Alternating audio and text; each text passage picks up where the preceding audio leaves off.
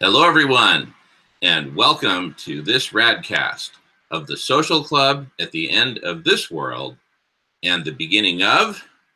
That's for us to co-create. Great to see everyone. We're going to start with some personal updates from whoever wishes to contribute a personal update. Fred, brother, welcome. How you doing? I'm all right, thank you. How are you guys and girls? Doing great. Great to see you, brother. Good to see you. All right. So we just started broadcasting and recording, so we're about to jump in with personal updates.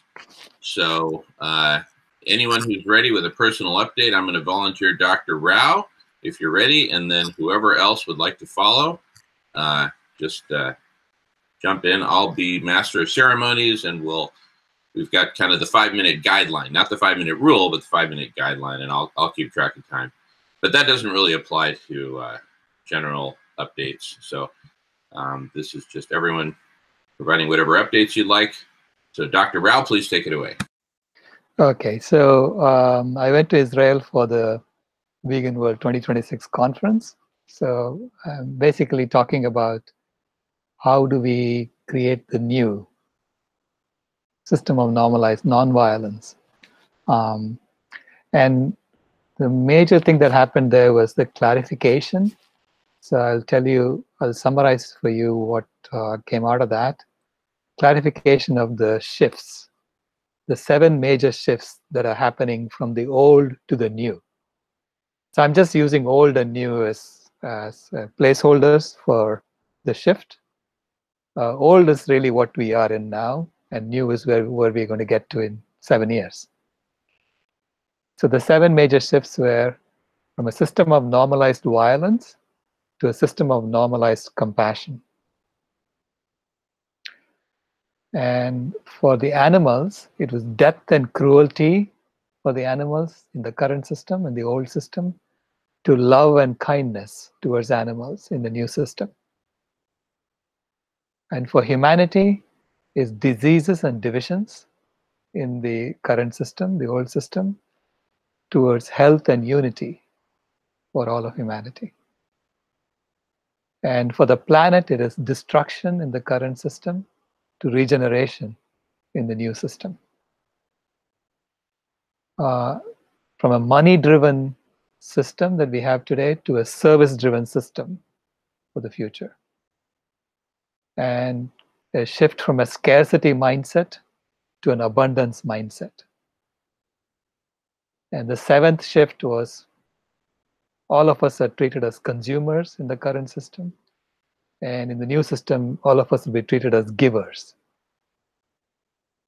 or contributors, from consumers to givers. Beautiful. Okay, so that's sort of encapsulates the transformation or the shift that has to happen.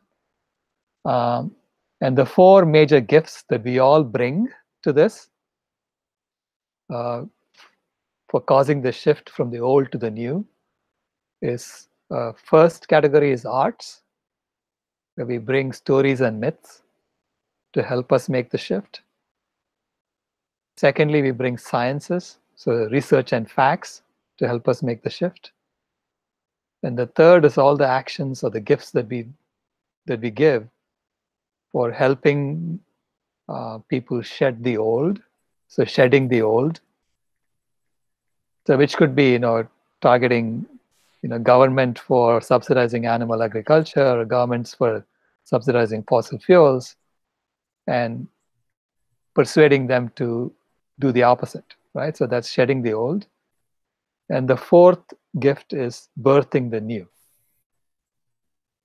which is creating systems that would help us, move to the right, move to the new system. So we identified an app that we need to build that would help people normalize compassion, normalize love and kindness towards animals, normalize, the health and unity among human beings, and regeneration for the planet, where we identify how we can contribute to the whole. So where we are treated as givers as opposed to consumers. So it's all based on what is called the Vitality Code. And the Vitality Code is receive all that you need, give all that you can, and become all that you are. So those are three elements of the Vitality Code. Receive all that you need, give all that you can, and become all that you are. So anyway, that sort of summarizes my trip to Israel. I'm here now in New York City for the premiere of Prayer for Compassion. Today is the last day for Pope Francis to announce that he is going vegan for Lent, and he hasn't done that yet. So we are assuming that he's not going to do it, which we expected. It's okay, because he's in the current system. He's stuck. So we are our movie has a line where we sort of call him out for doing that, for saying good things but not following through. He said really good things about animals, how he said something like, it's contrary to human dignity to cause animals to suffer or die needlessly. And then he came to New York City and then he ate a veal and lobster dinner, which contradicts what he just said. So we point that out in the movie. And so the premiere is happening at the School of Visual Arts. There are 479 seats in the theater, and we are sold out.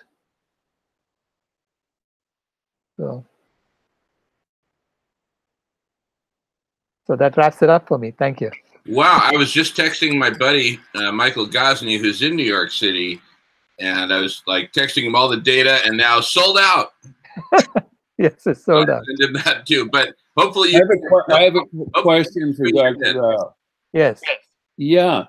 So what was the title of the conference in Israel? It was the Vegan World 2026 Summit. Okay. So people who came there were all vegans.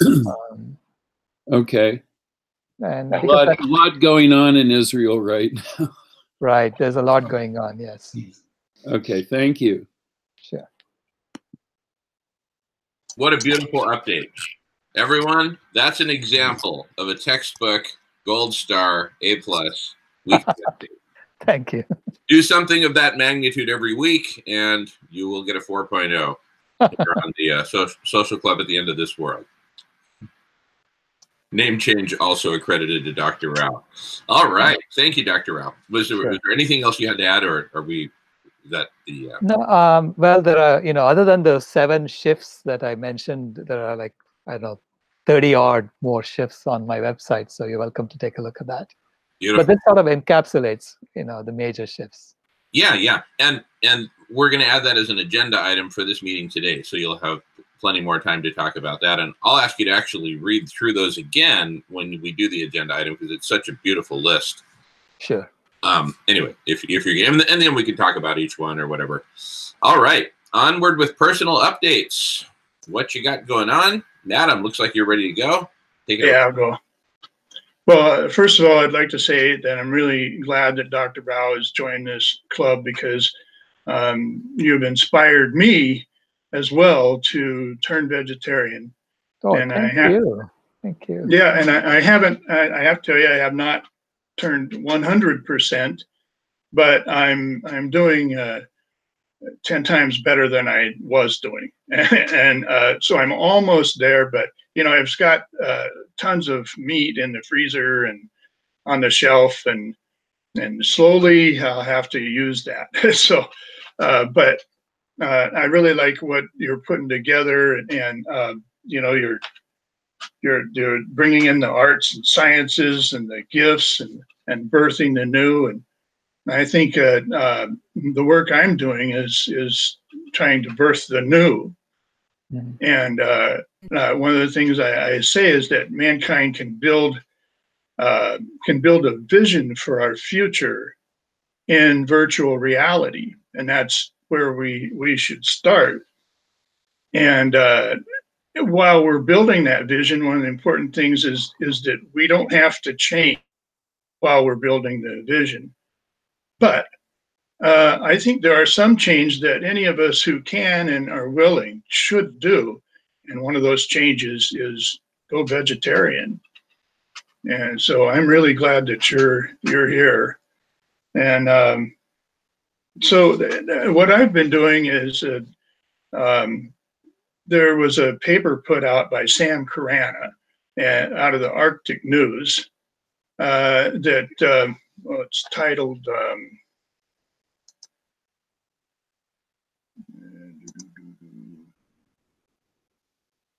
okay. Yes, it's titled it's well my paper is titled "The Response to the Arctic News Article on Rise of 18 Degrees Celsius by 2026." And so I'm writing. I've been working really hard writing this paper, and so that's why I kind of look like a mess today. Yeah, that's all I have to say. Thank you. Thanks, Adam, and you look great. All right. Good stuff, everyone. Any other personal updates? Just jump in if you're ready. Melissa, now that you got a good connection, you got a personal update for us? We'll see. And you may want to turn off your camera because of your bandwidth so we can hear you.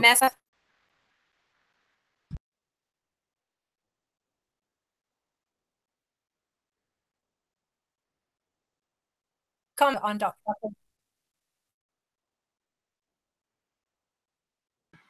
All right. Thank you, Melissa. Just kidding. It was just so broken up, sweetheart. We just really can't hear practically anything. So anyway, I'll provide an update for us both.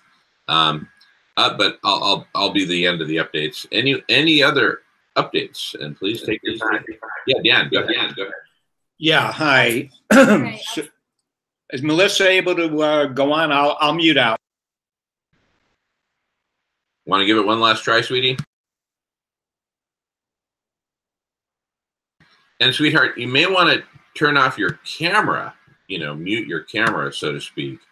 That might give more bandwidth to your audio. But anyway, just jump in when you can, sweetie. It's okay. Meanwhile, Dan, please take it away. Yeah, so I've been involved in terms of my energy of late in the Chicago mayoral election, where we just recently had about 14 candidates running, and then the top two are going to be in a runoff in April. And, I participate in a City Workers Past and Present Facebook page. And the city workers in the city of Chicago and other public employees are rightfully concerned that the financial and corporate predators who tend to control the city of Chicago and other places want to seriously steal away the pensions. It's an ongoing issue. And so we had 14 candidates. And our Facebook page, very, very active. And we got behind a guy named Jerry Joyce, who, is a white male. His father was involved in the Democratic machine.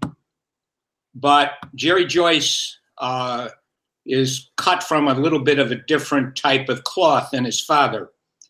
And he was the only candidate who was willing to really stand up and say, stealing the pensions from the city workers or anybody else who's a public employee, county, state, not only is unjust, it's immoral.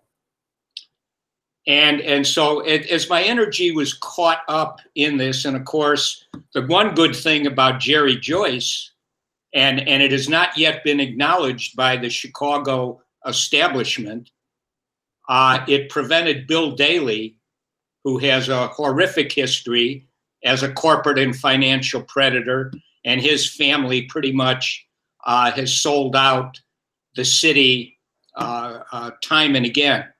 But anyway, Bill Daley he had most money. He had the backing, again, of the financial predator community here in Chicago. Guy named Ken Griffin, who's the wealthiest person in Chicago, gave him a couple of $1 million. You know, he's a hedge fund guy. And the votes that went to Jerry Joyce essentially were taken from Bill Daley. And so Bill Daley, who wants simply to change the Constitution in the city of Chicago in order to take away the pensions, destroy the last vestige of the middle class in this country, the public employees, the way they did to the private sector workers. Anyway, so what does all this have to do with Social Club at the End of the World? Now let me bring it in. That's what we all want to know, Dan. All right, well, now I'm going to bring it in. I'll bring it home, but I wanted to say that. So what I was involved in was stressing the fact how the neoliberal, neoconservative movements, which have essentially taken over the country and are responsible for this huge expansion of psychopathy throughout the culture. And 2 weeks ago, I did mention on the Social Club that anybody who believes that you've got 0.5% or 1% of the United States population pretty much over on the psychopathic side of the spectrum it's really a delusion. We've had neoliberalism since 1980, and it has pretty much infiltrated everything. This psychopathy among the politicians, the lawyers, and the general population in general stands in the way. It is one of the biggest obstacles to effective action concerning abrupt exponential climate change. And the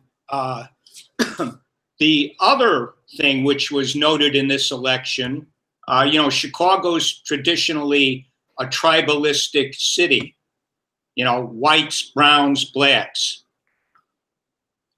And normally people will vote according to their tribal identity. In this situation, it didn't happen. People are losing that here in Chicago, and they're understanding the psychopathy. So we had pretty much a raise up in awareness concerning the fact that with the pensions, and I don't know how many of you even have any awareness of the pension problem, but for decades, what they did in Chicago and they did in other places was they went ahead and gave unrealistic returns on investment so they would not have to put in to the pension fund. 7%, 8%, on and on. Well, we don't have to put that money in because the funds will just earn so much. That was one scam. The other one, which people are more familiar with, is we don't want to give cost of living adjustments out, so we just go ahead and phony up the inflation figures. Real rate of inflation, people understand 4 to 6% on the necessities, the things that are important. So I saw with this a kind of a breakthrough in terms of an understanding of the psychopathy and a rejection of tribalism. And so to bring it back to climate change, we still have, Dr. Rao, I greatly respect you going over to Israel for this conference. And those 7 points sound really good. But, it's like whether it's Israel, whether it's the Vatican, whether it's India, whether it's Pakistan, Saudi Arabia, we have these very, very tribalistic religions, and they are fundamentally structured to be tribalistic, and it's the other thing I think that stands in the way. We can't have the tribalism and the psychopathy anyway, and it is, folks, it is exponential climate change. It seems pretty clear, and people are going to have to take that in. And any kind of gradualism, well, we're going to solve this in 10 years or 20 years or 30 years. If that's where somebody is locked into and they're not going to understand the high probability that what we're dealing with is exponential, it's doomed. You can't be in some form of gradualism. We're going to do this and we'll do that and everything will be wonderful 30 years from now. It's not even logically, it's absurd to me, and I think a lot of other people. But anyway, that's my update, folks. I'm back. Take it away. Thank you, Dan. You certainly are back, brother, and it's great to have you back. And I love the passion, and I love how you're connecting the dots and the root of it with psychopathy. Beautiful. All right. Who is next on personal updates? We love personal updates. What you got for us? Miles, Fred, any takers? Yeah, I'll go. All right, Miles. So hello, everybody. Calling in from Mohkinstsis, which is also known as Calgary, Alberta, Canada. And so fly the flag here for you, everybody, just to show you where I am here. And I am volunteering my time and talents to the Indigenous gathering place of Calgary, Indigenous Gathering Place Society. There are 500 different mosques, temples, plazas, churches, synagogues, and such in the city of Calgary, about 1.2 million people in its metropolitan area. But there's not one Indigenous gathering place or plaza where Indigenous people from wherever they may have come from, journeyed from to Calgary, whether it's from the East Coast or the West Coast or points in between. Indigenous Gathering Place Society is trying to create a special place for ceremony and culture and music and dance and food, which reflects the Indigenous cultures and wisdom. So I've been busy doing that. And in fact, just yesterday, I was pleased to meet the gentleman named Tim Fox of the Calgary Foundation, who is the author of the land acknowledgement you've heard me read. So I'll read it again. In the spirit of respect and truth, we honor and acknowledge Mohkinstsis and the traditional territory of Treaty 7 of the Blackfoot Confederacy, Siksika, Kainai, Piikani, as well as Stoney Nakoda and Tsuut'ina nations. Acknowledge the members of the Métis community in Métis Region 3 specifically. And in the spirit of reconciliation, and because we are all treaty people, we also acknowledge all Calgarians who make our homes in the traditional Treaty 7 territory of Southern Alberta. I'm going to do a little unveiling. I just got this book delivered in the mail today, and it is from my friend. You'll have heard me mention him in the past. If you recall, early in the social club, I was trying to get him to be a guest to the social club. I first met him back in 1990 something.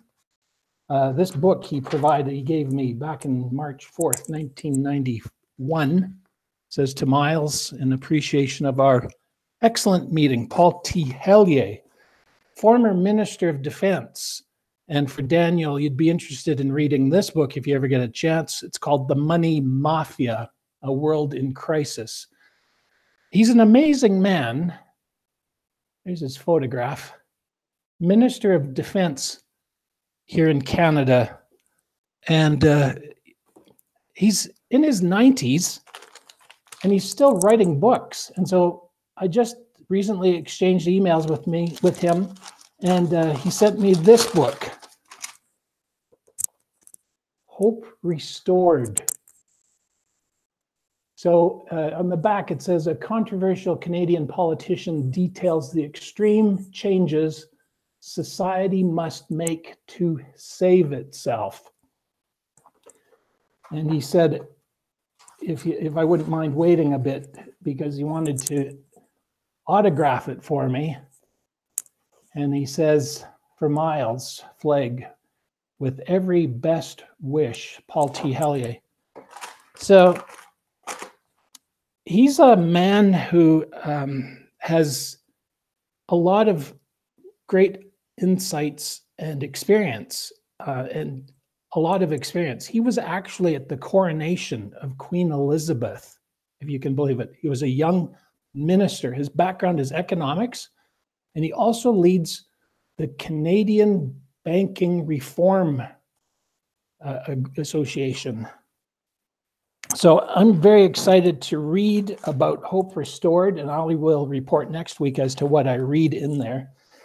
Just an update on news in Canada, talking about the elite who are taking over, as Daniel alluded to, and essentially vacuuming up whatever capital of anyone else's they can get their hands on. We have in Canada a crisis in government because it's been exposed that the government of Justin Trudeau was trying to, it's alleged, give a sweetheart deal to a large Canadian corporation, get them through the back door, what's called a deferred prosecution arrangement. That is something you actually have down in the United States, and now it's here in Canada. But our Minister of Justice, the Attorney General of Canada, an Indigenous woman from the West Coast, she said, no, this large corporation, SNC Lavalin, does not deserve to get this get out of free jail card, essentially is what it is. And she stood her grounds, and wouldn't you believe it, she ends up getting demoted to, she basically is told, okay, innuendo is you're not a team player. So, but she's not having any of it. She stood up to this.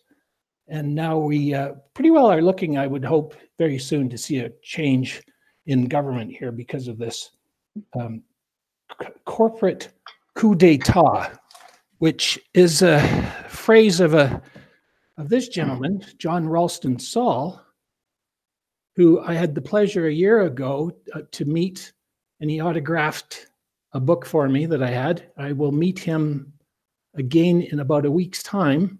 Is that Voltaire's Bastards? Is that the book he signed? I don't have Voltaire's Bastards, but I have his book on globalization, and I just am reading now The Unconscious Civilization. And although it was written in 1995, it has a lot that pertains to what Daniel's just brought to the table. John Ralston Saul is the person who Chris Hedges credits the phrase corporate coup d'etat. In other words, we've all been subjected to a corporate coup d'etat. And I will look forward to meeting him next week again and report back to everybody. Hey, Miles. Yes, sir. Hey, somebody asked in chat if you could tell us what you think about Jody PM 2019. Does that ring a bell? Jody for Prime Minister in 2019, that would be amazing. And I don't see why it can't happen.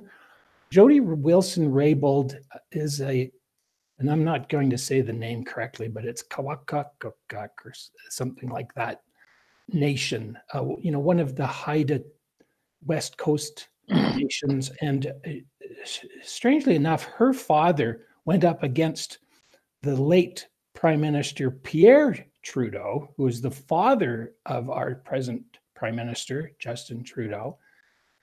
And there was an exchange back in the 80s where this Mr. Wilson, a chief of the West Coast, took Pierre Trudeau to the floor and said, you know, I respect you, but the Indigenous people aren't going away. I have 2 daughters. They're only, you know, at that time they're like, Jody Wilson-Raybould was a young woman, actually probably only a teenager. And he said, you know, he can see one day that one of his daughters might be prime minister. And it's almost, and she's the attorney general and minister of justice that got basically sidelined, pressured to corrupt the rule of law, but she would have nothing to do with it. She stood her ground. But Trudeau made, this new Trudeau, Justin Trudeau, made a critical error by demoting her, and the scandal exploded, and then we haven't heard the end of it. So yeah, I think she could be prime minister, Jody Wilson-Raybould for prime minister.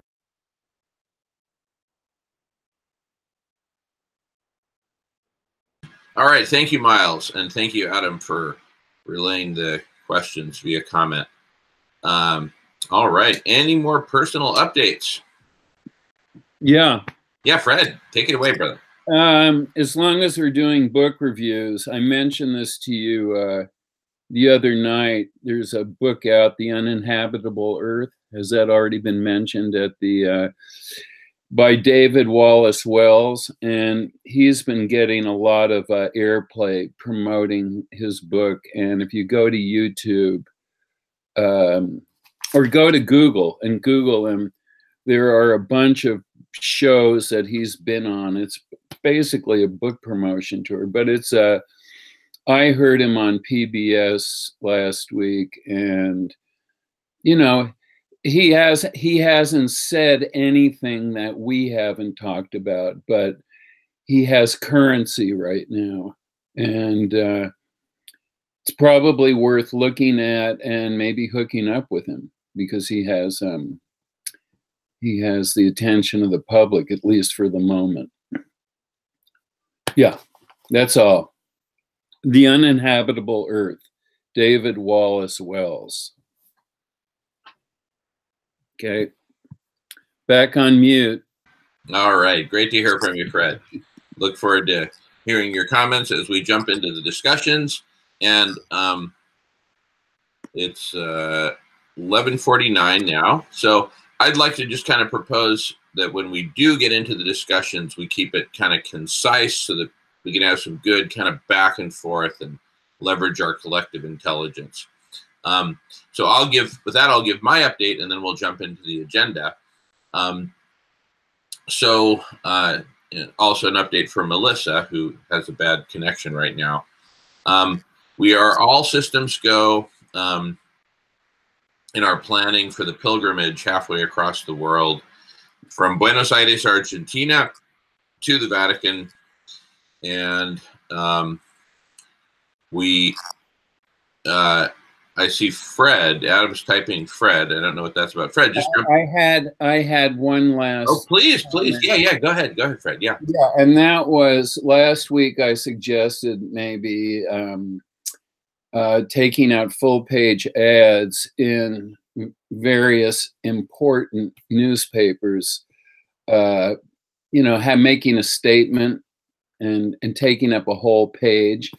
And you said, well, there's no point in doing that because the media outlets are controlled by the corporations, which is, I agree with that. But what I saw when I looked up this David Wallace Wells was he was on 4 different TV stations. So, I mean, they're not totally doing a total blackout on climate change and people who are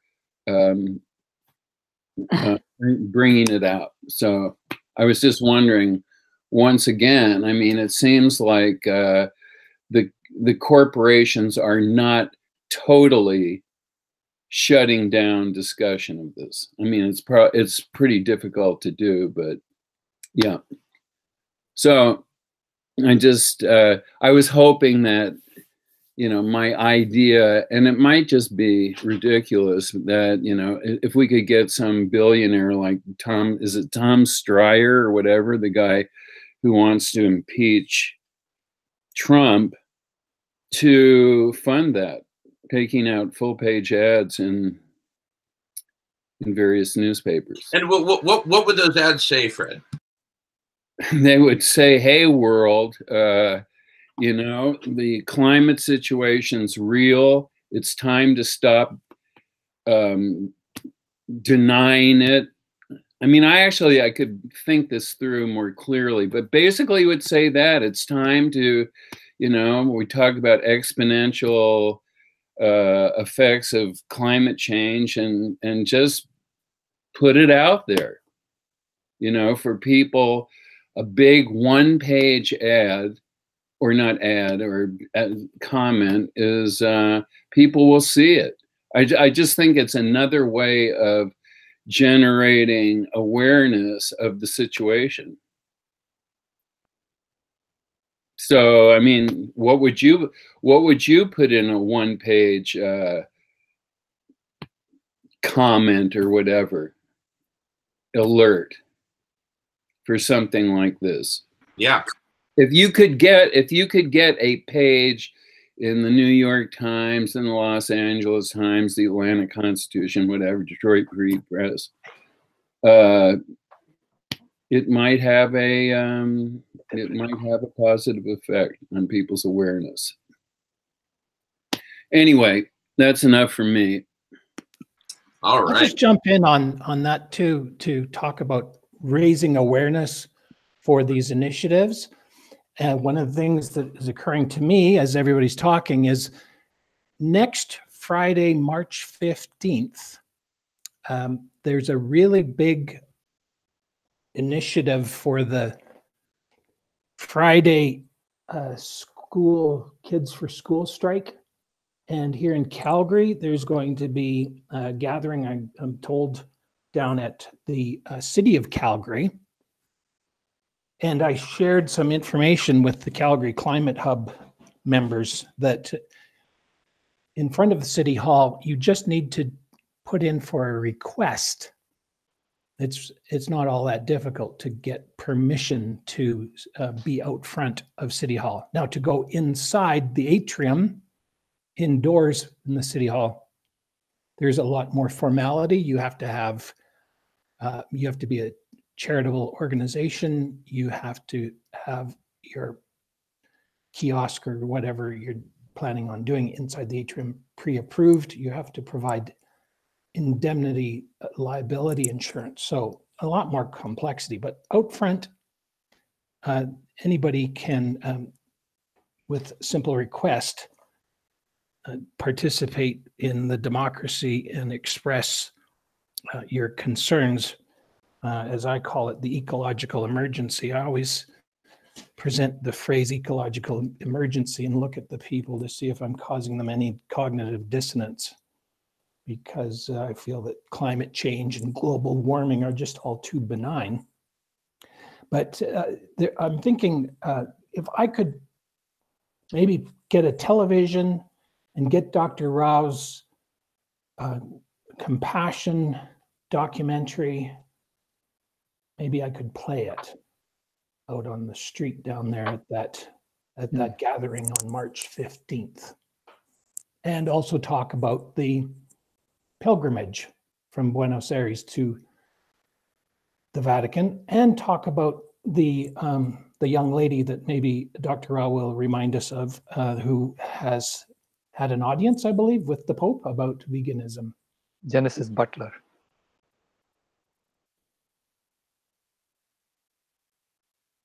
Yeah, Dr. Rao, did she actually have the audience with the Pope? She had an audience with the Secretary of State of the Vatican, not with the Pope directly, but the Secretary of State passed along her letter to the Pope. And then the Pope did acknowledge her in a general gathering. Didn't have an audience directly. But she hasn't heard back yet. Which is very strange. Yeah. Yeah. Look, could I jump in on that Sure, Dan. newspaper ad theme?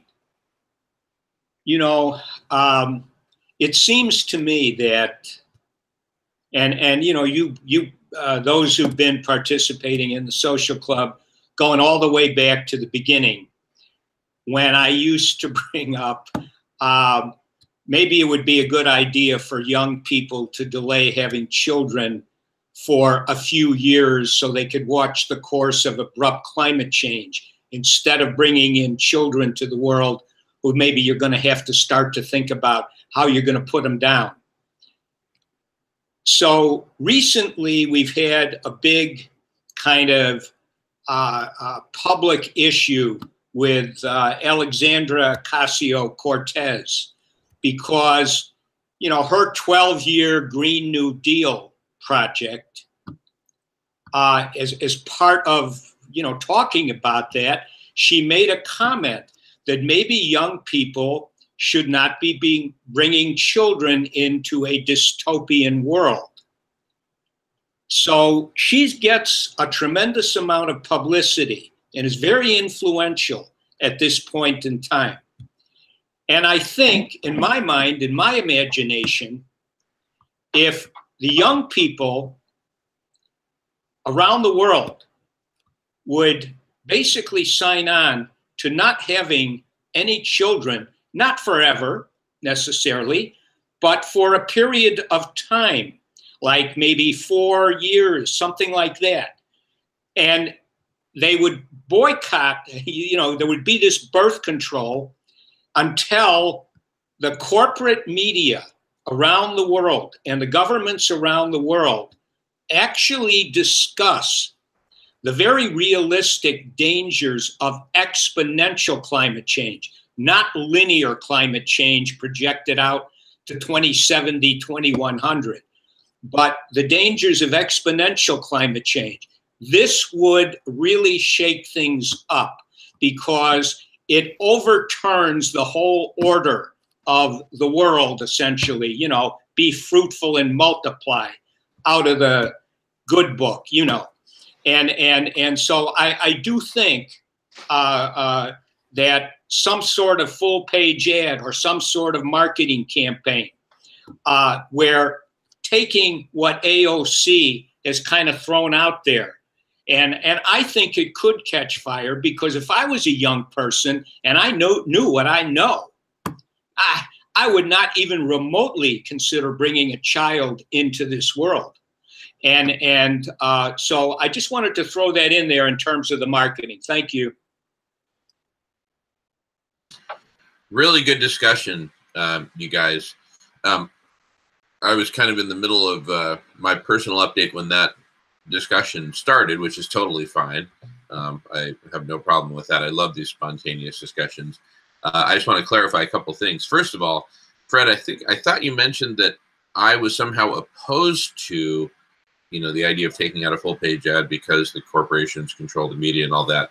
I don't have any recollection of ever stating any opposition to taking out full page ads. I love the idea, actually, and I love the ideas that have been put forth here about that. A lot. Maybe I misunderstood you. Oh, that's fair. I just wanted to clarify that.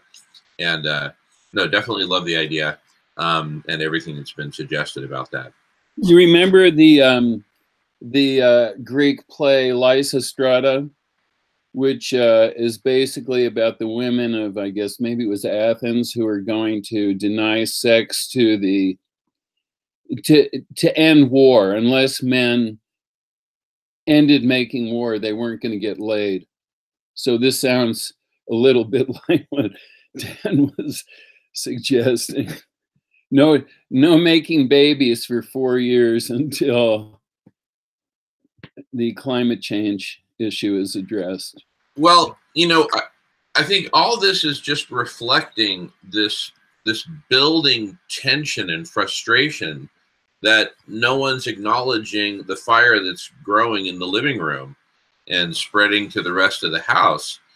And so, you know, Greta Thunberg, or whatever her name is, addressing the United Nations, all the school strikes, this book that's now, you know, getting aired. And I read a great article that was written, an interview with that author in Grist online, and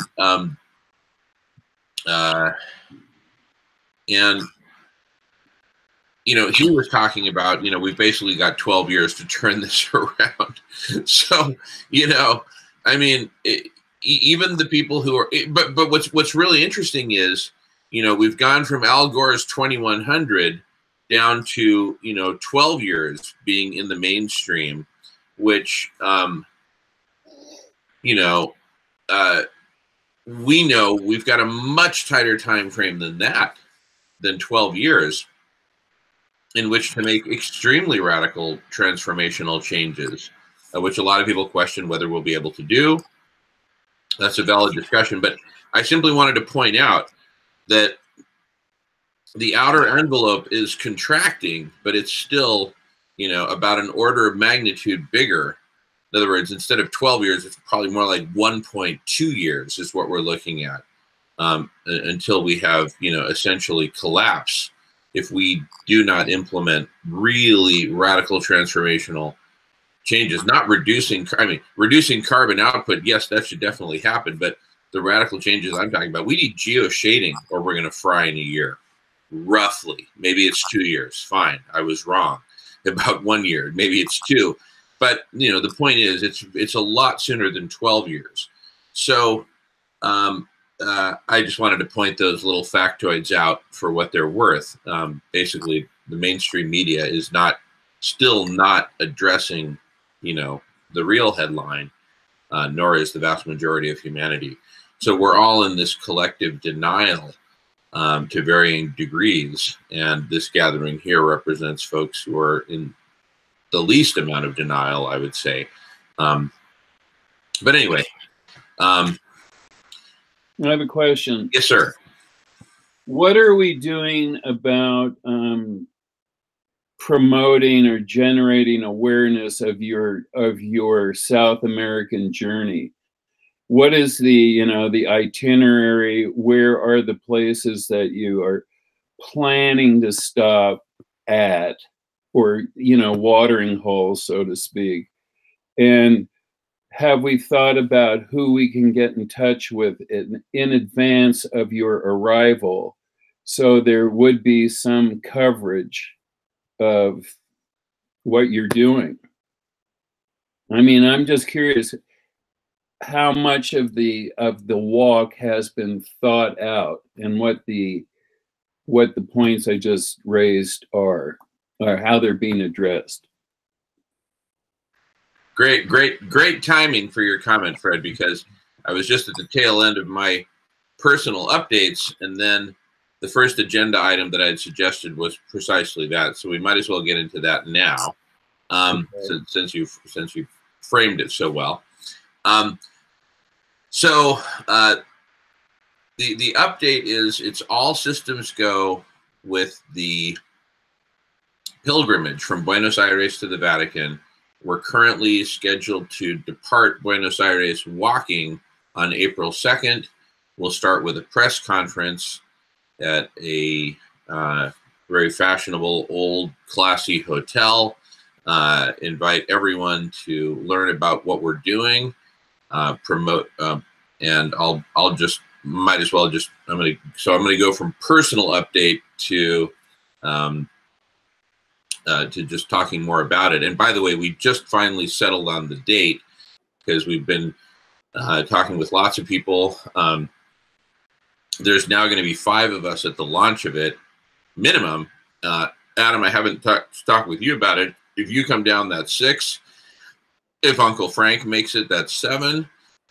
Everyone's invited to come down. And I really encourage everyone to consider coming, because this pilgrimage, walking from Buenos Aires to the Vatican, and of course, where we have to cross water, we cross by sailboat, notably from Northeast Brazil to West Africa.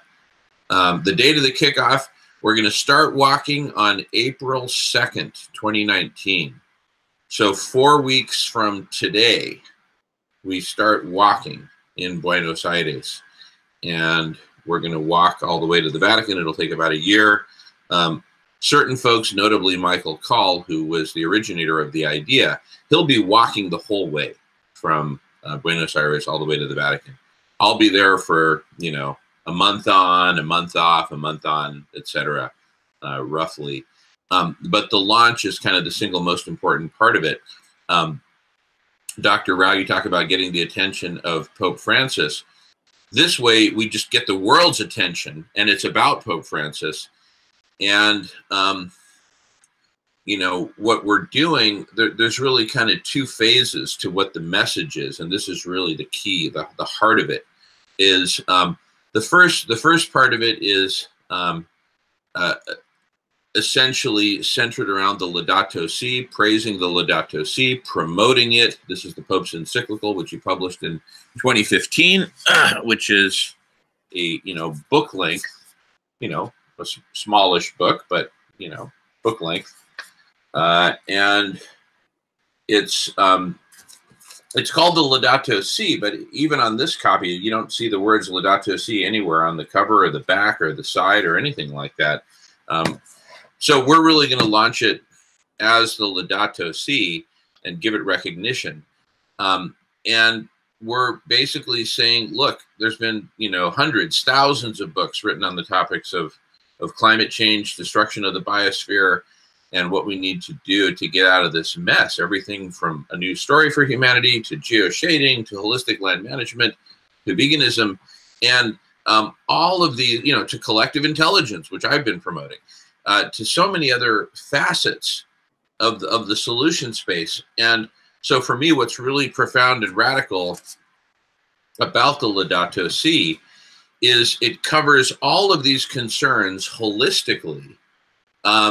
You know, even though it doesn't address the specific solutions like veganism, right? And Dr. Rao, I totally agree with you.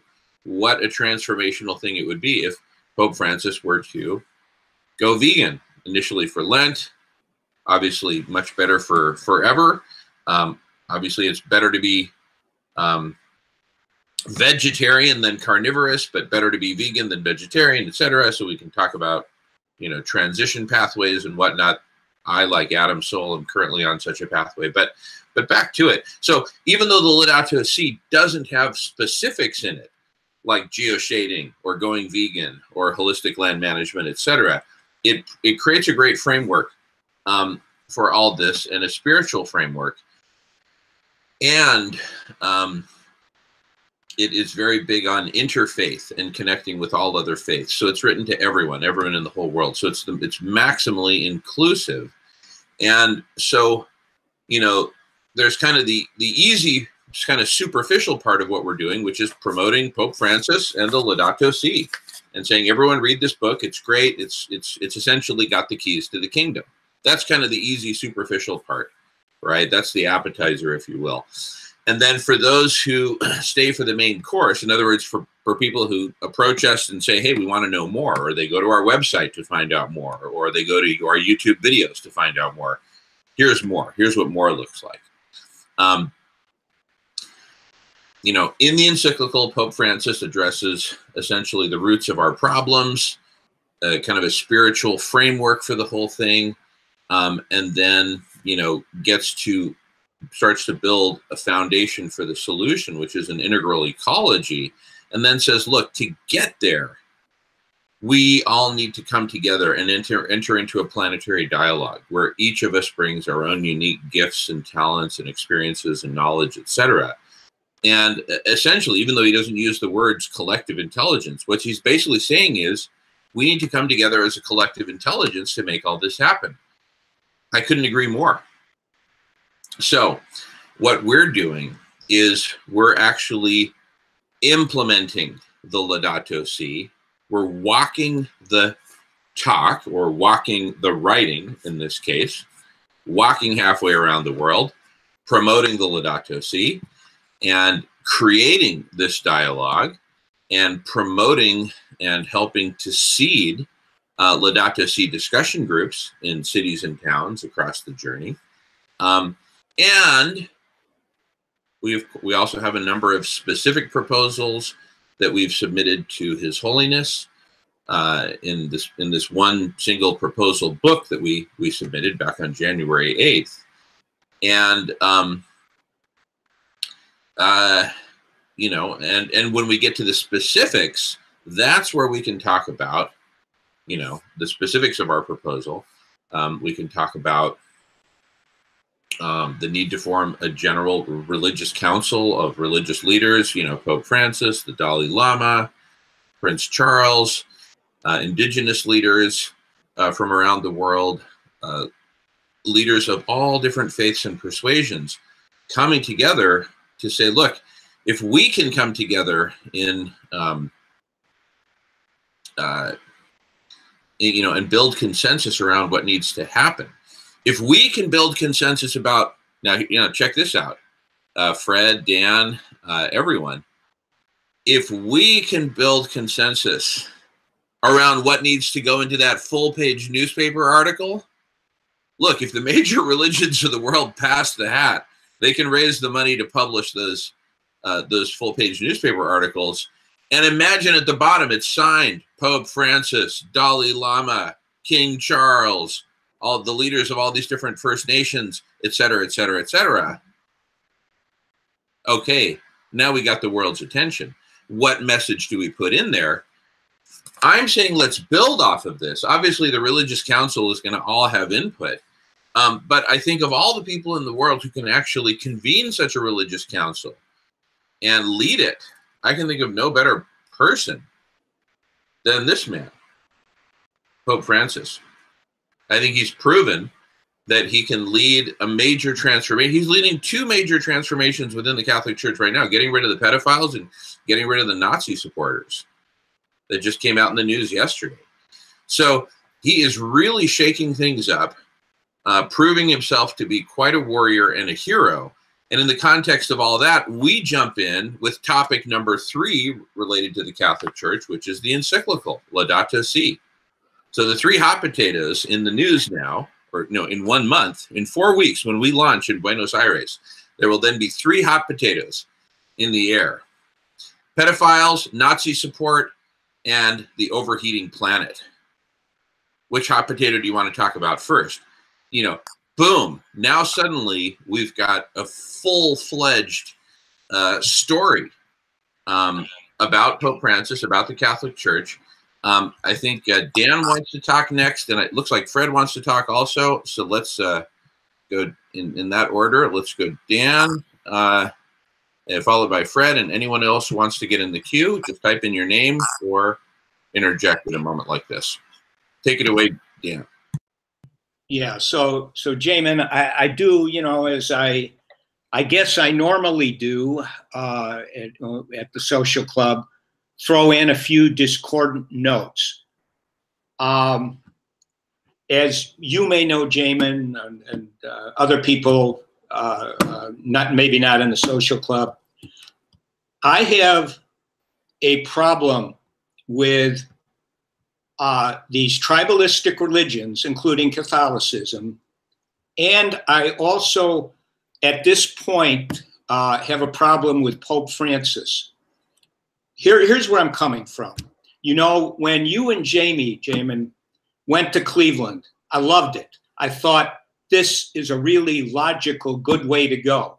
The premise was, we're going to speak, I guess, with the general vicar, and we're going to convince him of abrupt climate change and the dangers. He'll be able to talk to the higher ups in the Vatican, at Pope Francis, etc. Conceptually, I thought it was a very sound, intelligent kind of an idea. But here's where I am today.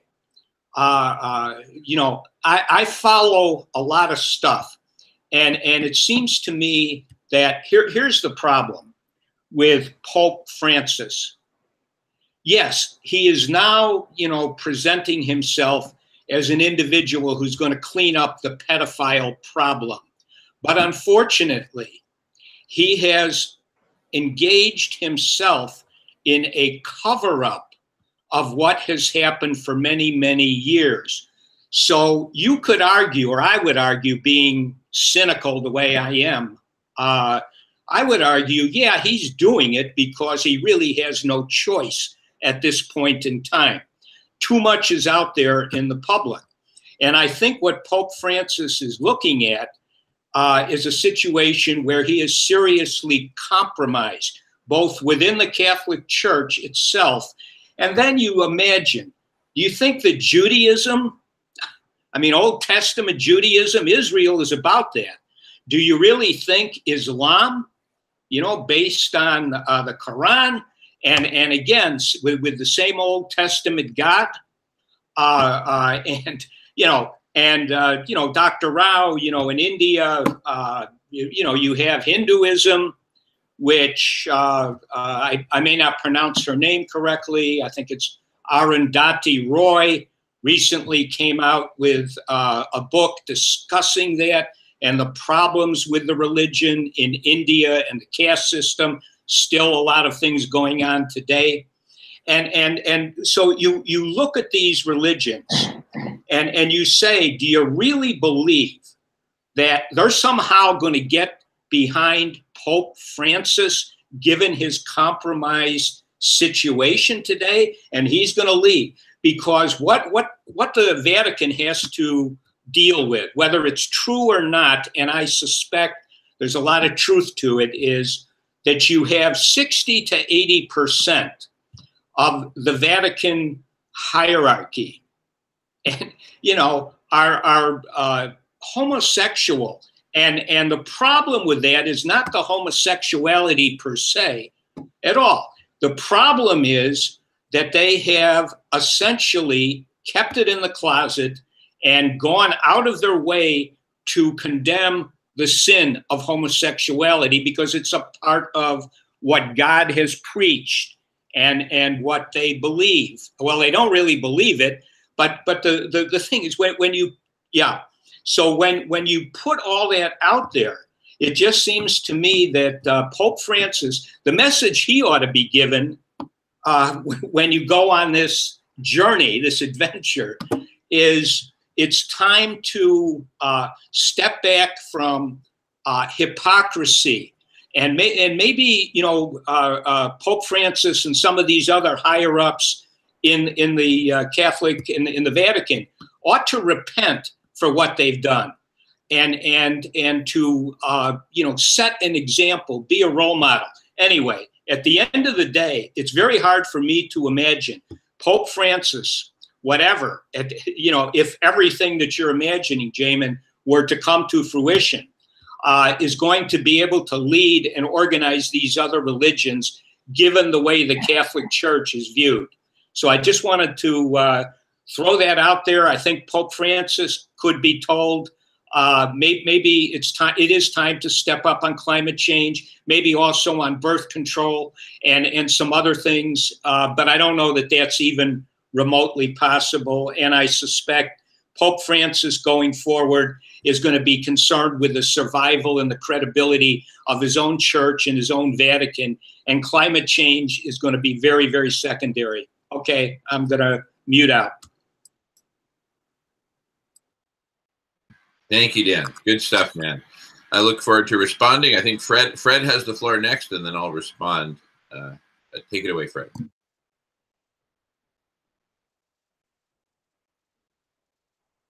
And you're on mute, Fred. We're all practicing lip reading, but I think it's be better if you. Sorry. Okay. God damn it. Just a second.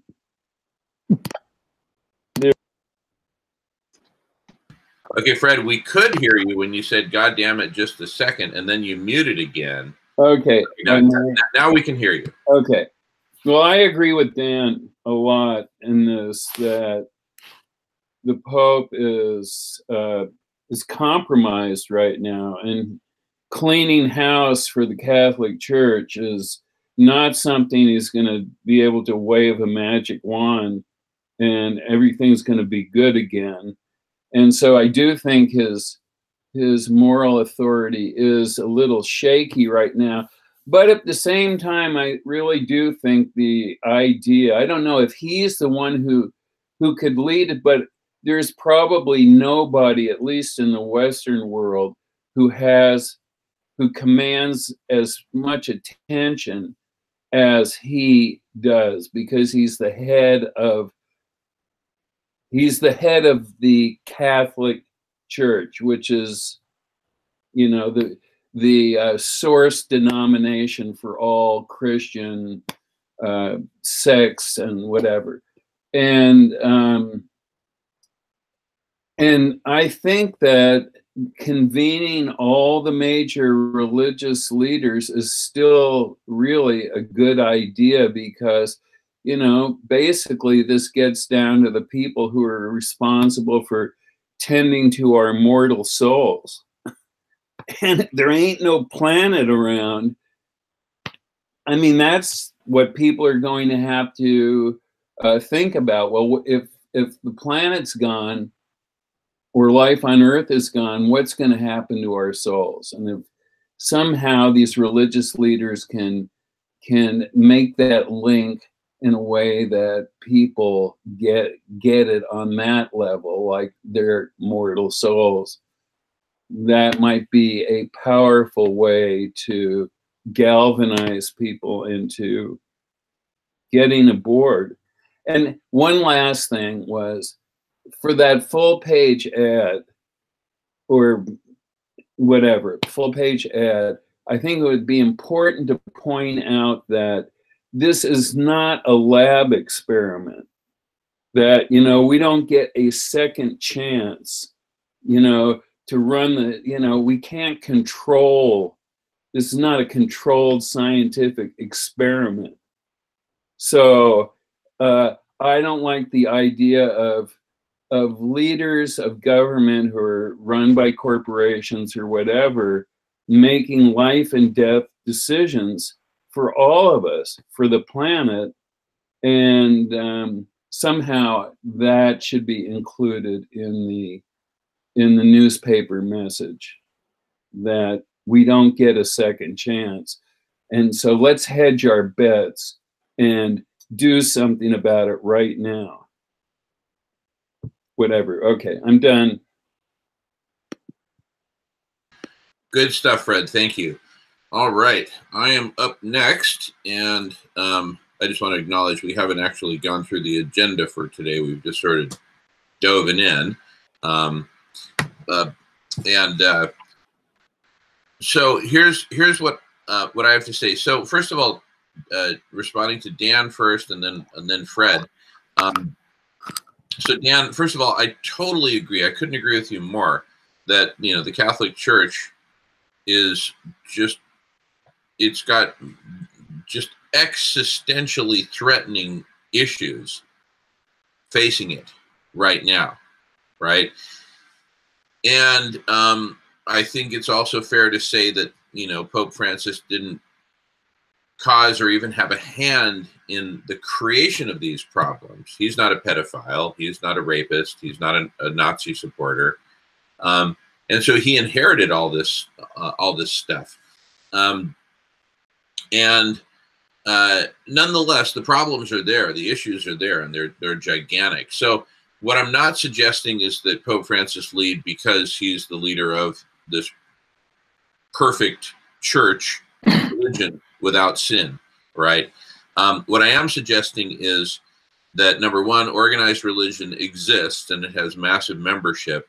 Number two, national governments, national politics, business leaders, etc., are all failing us across the board, and we need a new kind of leadership. So three, therefore, why not convene the world's religions and the faithful and say, listen, there's a lot of stuff we disagree on, one relative to the other. You know, we disagree on basically the story of, you know, whether it was a serpent, an apple, a prophet who went to a mountaintop, somebody with snails on his head, you know, meditating. You know, we disagree on the story. We're never going to agree on the story, right? Let's agree to disagree on the story, as my sister likes to say. And let's focus on what we can agree on. The planet's overheating. The national governments are, you know, as good as an opium den full of addicts, addicted to money, addicted to power, addicted to oil, to technology, to you name it. And so we need to come up with something, and we need to come up with something quick. So let's come together. Let's bring together our respective flocks into one giant flock, and let's convene a collective intelligence, which is what the Laudato Si says. So as we go deeper, remember I said there's kind of a simple, superficial part of what we're doing, and then a deeper part. As we go deeper, the root of the solution is collective intelligence and unity, coming together like we do here on the Social Club, applying our collective intelligence, and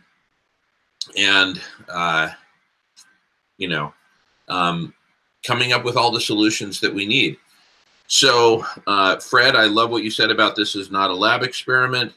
And, also I love what you said about, we're not comfortable with national governments and business leaders, leading. We need a new kind of leadership. Why not have one that's at least spiritually grounded to some degree? Anyway, I think my point is clear on that. Fred's in the queue. Dr. Rao is in the queue. I'm going to, let's see here. Oh, Miles is in the queue. My goodness. I'm sorry, Miles. So Dan, Miles, and Dr. Rao. I'm going to let Miles go next because he hasn't spoken yet on this topic, followed by Dr. Rao, followed by Dan. So just so we give, people who haven't commented a chance to comment. So take it away, Miles, followed by Dr. Rao, followed by Dan. Okay, yeah, I would like to bolster what Daniel has been saying, but also to remember that this is actually paradigms colliding, and we need to allow these paradigms to collide. And one of the paradigms is the individual versus the tribe. And through all of this, we need to remember there is a role for the individual as well. There's a time for all of us to lay on the table all of our identities, whether it's you're Catholic, you're Jewish, you're Canadian, you're American. There's a time to lay those identities on the table, as well as recognize that at times we pretty well always carry those identities, those tribes. So I just want to read, coincidentally, I happen to be on a chapter out of John Ralston Saul's The Unconscious Civilization. And here's what he says. Serious, important decisions are not made through democratic discussion or participation, but through negotiation between the relevant groups based upon expertise, interest, and the ability to exercise power. I would argue that the Western individual, from the top to the bottom of what is now defined as the elite, acts first as a group member. As a result, we exist primarily as a function, not as a citizen, not as an individual. We are rewarded in our hierarchical meritocracies for our success as an integrated function. We know that real expressions of individualism are not only discouraged, but punished. The active, outspoken citizen is unlikely to have a successful professional career. What I'm describing is the essence of corporatism. Forget the various declared intentions of the successive generations of corporatists, from the old Catholic groups to the fascists to the spokesmen for pyramidal technocratic organizations to the well-intentioned neo-corporatist social scientists of today. What counts is what they have in common, and that is their assumption as to where legitimacy lies. In corporatism, it lies with the group, not the citizen. The human is thus reduced to a measurable value like a machine or a piece of property. we can choose to achieve a high value and live comfortably, or be dumped unceremoniously onto the heap of marginality. So what he's writing about is that, you know, at some point we're going to have to all come together as one song, you know, unity in our diversity. And there's important messages from the vegans that will at least moderate how much meat we consume, and will moderate how animals are treated. And you know, maybe we don't all become vegan, but you know, perhaps one day. But we need to hear those messages.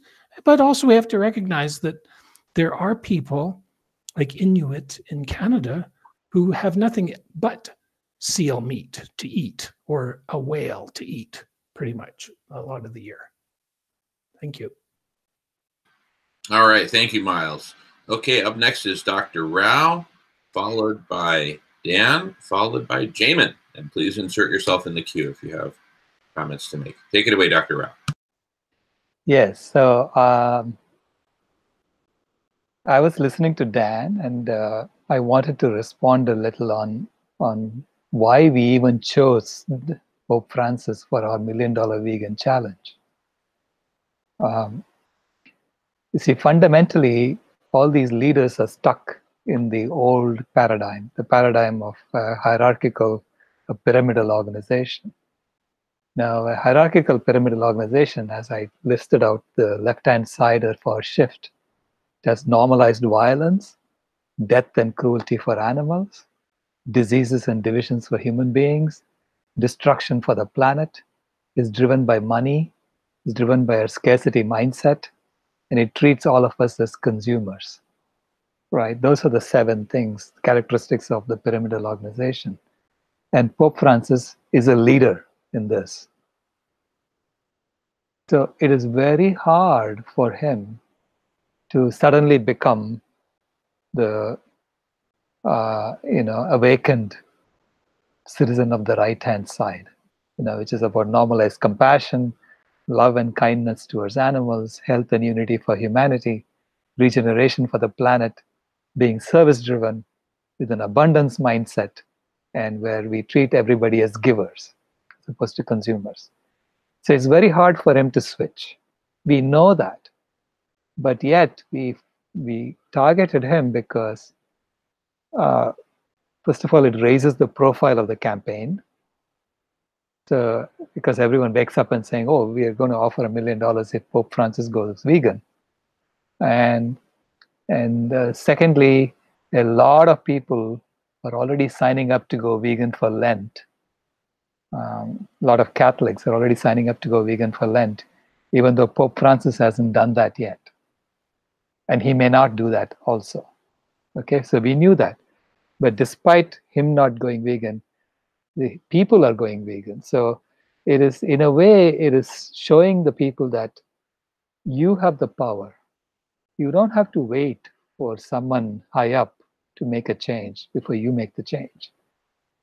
So you have the power to actually change things yourself. So in a way, it's showing the impotence of the leadership, because the leadership in the current paradigm is literally about, the current paradigm, it depends on denial, deception, and lies, and outright lies for it to continue.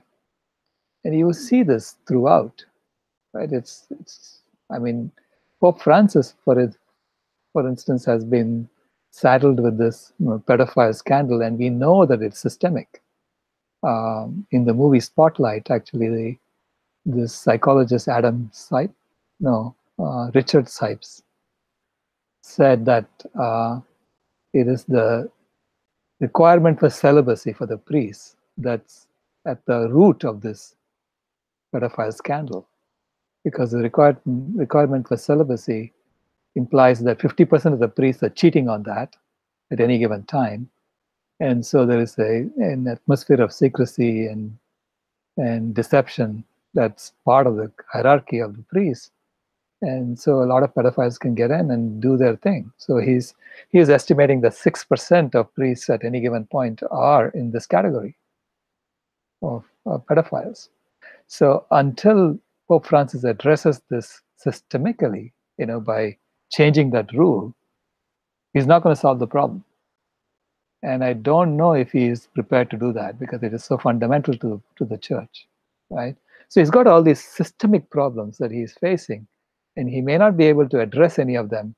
But at the same time, by talking to him, by approaching him, we are showing the rottenness of the system in a way, and we are persuading the people to change. So anyway, and in terms of the 4 gifts, or the 4 changes, the 4 actions that we do in terms of arts, sciences, and shedding the old, or the shedding the caterpillar and birthing the butterfly, the birthing the new, our action of asking the Pope to do something is really in the 3rd category of shedding the old. So we are trying to convince him to change. And of course he won't, but if he doesn't, it still helps birth the new. Anyway, I'll leave it there. Thank you. Beautiful, Dr. Rao. Thank you so much. All right, up next is Dan, followed by Jamin, and I don't think we have anyone else in the queue. Oh yeah, and then Adam after Jamin. All right, take it away, Dan. Thanks. Okay, so here's some thoughts. If you look at Pope Francis, and I understand and am assimilating comments that have been made here, but there's a parallel between the Catholic Church, Pope Francis, and the energy corporations here in the United States and elsewhere. So last week, even though I wasn't there, I listened in to the Social Club from last week. And, our corporations, and this was brought up, I think, by Alex mainly last, they basically knew all the way back in the 60s and the 70s that what we have was coming. They covered it up. Why? Because they had loyalty to their God, making the profits and also protecting everybody's positions, etc. And what we see with Pope Francis is, again, to me, the pedophile problem is something which is, kind of, in a way, maybe even a little bit aberrant. Yes, when you have an organization with the enforced celibacy, you're going to have many young men tend to go into the Catholic Church for different reasons concerning their sexual orientation. And some of them will have an erotic imprint, which leads to, exercising pedophilic behaviors. But the biggest problem in the Catholic Church is that you have a high percentage, whether you want to say it's 50%, or in the Vatican, as they're being claimed now, 60 to 80%. These are individuals who are homosexual, gay, whatever term you want to, you like. And what they have done is they have continued to propagate that their own sexuality, which is understandable, just like you get a lot of people who discover they can kind of live with a gay orientation when they're in prison. What you see is they continue to label their own lifestyle and behavior as being sinful. We see the same thing with a lot of these Christian fundamentalist ministers who end up, being disgraced for their hypocrisy. And so when you look at what the corporations have done, and then you look at what the Catholic Church, there's a parallel. I can't avoid it. And I think that, again, what would be in order, I know it's not going to happen, of course, but what would be in order really would be for Pope Francis to stop pretending that it's a problem with pedophiles. Oh, that's the problem. But he's covered that up for a long, long time. That is a sin on him as an individual. And he may not be advocating it, he may not be involved in it, but he has been very involved in the cover-up aspect. And now when he has his back against the wall, because within the church itself, they are basically coming after him. You know, he's now gonna, well, we're gonna clean up the pedophile problem. It's the pedophile problem obviously needs to be cleaned up. But the real problem is the hypocrisy on homosexuality and the covering up in essence that has gone on for decades. Those are sins. And within, you know, the people of the book, you know, the Jews, the Christians, the Muslims, you know, there's still some idea of repentance. Got it.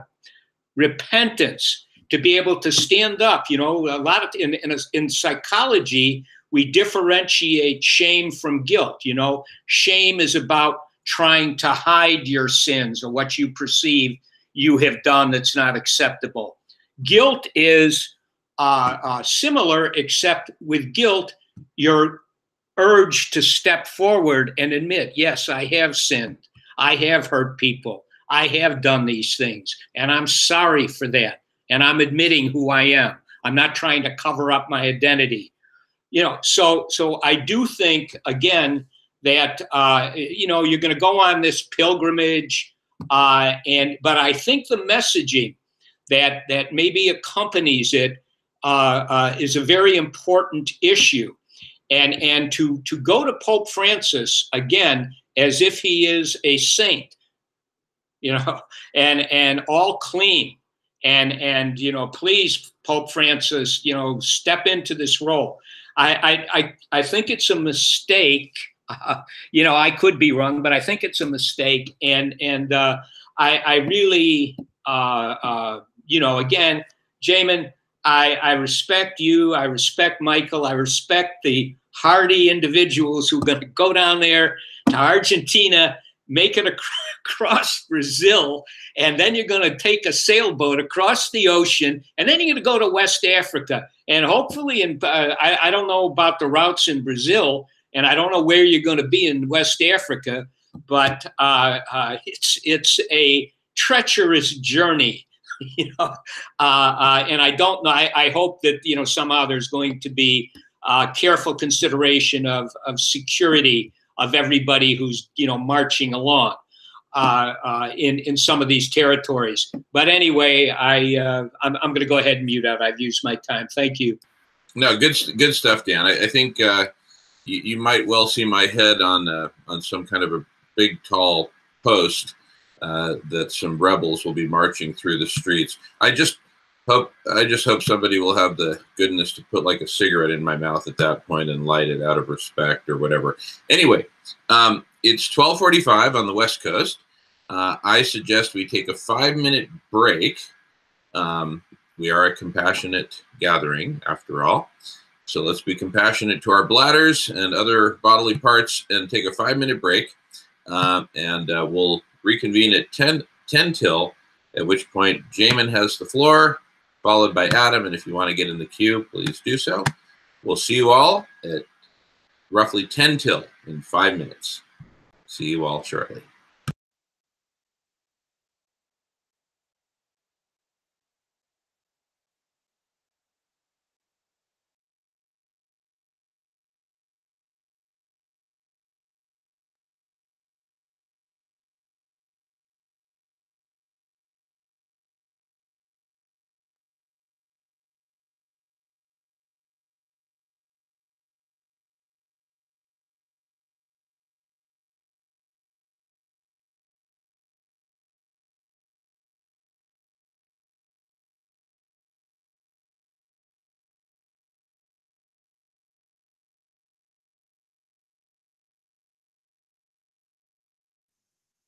Is anyone still there?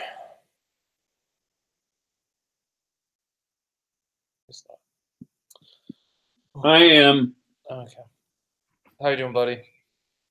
Not bad, not bad. I'm just, you know, running all this through my mind, and I mean, there's enormous potential, and there are enormous challenges. Like, you know, the business with the Pope is really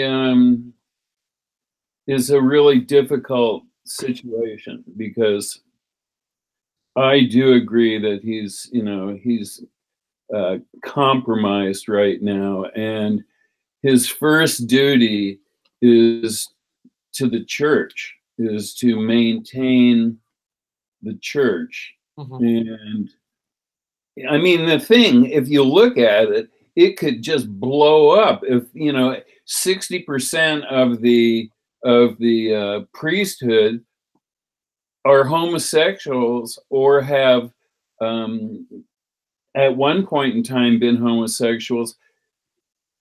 To come out and admit that and put that front and center would blow the church up. I mean, it's like, I think it would destroy the faith of the congregation or the faithful, and make them question everything about the whole program. I mean, if the Pope is covering stuff up and the priesthood is homosexual, it's a joke. I mean, it's a terrible joke, but I just, you know, it's not, like I said, it's not something I think he can wave a wand at and have it go away, or yeah.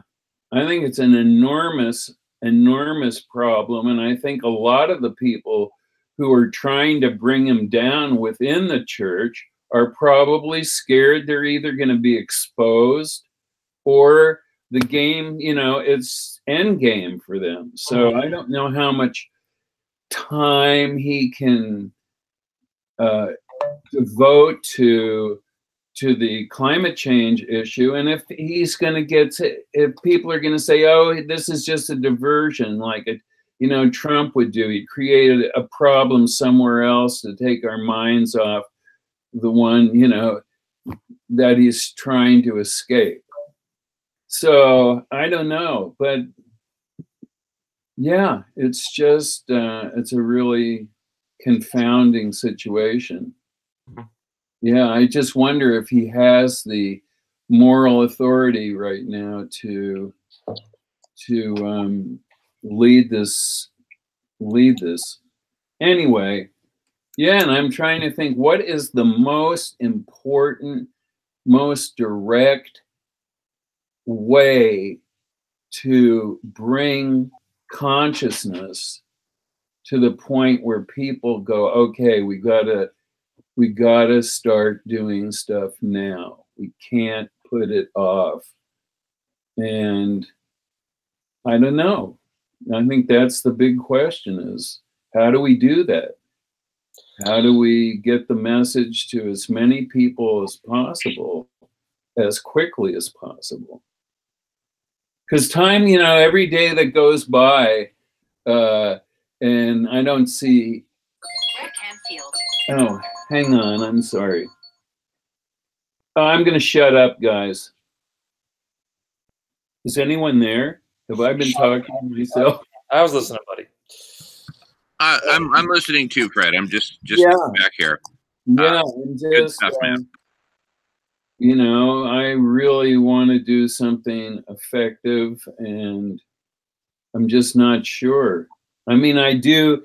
Part of me feels that convening all of the people who have some moral authority, and who a whole lot of people who just, I don't know how to do this. Can I call you back? Sorry, I can't talk right now. Okay. So, you know, the religious leaders seem to have, would seem to have some influence with the greatest number of people. I mean, I don't know what other public figures have more influence. And yeah, I don't know. I'm confused, or I'm overwhelmed by the enormity of this situation at the moment. I mean, I have lots of random ideas shooting through my head, but it is kind of overwhelming. And I can't get past the idea that time is running out. We got to get something done. Anyway, Jamin, are we back? We're back. I love the conversation. Thank you, Fred, for generously keeping the party going during the break. And I see a couple of folks unmuted. Alex, are you wanting in the queue, buddy? I'll get in the queue. I started talking to Frank, but I'll get off. Oh, no, jump in. Listen, Adam, you haven't spoken yet, so feel free to jump in. And because you're so concise, you're welcome to just jump in. So concise. I need to get a Darth Vader costume like you and walk around and be more concise to learn from my favorite person, Jamin. No, I just wanted to say I think Frank feels the emotions I do. Like I think the system's going down the toilet. That's very obvious. What was I going to say? Oh yeah, the Catholic Church. I used to think, the big thing about Catholic, the pedophilia thing. So there's probably a lot of gay men in the Catholic Church, but something I learned that was very interesting is that, so it's very obvious the church has a rampant predator issue, right? And I think a lot of it is to, a lot of people say, hey, we should let priests marry or let them have sexual activity, right? Commonly. But what I learned is research actually indicates that people in church actually seek out these positions where they are trusted with children to take advantage of them. It is not about being celibate or having sexual access. And the article goes on to explain football and all sports. So Jerry Sandusky has 6 kids. Jerry Sandusky is married. Jerry Sandusky is the notorious football coach who got outed at that college. But, there's all these sports scandals where the coaches take advantage of the kids, and they have no regulations. They have no rules. They can do whatever they want with anyone. With anyone who gives consent, they can do whatever they want with, right? And yet that still is rampant there. So it's just that at the deeper level, these people are just taking advantage of the trust this institution gives them. And that's another point, is that I think as time goes on, people will realize these institutions and these systems aren't able to deal with the climate problem. They're only there to exacerbate it. Like, they can't solve it in any way. And that will just become clear as time goes on. I'm done. So when you say these institutions can't do anything about the climate problem, are you including the organized religion? Just imagine the scenario. Okay? Yeah, I mean every current institution. I mean the economy, the religion, the monarchy, whatever, any institution that's ever existed, that's existing currently. Yes. Yeah. So I would argue that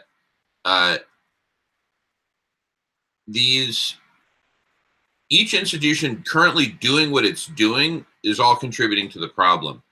What I'm envisioning, and a lot of us are envisioning, are these institutions that for thousands or hundreds of thousands of years have been on a certain track suddenly undergo a radical transformation. And for all organized religions to send their leadership to a summit to deal with abrupt climate change and destruction of the biosphere. If that happened, it would no longer be the Catholic Church. It'd be a totally different institution. But that's my point. I see what you mean. Alex, that's exactly my point. That's exactly my point. Hallelujah. We're talking about a caterpillar to butterfly transformation where you're absolutely right. They would no longer be the Catholic Church as we know it, right? And so, look, we're all kind of in the process of getting off of the sinking Titanic and getting onto lifeboats of one form or another. So the whole game is changing. Forget about that beautiful evening gown, madam. Take it off and be lucky that you'll get in the life raft with your panties. everything's changing now. So what we have an opportunity to do here is actually orchestrate a pathway of change. We're changing. The institutions are not changing. The institutions are driving us toward extinction. I don't see the institutions changing. We are. You and I have changed. Guy McPherson has changed. But the institutions are even, what's amazing is if you're in the climate movement, the institutions are adapting to our defenses. So the fossil fuel movement is now trying to criminalize pipeline protest across many states. So they're adapting to our adaptation and making their institutions even worse. So, you know, it's a very complex system. Yeah, exactly. That's the bottom line. It's an extremely complex system. And, you know, we have to try. You know, look, either the institutions are going to be amenable to change or they're going to be resistant to change. It's real simple. What I've been working on, dedicating my life to. Or they're going to completely collapse because of human extinction. Yeah, exactly. But most likely option. I'm kidding, David. No, it's all right. It's all right. That's totally fair. But look, you know, I've still got a pulse. As long as I've got a pulse, as long as we have pulses, I urge us, let's figure out the way that has the highest odds. Those odds may be a fraction of 1%, right, when we spin the roulette wheel, but still, let's find that strategy that has the highest possible odds of successfully transforming Spaceship Earth, to put up the solar shields, do the holistic land management, we all go vegan, et cetera, et cetera, et cetera, et cetera, et cetera, right? What else are we going to do? That's the only game in town. We're going down. Look, it's either that or drop acid, I contend. Anyway, so me going with the former. So what if we actually, like, realistically, just for fun, why don't we discuss, like, every possible option we have? Let's do it. Right? So highest option I can think of that would work, but also most difficult, overthrow the government. Okay. Right? Okay. So, right, that would be, we'd have immediate power. We'd basically be able to do everything. If we did that, we would be able to do everything, correct? Let's talk practical. How are you going to overthrow the government? No. I'm laying out every idea. And then go into practicality. But let's try to emphasize the ones that are actually practically implementable. Like, you know, I've got enough money in my bank account to buy. Damon, the practical thing is we go extinct. That's the practical thing. Well, but I'm saying between now and then, what do we do? I'm suggesting we actually do. Well, why don't I shoot for the stars? I mean, you're right. Like, I'm saying we either maybe not overthrow, but we try to coerce the government through a massive movement to do what we want, or we become the government in some way, or do something like that. Well, that sounds like Extinction Rebellion. Yes, basically what they're planning, and I'm a member of Extinction Rebellion. Okay, let's go. I'll throw in your plan. Your plan is to get the religions of the world, right? You probably explain it better than I can, right? Yeah. To do climate change. I'll just leave it like that. Yeah. We can go take out all the nuclear power plants. How many people do we need to take out all the nuclear power plants, or whatever? Make them so they don't kill us. Fukushima. Yeah. Okay, that doesn't save us, but yeah, it saves the organisms. We can do nothing. That is an option. Yeah. Like I'm doing nothing right now. We can. We can stop. We can all go vegan, and then convince everyone to go vegan. We can vote with our dollar. Doesn't really work from what I've tried, though. It's a good plan. And then I'll open it to anyone else if they have ideas. But like, idea. You've tried a few ideas and they haven't worked, and it's not your fault. It's not really anyone's fault. It's just the people who have the power have so much power they can stop any real change.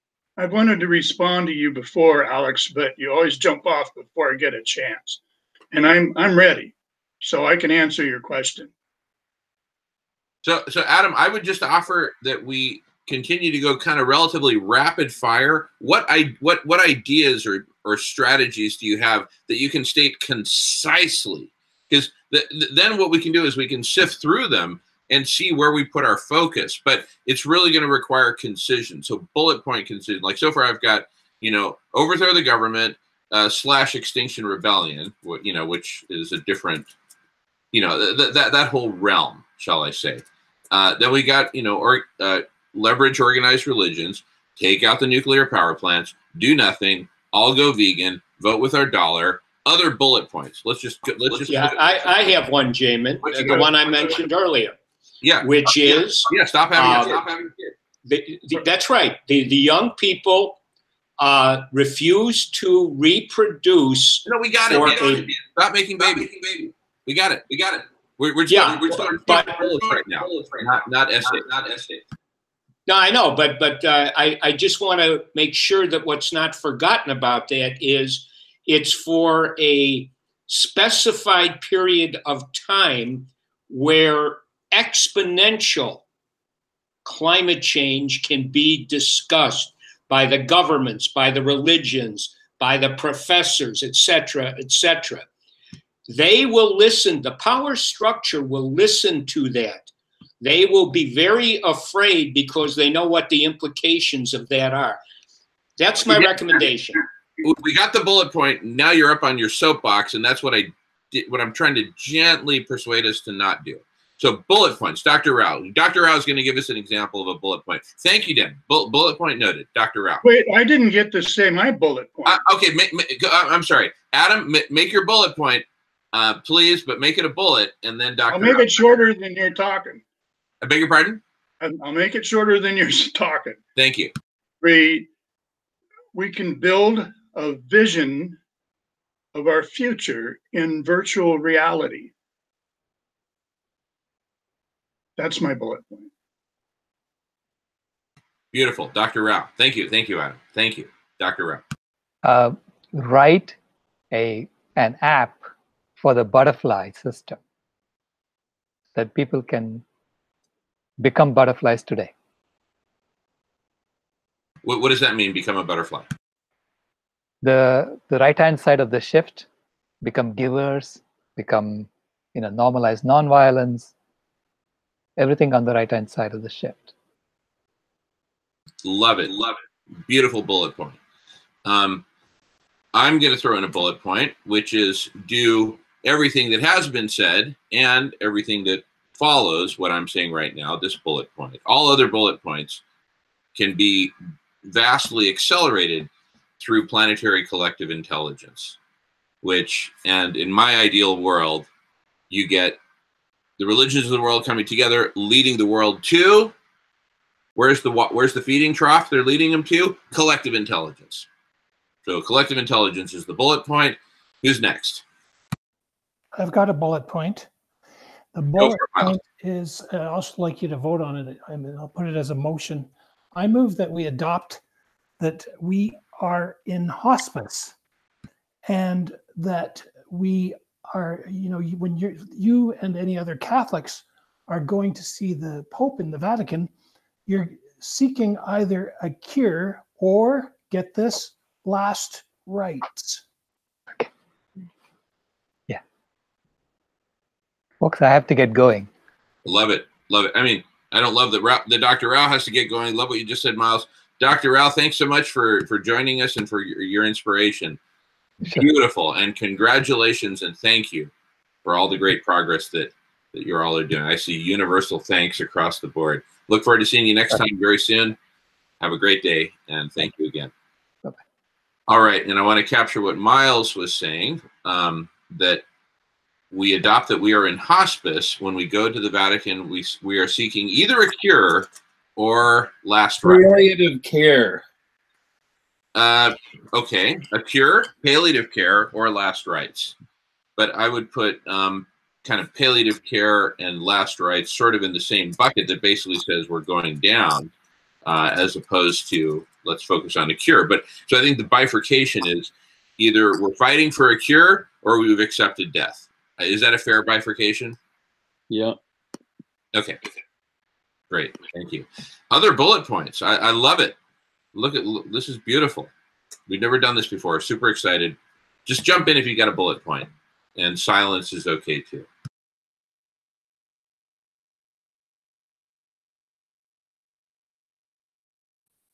I've got kind of a bullet point here. I'm not sure how this is going to show up, but this is from Sam Carana in Scientist's Warning. And basically, they're saying, Sam Carana is saying, in his Arctic News blog spot that we're looking at a total rise by 2026 of 18 degrees Celsius. So I say that the time to be using pseudonyms and obscuring your identity are over, and I call upon Sam Carana to reveal who he is. Over here, though, just to give you something to be positive or hopeful about, here's a gentleman, Walter E. Williams, professor of economics at George Mason University. He says our planet is not fragile, and that all these predictions of the end of the planet have been grossly exaggerated, and essentially, I guess, not to worry too much. Coming from an economist, for crying out loud. What's his name? The George Mason is funded by the Koch brothers, but I would look him up. I won't say he is, but I would look him up because I know the Mercator Institute is funded by the Koch brothers. It's actually Walter E. Williams. I maybe made a mistake. I'll Google him. I won't throw that shade like that. But I grew up in Virginia, which is George Mason. I grew up 10 minutes from George Mason. Huge Koch brothers factory. But okay, good for that update. That's interesting. My cousin was a graduate student of economics there. I'll have to ask him about this. If he says he went to the Mercator Institute, I wouldn't trust him. No, it's just they take a lot of money. It's very notorious. If you Google it, it will come up. Anyway, but we get good points. But let's get back to bullets here. Solution bullets, like major solutions. So I'm not sure. I got one. Jamin runs for president. All right. Wins and then does the climate. Okay. Maybe that has the lowest chance of all of them. But maybe me running will be lower. And then we bury Jamin next to John Kennedy. And then okay, Mr. Conspiracy Theory. What about Governor Inslee running for president? I don't see that as a solution. I think he's too much of a politician, too much in the pockets of, business as usual. I think he's using. I think Al Gore gets it enough. Like, he at least cares enough. I think it's just impossible. Like, that's what I'm meaning about these institutions are incapable of fixing the problem, even if Jamin was president. The Senate just isn't going to go with it. No, but okay. So I'm gonna address that, because now we're kind of at the core of it, which is, look, all of these things, any of these things, and certainly all of them, are going to require some degree of institutional transformation of our existing institutions, right? As well as the birth of new institutions, but it's going to require newness in the realm of institutions, no matter how you slice it. I maintain. Given that, if we're going to achieve success, we need to get into the business of institutional transformation. Now, it just so happens that, these institutions are getting all shaken up, to their very foundations. And it's not just the Catholics who have problems, right? It's been mentioned that some Christian fundamentalists and whatnot, and I'm sure the Muslims as a whole don't have clean hands completely, and so on and so on, right? There's Netflix documentaries, just opening up the closets of religion after religion. So I haven't seen anyone really spared from it. So what I'm saying is, since they're in crisis already, and the world's in crisis, and politics is in crisis, and everything's going bankrupt, all at all levels, as Dan pointed out in Chicago, at the root of it is financial stress. And, we need to be contracting and decarbonizing, and that means, more financial stress. So everything is getting shaken up all at once. We're at this singularity where we have an opportunity for radical transformation, simultaneous and holistic.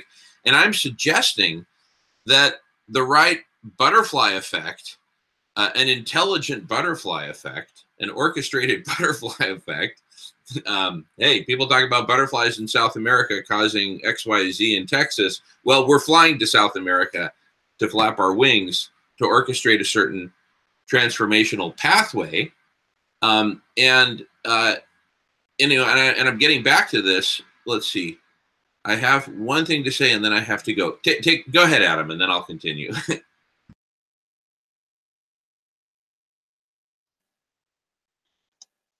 Okay. Well, the way I see it, mankind, we haven't been able to talk to mankind. All these environmental movements, all the suggestions that everybody's made here, none of it has worked. So because mankind is not going to listen to other voices from mankind, basically.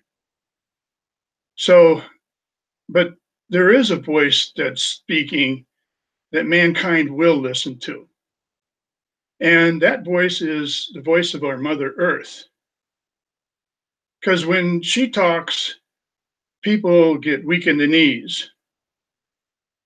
And so the point I'm trying to make is that we can take all these solutions and put them into an engine that we build on the internet, where we're using artificial intelligence or radical collective intelligence to analyze these solutions.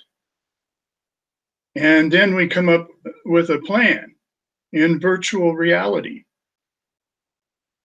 And that way, we don't have to argue over stuff. We can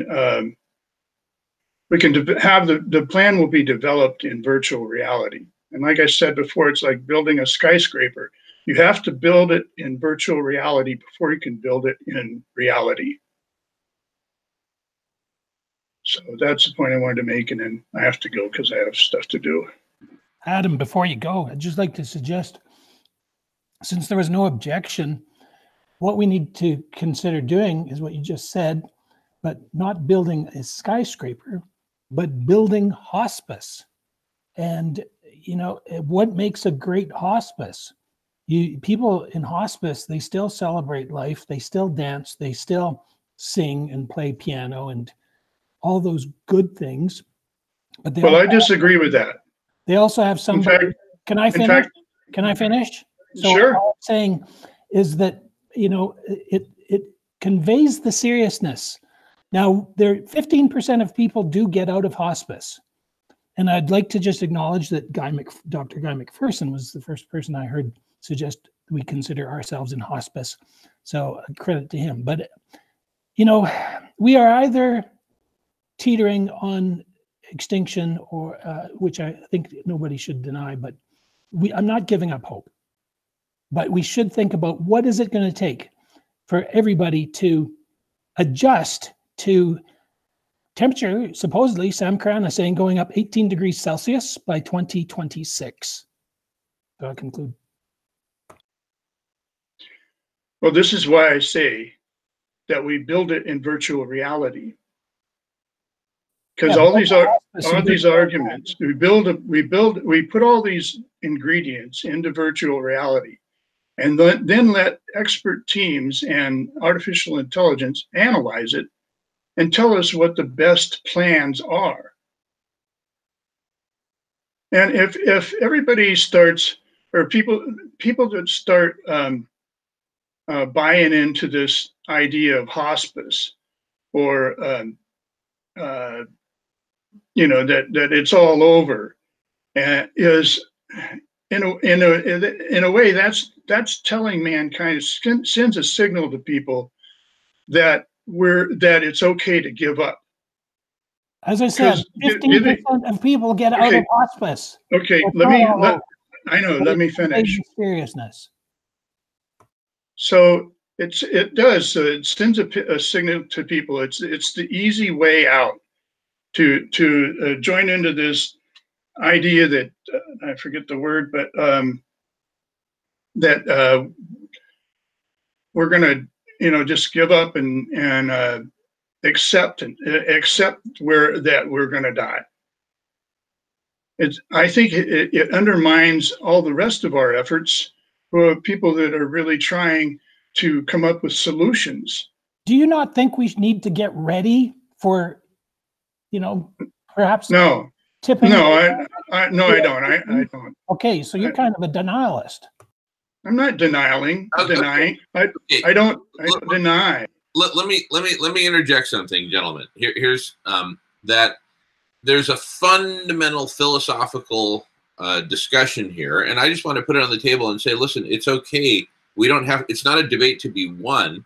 You can either be of the position that, you know what, it would be a healthy thing for us to go into hospice, and that's not giving up. It's simply acknowledging where we're at, and people go out of hospice as well. In fact, that would be the intention, and you know, this might, you know, allow for us to go through the grieving, which many feel is an essential maturation process, to then be able to enter into the solution space. See, Adam, you're miles ahead of so many other folks who are, you know, haven't gone through the grieving and said, holy shit, you know, we need to get into solution space. So, you know, but you know, so basically, you know, is hospice a good characterization for where we're at now, and would that help us?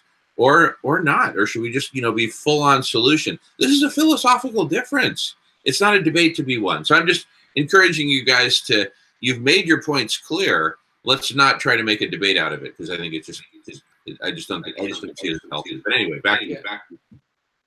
Yeah. Could I jump into Jamin? Please. Go ahead. Okay. Yeah. So let me say a couple of things, you know, about the concept of hospice and the concept of let's focus our energy on solutions and not undermine solving problems because we're throwing in the towel. Here's the reality. It's the, you know, and again, I go back to some of the things I've said before. It's just, if you want people to be motivated about solutions, we got to do something. They have to understand the reason why. When you say, well, we're going extinct, that's very, very abstract and very removed from what people live in day to day. On the other hand, if you say to people, you know, if we don't do something and exponential climate change is actually taking place, you're probably going to have to consider how you and your loved ones are going to leave this world. Now, once you start to contemplate that, you say, I don't want that to happen. I don't want to have to think about that. I don't want to have to do anything with that. So let's get to the solutions. But, you know, the nature of the hospice we're looking at, is it going to be the Mad Max nursing home? Because, you know, a lot of people, when they come to a realization that, you know, we could have solved this back in the 1980s, but just like we were talking about with the Catholic Church, you know, the energy industry sought to cover up all of the information. What a lot of people are going to want to do is, yeah, you know, well, if we're going to have to die, you're going to die before us, and we're going to come and we're going to take vengeance on you. Believe me, many, many people you know, are not into normalized compassion. They're much more conditioned for normalized violence. You know, as the Lord said, vengeance is mine, or something like that. And we also have with these religions, these fundamentalist religions, they believe in a tribal God who is all powerful, omniscient, and could just, you know, metaphorically snap the fingers and we can clean up climate problems immediately.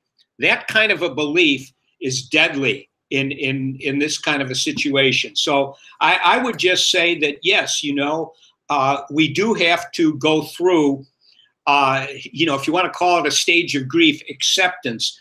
But acceptance, you know, just like if, you know, you're going to die. Maybe you apologize to your relatives if you get a chance for the harms you've done them. Maybe you, you know, confess your sins, you know, and hope for forgiveness. We all have a lot to repent for, probably. I mean, being real, and you know, we have to be able to move simultaneously to a place where we accept the reality of exponential climate change and what that means. And at the same time, trying to do everything we can to try to prevent it, mitigate it, or if we do have to suffer it, let's do it with dignity and respect, and not, create the Mad Max nursing home, because that's not going to be any fun for anybody. And it really is a disgusting kind of a thing. But a lot of people will go that way. You think, you talk about going vegan. If it turns out that you don't have enough grains to be grown anymore, if you don't have enough plants growing, we got plenty of people who are surplus from a certain point of view, and we'll get the Soylent Green going. People can turn into cannibals, unfortunately, very, very quickly. And again, these are things that need to be talked about. The tribalism, the psychopathy, and et cetera. And I just think everybody is entitled to understand what we're really looking at, and then to be able to come to where we've been in the social club right from day one. Essentially, we got an existential threat. It's exponential climate change, not linear climate change. Nothing linear, exponential. And so what we have to be able to do is implement solutions right away that are technically, theoretically possible. And we all know what they are. Try to get the Arctic refrozen, and a bunch of other things, and to draw down the greenhouse gases out of the atmosphere. But it requires such major league changes in culture and society. It's so hopefully, again, Jamin, you sound like you're that you're going down to Argentina and going across Brazil. These are Catholic countries, and I think in my mind, if you don't garner a significant degree of support in Argentina and Brazil, I would forget about the sailboat in West Africa, I'm just saying. Dan, no question about it. I maintain the battle will be won or lost before we leave Buenos Aires. We're going to spend a week zigzagging across the giant 16 million population metropolitan area of Buenos Aires before we head north in earnest. In the north and then east through Uruguay towards Brazil. It's all going to go down in Buenos Aires.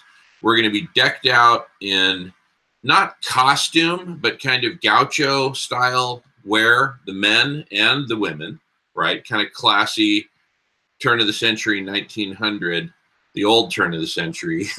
I see Dan laughing. It's just going to be classy. We're going to have a big sort of medieval style flag that says Laudato Si. We're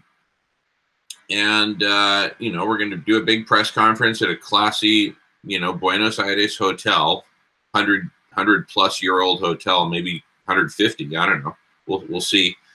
But a classy venue, and we're going to have our whole route mapped out. So for the 7 days that we'll be in traversing Buenos Aires, every single morning it'll say we're starting at, say a big Catholic high school.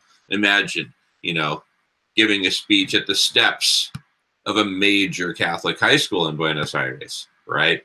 And handing out stickers that say Laudato Si, right? Here, I'll show you the kind of sticker I'm talking about, because we've these are the stickers we handed out at Microsoft.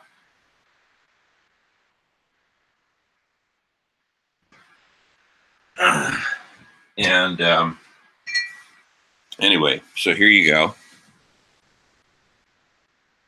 There is no Planet B, right? And except it'll just say Laudato Si. planet Earth, Mother Earth, Laudato Si. Simple as that. And so, you know, middle school students and high school students in Buenos Aires are going to think it'll be cool to go up to us and get a handful of these stickers, put them on their binder, put them on their BMX bike, put them on, you know, above the urinal in the bathroom at the school, you know, wherever, right? And so it'll just be this cool new thing that these gringos, not just gringos, we've got Gordon Fuller coming down. He's First Nation descent and completely blind, and a major leader in the whole realm of accessibility. I think you'd really appreciate talking with him, Dan. We all would. I'm so grateful that he's on the team. His partner, Kay Aloha from Hawaii, who's also a cinematographer, right? So we're going to be able to film. Their friend Rajiv is supporting us with his global fiber network, so we'll be able to push videos all throughout the world on this network. My partner Melissa is coming down as well for the launch. Everyone's invited, and I really encourage everyone to come for the launch, regardless of what your beliefs. And you know, look, I believe in free speech. I think Buenos Aires is a pretty free-speaking city.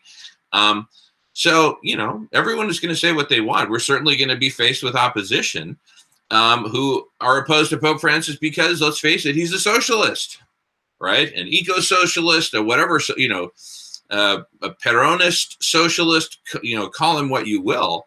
But there's certainly going to be plenty of opposition. I had a good talk with my lawyer buddy in Buenos Aires on Friday, and he kind of gave me the skinny on that. Yes, Alex, jump in, buddy. When are you going to Buenos Aires? Flying down on the 23rd of March, and we start the pilgrimage on March 2nd. So from March 2nd, roughly through March 9, we're going to be in Buenos Aires, and then we head north and take the ferry across the river to Uruguay. Okay. You're going to walk up to Brazil? All the way up the coast of Brazil to the northeast corner of Brazil. Okay. No, good luck with that. I've hiked. I've done 100-mile hikes before, and I could talk about that, but that's not the point of this conversation. So, yeah, good luck with that. Just like, don't get sick, all that stuff, water, all that. Come join us, Alex. I'm not going to come. I love you though. I've got Extinction Rebellion, DSA stuff to do. So, I guess I just had the same point I said last time. Like, why does ExxonMobil care? I don't care whether they care or not. ExxonMobil to me is a heroin den. And they're not going to leave. They're a heroin den that's going to destroy everything on Earth. Well, unless they're stopped, and we're going to stop them. Yeah. Why? How? Okay. So the how will be answered by the collective intelligence. The collective intelligence will be convened by the religious council. The religious council will be convened by Pope Francis. And so we need the AI by the church. We need collective intelligence. We need the collective intelligence. Yeah, and you know, once the major religions are on board, all they have to do is set up something on GitHub and blow the dog whistle to the faithful and say, listen, you know, computer programmers among you, meet us on GitHub. Let's get this thing built. And then as it's being built, once you have a sufficient, you know, even alpha version that's ready to go, all you faithful, come to the alpha version and let's get this party started. You know, I guess. Let me say one thing. Yeah, where you and I disagree to get to it, if I'm trying to figure out how I can say this right, is that you think, and what I believe you're saying is that we have this problem. We have a huge problem, a problem I'll call it, and we are not solving this problem because we do not have solutions. We do not have the correct solutions, or the solutions are in conflict with things that already exist. And so it's been 40 years. We've known about the problem, 50 years, and we are not doing these solutions because of power or whatever. And what I think is that we do have solutions. We do have at least things we could do. We know we should stop the corporations, and we know we should plant trees. Now, whether it's too late in the game to do anything or those when it work, we know like we should do those things. Those physical things should happen, but we have not done those things ever. In fact, they only get worse every year. So like my thing is like, oh, like why aren't we, and my question is like, why aren't we at least doing the things that we know work? Like, why aren't we at least bringing back nature, planting trees, saying, hey, let's not kill the Amazon. hey, not even that we have to go do a science experiment in the Arctic. Why don't we just restore nature or write some laws to back off nature or do something like that? Do like the simplest stuff. And it's because people are making too much money destroying the earth. They're just making way too much money, and they have all these ways of stopping us. And that's kind of my thing. My kind of thing is, let's say we have collective intelligence. Let's say we have whatever your AI, whatever it is, it does what you say. I'll just give you that. I think that's highly debatable, and I think I could probably argue with that for hours that it wouldn't do what you say. But I'll just say I'll give you that. It does what you say. Why are we going to do it? Like, who's going to implement it? Why does Donald Trump care? Why does Exxon care? Etc. That's it. Okay, let me address your points because they're very good ones. So let's talk about the two solutions that you mentioned, among others. I'm just saying that we've been known about the problem for 40 years. I can show you a video of Al Gore talking in 1979, before I was born, about literally talking about sea level rise to Congress.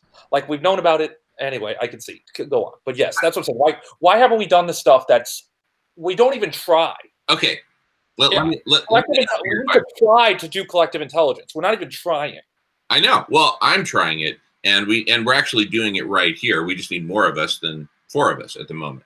Okay, but let me get to your core question, which is the root of it is this: that we all know that we need to stop the corporations, and we all know that we need to plant trees. Here's what I think is missing. From Stop the Corporations, we don't. Oh, I see Dan had to go, so thank you, Dan. In terms of stopping the corporations, that's not an actionable. I mean, my question is, what's the action path that gets us from where we are right now? We nationalize Exxon. Okay. We break them up. We do what we did with Standard Oil, and then do even more things than that. Okay, so you passed the idea of B corporations. Stay with me. Try to do those things. Stay with me. Okay. Stay with me, Alex. Okay. But those also, you gave me a question and I answered it. So right, and I'm just saying, stay with me. Let's do the back and forth here. Okay. So to stop the corporations, we nationalize them. Okay. What's the action path to get to nationalization? Let's just say it takes Bernie Sanders in office. Okay. Oh, I'm glad. I was about to say that. Okay. Okay. All right. So what's the action plan to get Bernie Sanders in office? And what I'm saying is that instead of just the 2 of us bantering back and forth about what that would take to achieve that, right? What if we turned a massively higher form of intelligence onto that problem, and also said that could also quickly determine that, by the time Bernie Sanders takes office, 2 years minus 2 months from, today, right? Or minus a month and a half, whatever, 2 years from now, it's too late. So, we need to come up with a quicker path. And with radical collective intelligence having the benefit of millions of smart people like us, right? Coming together, but from so many different perspectives, people who've worked in government, people who have worked in policy making, people who've worked in agriculture, on and on, get the full force of this diverse collective intelligence, we will be able to figure out all of the action steps and all of the intermediate goals to get us to the big goal of saving as much as possible of life on Earth in the time that we have left. Collective intelligence is going to do a way better job than us. That's the key insight. But what if Exxon says, collective intelligence, go F yourself? I'm not, the only thing I care about is money, and I don't care. You can say that. What are they going to do? Assassinate me? They're just make sure the political system doesn't implement it through bribery. No, we don't need the political system to implement it. You need everyone to coalesce. Not everyone. Not everyone. A small amount of people have power. No. They can stop anything. Alex, let's say we get 1% of humanity, right? Just in the event that we get 1% of humanity, and that represents a big concentration of people like us, right? Who are thinking openly and expansively about that. That's 70 million smart people. together. None of them are as handsome as you, Jamin. Don't remember that. so don't kid yourself. No, keep going. I get it. Yeah. So yeah, all the revolutions, right? I've seen that stat. Like all revolutions are with 1% of the population. Anyway, and if we get the world's religious leaders putting out the dog whistle, that whistle will go out to 90% of the population. We just need 1 in 90 of those who hear the call to answer it, right? And we're in business. I'm not saying it's going to be easy, and I'm not even saying it's going to succeed. I'm just saying of all the other options on the list, this is the one that I think can get us traction really fast, like in a matter of weeks. We start walking 4 weeks from today. Get us traction as quick as possible. What if the AI? Okay, I see. Yeah. Look, we're going to go down with 10,000 stickers. I just think I guess I'm more just a revolutionary in the terms of like, you need to stop ExxonMobil. I just feel Exxon will figure out how to stop us. Like, Well, I can't put in words. Like, obviously, if Exxon, Monsanto, and Chevron are like, oh shit, this is real. Like, this could stop us. This could stop our money train and our power train. Let's do something about it. okay. And then they would either like make the media campaign, make it unlawful. Like they would try very dip. They're not going to give up just because they're like, oh, this is definitely the thing to do. It's as black and white simple as The Hobbit. We're setting out on an impossible quest to take down, the evil ring of power. Okay, they know that we're on the trail. They've unleashed the dogs on us. They're unleashing the orcs on us. And listen, either we're going to succeed or we're going to die an honorable death on the battlefield with an orc's axe, splitting my head in two.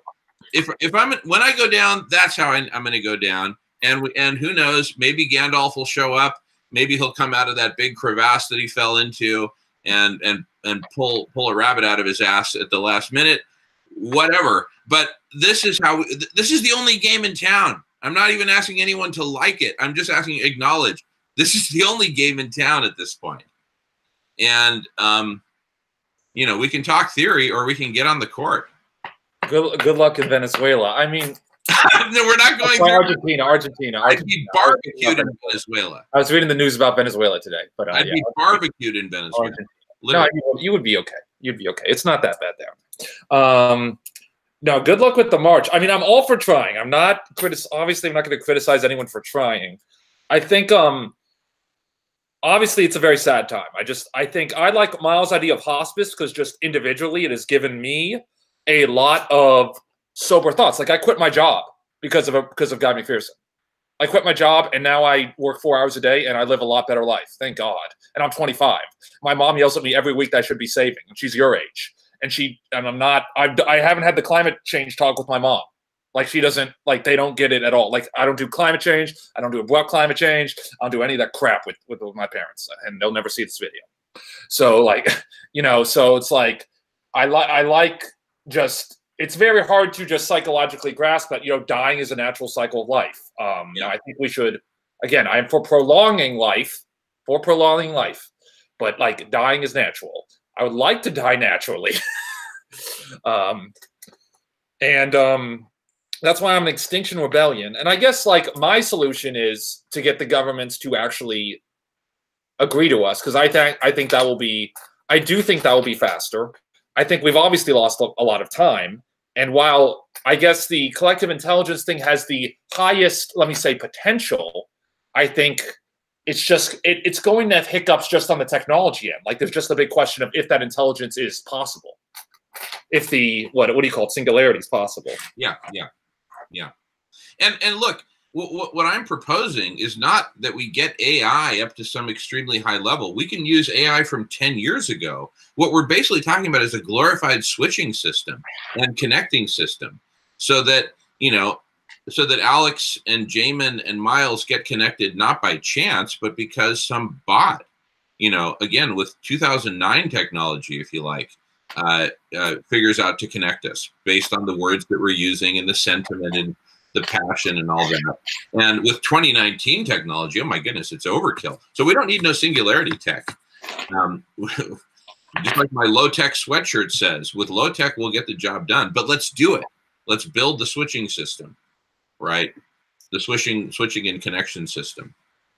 Oh, I think I thought of my point. I'm just not, in terms of, I said I was a revolutionary before, but I think what I really meant is I'm more of a bottom-up person, and I think a lot of your solutions are just top-down, like getting Microsoft or getting the Pope to go. That's just like, hey, we got the central node, we got the Pope, the central node, and he's going to tell all the other nodes that, or all the sub nodes, all the children to think of like a tree in computers, but all the children to listen, and then they will. Well, I'm like, the central node is not is not me, and that's just like that's not even really a who's right, who's wrong. That's just kind of like an ideological stance. Okay, you're saying it's not realistic that we get the central node to move, or you just don't like the idea of no, I'm just saying, yeah, from my ideological stance, I think it's unrealistic to get the central node to move without the understructure shaking. Well, what are we doing with this pilgrimage is doing understructure. This is all understructure, creating, one pathway, one Ho Chi Minh Trail to the Vatican, and we're encouraging others to form. So they'll, all roads lead to Rome. And so there's going to be a buttload of pilgrimages. If this thing takes off, then other pilgrimages will start from Azerbaijan to North Korea. Maybe not North Korea, but, from anywhere other than North Korea, pilgrimages are going to start. And, that's the vision. So it ultimately, the hand of the Pope essentially gets forced. So it's kind of like a peaceful, Gotcha. Yeah. So it's like a peaceful extinction rebellion of sorts. Can I just jump in if I may? Please. Yeah. Thank you. What I see you're doing, Jamin, is exactly what John Ralston talks about in this book, the unconscious civilization. So the Catholic 1.several billion is essentially perhaps an unconscious civilization. We can think of them that way because that's a lot of people. It's like a civilization. And you're gonna try your best, is what you're saying, to stir them into action and to force or coerce with that action the Pope to step up and lead. And I'd just like to read this, and I think it would help all of us. AJ will find it interesting, I'm sure. Again, it's I love John Ralston Saul, so yeah, let me just read the final paragraph here. Go for it. Then you can get the book if you so want. So he talks about, what we're looking for is equilibrium. We're in a state of disequilibrium. All of our systems are spinning out of control and going into exponential feedback loops. So here he says, equilibrium in the Western experience is dependent not just on criticism, but on non-conformism in the public place. The road away from the illusions of ideology towards reality is passable only if that anti-conformism makes full use of our qualities and strengths in order to maintain the tension of uncertainty. The examined life makes a virtue of uncertainty. It celebrates doubt. And AJ, you're talking from the heart as an anti-conformist. So kudos to you, full props. Common sense, creativity, ethics, intuition, memory, and reason. These can be exploited individually or as a justification for ideology, or imprisoned in the limbo of abstract concepts, or they can be applied together. Those are the individual senses that I just described of creativity and reason, or they can be applied together in some sort of equilibrium as filters of public action. The virtue of uncertainty is not a comfortable idea, but then a citizen-based democracy is built upon participation, which is the very expression of permanent discomfort. The corporatist system depends upon the citizen's desire for inner comfort. Equilibrium is dependent upon our recognition of reality, which is the acceptance of permanent psychic discomfort. And the acceptance of psychic discomfort is the acceptance of consciousness. There you go. So that's what we're all about. You know, we're trying to raise consciousness here, and it's uncomfortable, but it's part of the meaning of life, right? Purpose. Beautiful, Miles. Love it. Yeah, and what we're doing with the pilgrimage is it's a pilgrimage of psychic discomfort. You know, here you've got this very conflicted Catholic Church, this arguably very conflicted Pope, leading a very conflicted flock on a very conflicted planet, and we've got a radical idea. Let's all, you know, let's all read this book. Let's start here, and would the author kindly convene the world's religions and bring us together and just basically blow the planetary whistle. They've got the moral authority to do it. The flock are listening to them, for crying out loud, right? It's noblesse oblige at this point, right? If I'm a volunteer fireman who happens to be walking down the street at 2 a.m. and a building in the middle of a prairie is on fire, I've got the noblesse oblige to whip out my cell phone, call 911, get the fire crew out here and do what I can in the meantime, right? They have the noblesse oblige to convene, to get together with each other, and then collectively call their flock. That's what's going to create the full page ad, except guess what? They won't even have to pay the cost of the full page ad. They'll be the full front page, just like President Vicente Fox and I were front page of the Seattle Times on May 31st, 2013. Full color. You had to open up the newspaper to see our faces because it covered above and below the fold. It was just kabammo, right? So we're going to blast into, they're going to blast into the minds of the public by saying, hello world. You know, we're doing a general conference, simulcast, radio, television, YouTube, you name the medium, you know, we're going to be on there simulcasting across all media so everyone can hear us. The world will stand still and listen. Hello world. It's about time. You got some bad news followed by some good news. The bad news is the Titanic hit an iceberg, et cetera, et cetera. The good news is the divers are on their way and we need volunteers, right? Would all able-bodied and able-minded folks kindly get on deck and let's right the ship. Simple. The other thing that's so important that I'm envious of, because I'm not Catholic, but not only do they, as you said, they have the blessed oblige, I think you said, but they also have all these gathering places. They have all of these places, gathering spaces where the people can affect change. One of the big issues that most people have to grapple with is that we live in isolation. And if you're a secular person like me, I don't have any gathering place, you know, so I wish that the Roman Catholics all around the world can turn those churches of theirs and cathedrals into gathering places of action and change. Well, that's at the heart of our proposal to the Catholic Church, which we submitted on January 8th to the Vicar General of the Cleveland Catholic Diocese with copies for, I got to show you guys a picture of this. It's so beautiful. With copies for the Pope and the Bishop of the Cleveland Catholic Diocese. That's laser etched into maple wood, hardwood maple. And the binding, that black binding, is saddle grade leather, which is stitched to the maple wood. So, I mean, you couldn't get a classier presentation. I don't know that they've delivered that to the Pope yet, his copy of those 3 copies. But in our proposal, step number 1 is form study groups for the Laudato Si.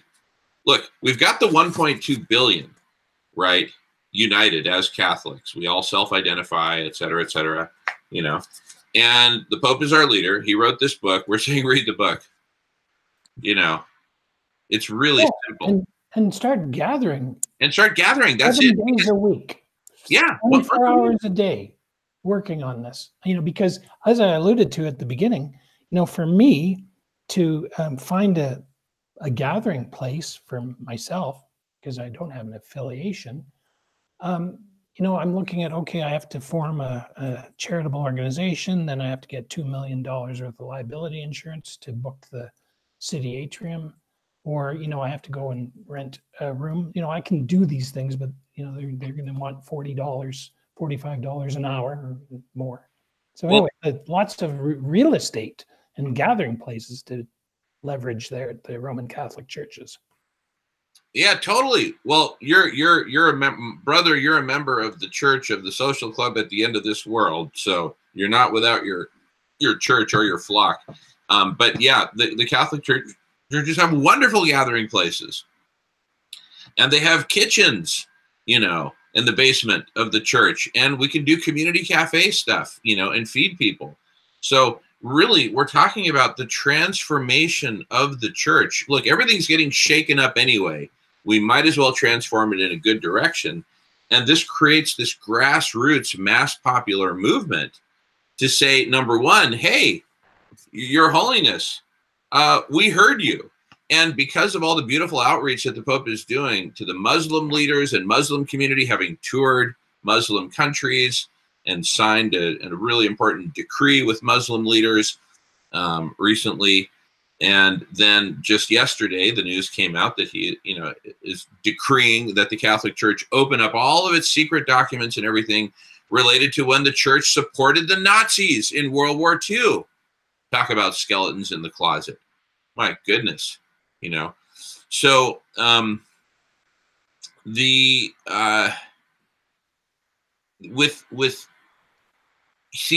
already putting the Catholic Church and the Pope on page 1. Well, maybe not page 1, but certainly page 2, 3, 4, or 5, depending on the issue. And then we bust out with this news-getting pilgrimage and movement, right? And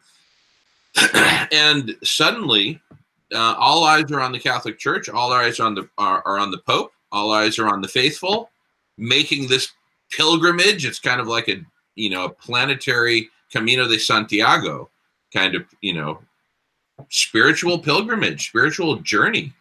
Who knew I'd be leading a spiritual pilgrimage or one of the leaders of it? Jamin, one of the things I hope you're starting to ramp up is your social media presence, right? So that I can follow you. And if I'm getting involved with the Calgary Climate Hub, possibly their outreach node leader, and hey, we can track you, like Santa Claus and at Christmas time, get the Laudato Si tracker going. Believe me, Miles, there's going to be so much of that. And in fact, Gordon Fuller, who I mentioned earlier, he and his partner are coming up. That American Jew. Sorry. Yeah, that Gordon Fuller and his partner tomorrow are heading up to the state of Washington. They'll stay with us, and we're going to, map out a whole bunch of this stuff together. But he is a master at that stuff. His network is just incredible. He's got like 11,000 contacts on LinkedIn, just as a data point, right? So he's connected. Just, oh my goodness. And so we're really going to build this out, all the social media and all that. So this just goes all over the world, that it goes worldwide. And again, with the work that Pope Francis is doing to unite the other religions, he's well on track to achieving all of this. But really, and this addresses something Alex was bringing up earlier, what this really boils down to is a dialectic between the grassroots masses saying, hey, we heard you, we love you, we love the Laudato Si, we're gathering to meet, we're getting online and talking about it, and lead us, please lead us, right? Please continue to bring together the world's different religions and spiritual practices and come together around a consensus on this, just as you wrote in the Laudato Si. You don't need to you don't need to press another key on the typewriter with just this. Let's start with that. And that calls for us coming together into planetary dialogue. That's collective intelligence. right? So, and there's lots of other things, as we talked about last week. There's the Catholic universities around the world and Catholic institutes of science and what have you, to get all those minds, hearts and minds, and time and talent coming together to work on the issues. Exactly. No, they have a massive network of Catholic universities, including some really good ones. Right? I hope they believe in climate change. Oh, come on. No, they do. In fact, the Laudato Si has gotten them to change. So we went and talked with the head executive. I forget one of the top 2 executives of John Carroll University, which has 5,000 people. And we mentioned what we're doing and what we come for with the Laudato Si and all that. He says, I love the Laudato Si. I teach a class based on the Laudato Si. So they get it, right?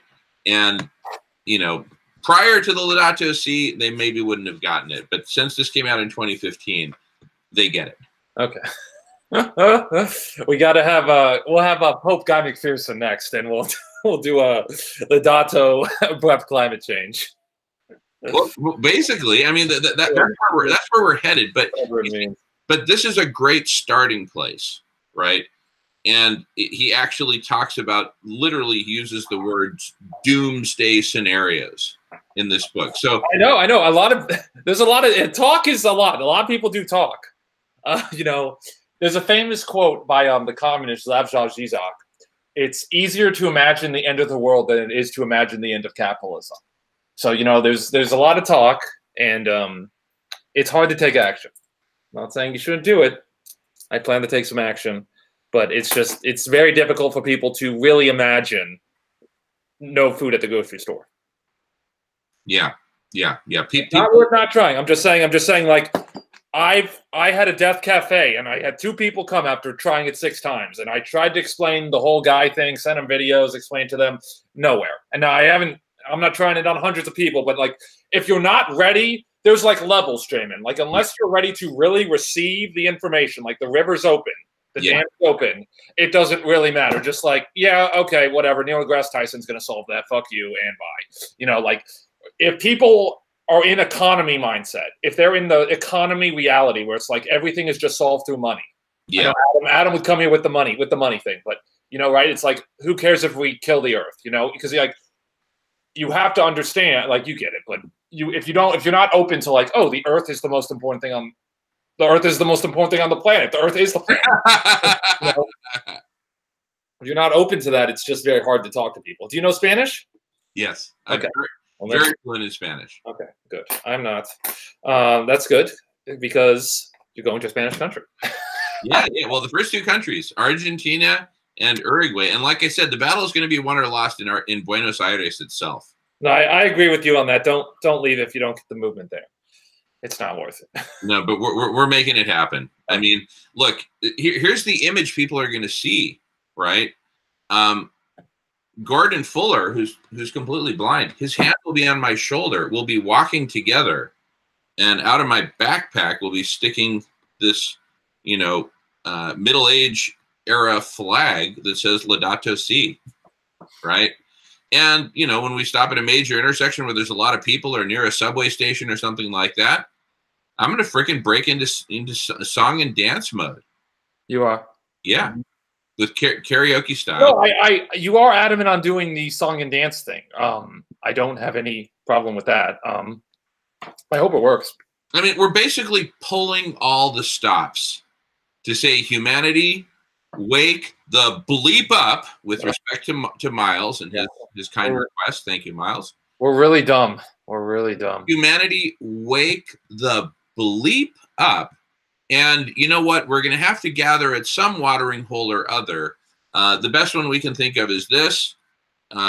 Look for this guy, and then you've come to the right watering hole. If anyone has a better watering hole, by the way, out with it. We'll burn this flag and create a new one with your watering hole on it, right?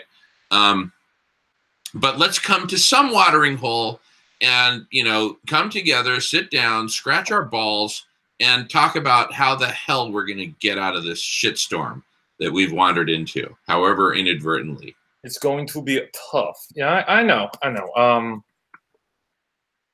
I hope we can. Look, it's the only game in town. Either we're going to succeed or we're going to fail. But well, no, you try again. I mean, if it fails, you'll try again, right? If it fails, we keep trying until Bilbo Baggins is dead. But let's be Bilbo Baggins about it. Let's go all in. You know, let's put on the ring when we need to, and you know, let's roll with the dwarves. Sure, make it the Lord of the Rings example. I mean, I don't think you're going to get shot at unless you really mess with some people. But well, I'm going to mess with some people, all right. Believe me. Exxon won't come until later, or whatever. They're private militia. They'll come when they come, and Obi-Wan Kenobi style. If they strike me down, I'll just become more powerful. I mean, you mean Gandhi, but yeah, I get what you mean. I've seen Che Guevara, more like Che Guevara. Like Che? He started in Argentina. Do you have any other plans after this one? If this one hypothetically didn't go well? Well, here's the thing. I always put all my eggs. Follow up, like let's say you do a little bit here. Oh, you put all your eggs in one basket? Yeah, just like I did for Microsoft. I went all in for Microsoft. I'll never get hired at Microsoft again. Not that I care. Just like you don't care, and good for you. But I'm always all in, and you know, it's kind of like the title of that book: "Often Wrong, Never in Doubt." So I'm not. There is no backup plan. It's do or die on Tour de France. Okay. I've got something I want to make sure I express. Yes, sir. Because it's related to artificial intelligence, collective intelligence, and the NSA. There's a very good presentation on, and I'm not familiar with it, but it's called LaRoche Pack Videos is the channel. It's a YouTube video featuring Bill Binney. And he talks a lot about artificial intelligence. The title is Mr. President, Listen to Bill Binney. Russiagate is a worse hoax than you thought. Anyway, gets into a lot of the complexities of artificial intelligence and the need for respecting privacy rights. But I just wanted to put that out there to everybody to check that out. Yeah. No, I don't go into Jamin the AI thing. My stance on the AI thing is every technology that we invent has long-term consequences that outweigh the benefits. So any technology we have has unknown consequences that we either know and is worse than the short-term advantage of it, or we don't know it and it just causes some huge problem that makes it worse even later. So like technology will cause problems. A lot of technologies are invented to cause problems that earlier technologies always created. So that's my whole thing on technology. And I can't think of one technology that contradicts that. A human created technology that doesn't create a bigger problem. And that's kind of the big problem, is it just, as Guy says, we're just running faster. We're just going faster and faster to solve a bigger problem we created from a smaller problem.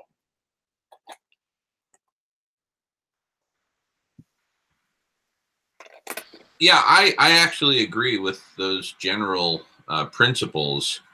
And I'm going to make the following imperfect metaphor. So all these technologies exist. The cat's already been let out of the bag. So the metaphor I'm making is... Yeah, no, and I'm not arguing that with you because I want more time.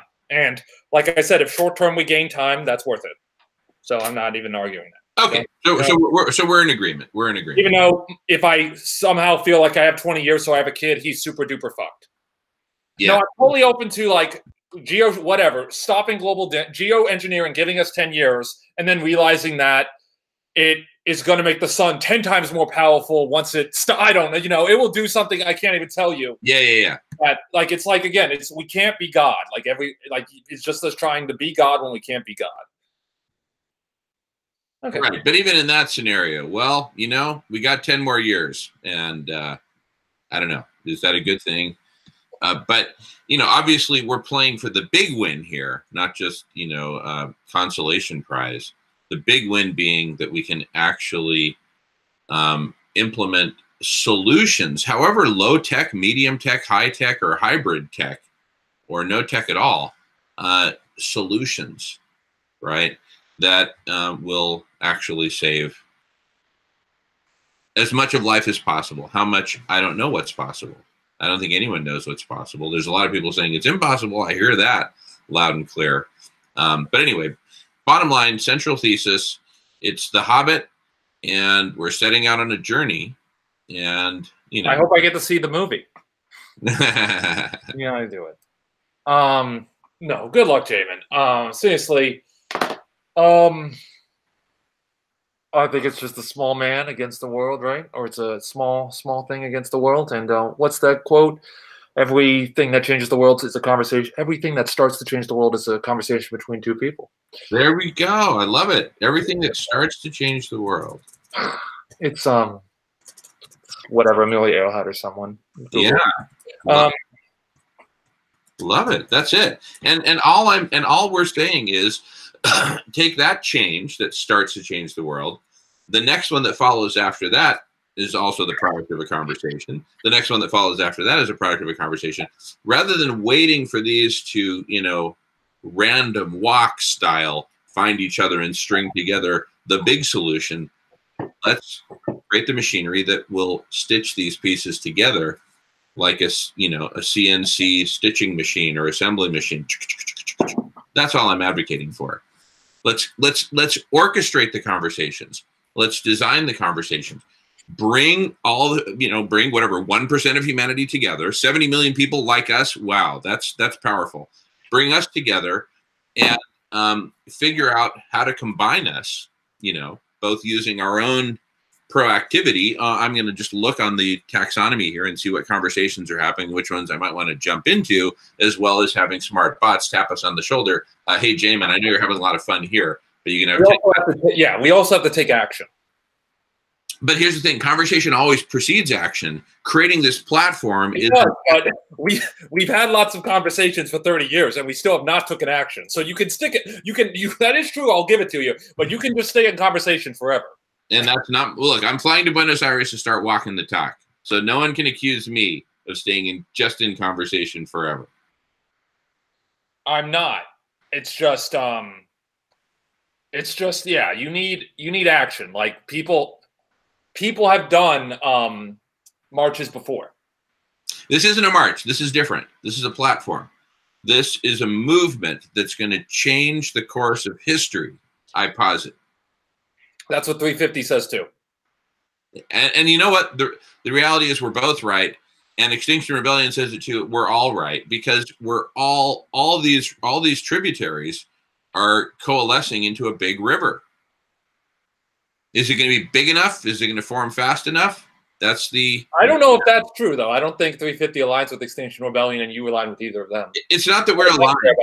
It's not that we're aligned. It's that we're all contributing to the bigger set of conversations around.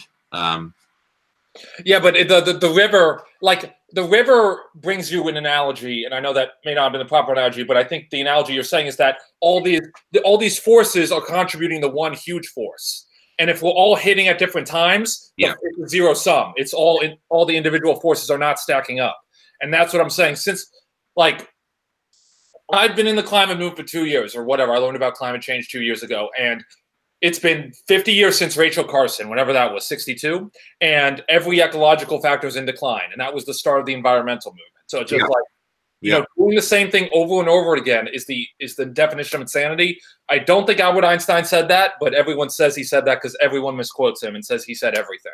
Right. But that's okay. We've done 350 has done marches in every city except in every country except North Korea, and boop. And because the cops don't do anything.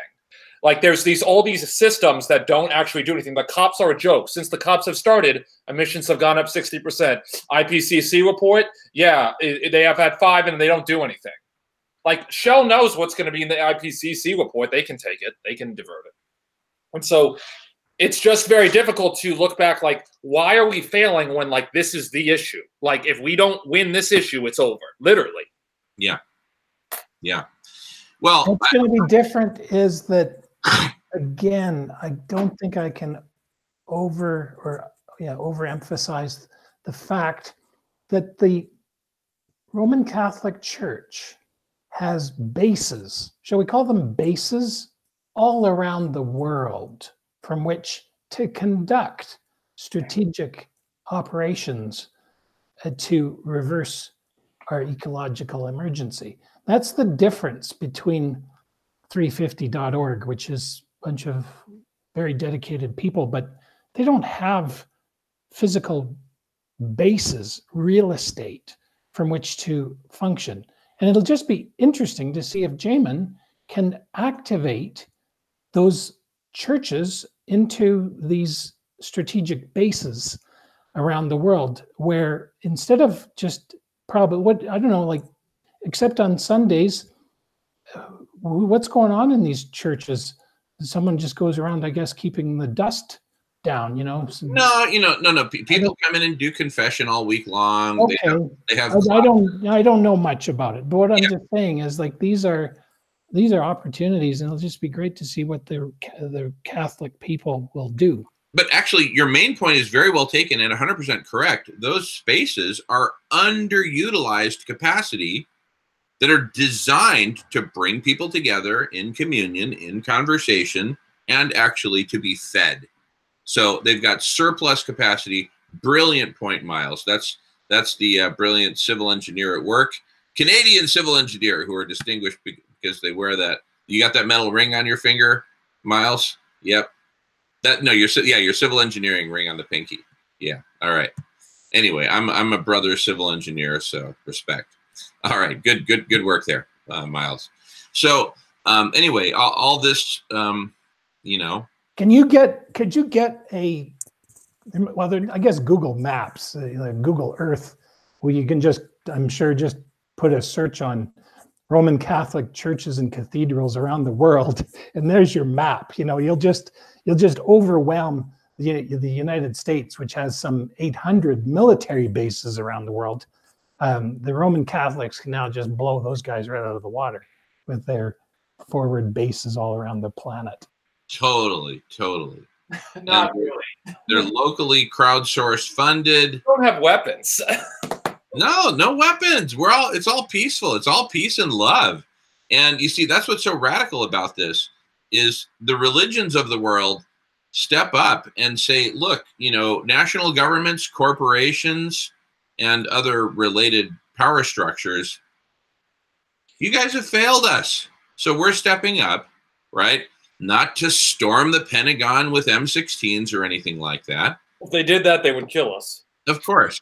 But just to gather at our own churches, one of the great things about about the United States is we've got freedom of religion, freedom to gather, freedom to speak, freedom to do all this stuff. Yeah. So it's going to be really hard to keep religious people who are 90% of the voting, populace from going to where they like to hang. Look, particularly Virginia, the whole southern region of the United States. People, they don't get together and hang out at Starbucks or so many of the places that the West Coasters hang. They go to church. They don't believe in climate change, though. But they go to church. And anyone who would threaten to take their church away from them, the shotguns are coming out, boy. So anyway, I think our platform is pretty solid for people coming together to exercise freedom of speech, and freedom of assembly. Who the hell is going to try to take that away from an American or a Canadian, for that matter? Right? I think Miles will even break his shotgun out of the closet over that one. I'll even see if they'll let someone like me, a non-Catholic, come in and open up the Laudato Si and get to work. Of course, everyone's welcome. Everyone is welcome. It'd be cool to see these churches and cathedrals all lighting up on a map, where they go from just unlit to a bright star or something pops up on them when there's a Laudato Si communal meeting and initiative underway. Just, like, again, the idea of tracking Santa from the North Pole as he travels around, and he lights up the planet as he visits places. And you can see these churches lighting up as they embrace Laudato Si initiative. Yeah, love it. Love it. Oh my goodness. I love that idea. Because then, we have an interactive map, and it would, let's just show it by default, it shows every church as a white circle. And when they go Laudato Si, it goes from a white circle not to a blue or green circle, but that kind of a circle, a Mother Earth circle. It's like, now they're with Mother Earth kind of thing, right? That would be fabulous. Yeah. You can just see this map continually changing as the planet Earth pops up over every location of a church or cathedral. Love it. Love it. Hey guys, so it's been an hour and a half since our last break.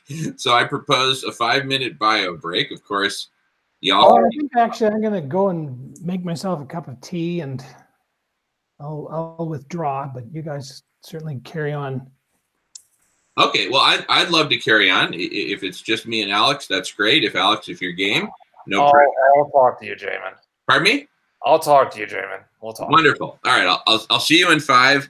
And Miles, thank you so Well, much. maybe I'll come by and hang out, because Come by and hang out. I'm gonna go make some tea, and then I'll track you. I'll stay online. We're doing such radical things here. To have a meeting that goes for over 3 hours and we just keep going, Sure. right? When we could be making money. They're crazy. They're Yeah, late. but we're not taking action. I'll go make some tea. Talk proceed. You will be, Jamin, in March 20th or whatever. Huh? You will be March 20th. You will be taking action. Well, this is action right here, actually. This is talk. This is not action. It's a fair criticism. Let's come back to that and other interesting points in about 5 minutes. If you need Sounds more good. time, take more time, but I'll be back in 5 or 6. See you guys in a few. Thanks, you guys. And great seeing everyone. And be back in a few.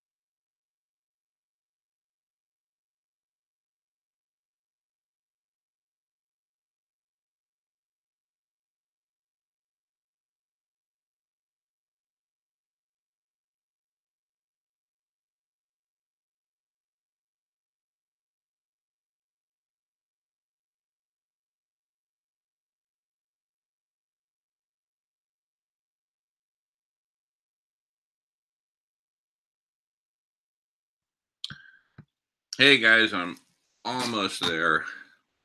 Just had to give Melissa a quick call. I'll be right there. I was wondering if AJ, have you got any plans for March 15th? The apparently big. Yeah, we're gonna do something in Austin. We're still talking about it. Oh, good.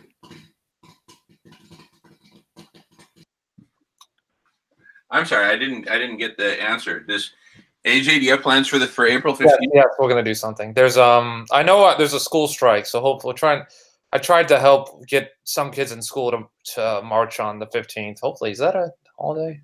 This is the 14th. Anyway, that's happening. The school strike. 15th is Friday. Okay. Yeah, that's happening on that Friday. We're doing the school strike. Good. On school and good. I think I don't know what is the best strategy, just because what we're trying to do has never been done before. Because I think a lot of, like, to compare it to World War II or to compare it to Gandhi or to compare it to Martin Luther King, like, what we're trying to do is like the biggest thing ever. Like, if this were to happen, whatever this is, it would be the biggest thing ever. It'd be like, you wouldn't even talk about World War II or China or Brexit or Trump. You'd be like, remember when we fucked the earth and then we saved it? That was like amazing. Like, exactly. That would be like basically all you talked about. That'd be like, oh yeah, like, yeah, some other crap. We elected this crazy guy, but then we saved the earth, so we don't care. Like, yeah, basically. Exactly. There's you said it very well. There's nothing that compares to this, even within 2 or 3 orders of magnitude, I would contend. Not even. It would be the biggest event ever, period. Nothing even close. I don't even know why anyone even tries to come close. Right. There's no comparison. There's no comparison. There's only Smart Jamin. No, I don't know what. I mean, it's in some ways we live in. I wish everyone just knew, because like that's like the scariest thing for me is just like once everyone kind of figures out we're in the end game or we're about to hit the end game, it's like, because that's the thing, we're either going to completely collapse or we're going to win. We're not going to like steady the ship. Like, it's over. Like, capitalism's over. The monetary system's over. They're just killing themselves. They may not be. Timeline is very difficult. Like, it's like, we know there's point A, which is today, and there's point B, which is I don't know how long, but point B is absolute collapse, so point C is we win, and we either reach either of those points. We're going to reach one of those 2 points, and timeline's tough to tell, but that's it. That's all it is. Right? Yeah. So something's coming to me about all this, which is that as the news breaks, because it's breaking now, it's been breaking for years, it's just becoming deafening. If you've got the dog ears to hear the dog whistle, it's deafening. If you don't have ears for that frequency, hey, when's the next Falcons game? Who are they playing? Right? Yeah. Business as usual. Okay. So, as the volume increases, sooner or later, more and more and more people are hearing. And, it's a simple question of what are they going to do in the face of that news? And, as Adam and I and Melissa and Jamie and others can attest from our month-long campaign at the Microsoft campus, here are a bunch of smart people, including smart young people.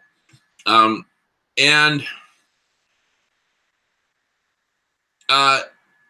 they know what's going on. They get news feeds. They've got smartphones. I mean, and we just weeks earlier were at very unhealthy smoke levels from all the forests on fire surrounding us, right? It's like, I thought, perfect timing, right? Bottom line, take all those working career people off the table. They're so locked into the rat race that even as the hurricanes trash Alabama and the Philippines and everywhere else, in real time, they're still going to be working on their, semi-annual review, right? You worked at a couple of these big sociopathic companies, you know the drill. Okay. Mm-hmm. They're so locked into it. They're kind of hopeless. That, being at the Microsoft campus doing that month-long campaign was like living in the middle of the movie Invasion of the Body Snatchers, where everyone's mind is just gone. So, yeah, if they had a mind, they wouldn't be there. That's right. That's exactly right. That's the whole thing. Like, it's not even. That's why I talk. Like, I don't care about Satya or Rex Tillerson or Bill Gates or whoever. It's like if they had Iowa, if they were like, oh, Guy McPherson's right, they wouldn't be the CEO of Microsoft. Exactly. They'd be like, oh, I'm going to take my billions and enjoy the last 10 years. That's right. That's just so. It's like capitalism is the reason they're all sociopaths is because even if there was someone ahead of them that wasn't a sociopath, the sociopath would just overtake them. Yeah. Because they have to exploit. That is their mission. They have to exploit everything. They're part of a machine. They're right?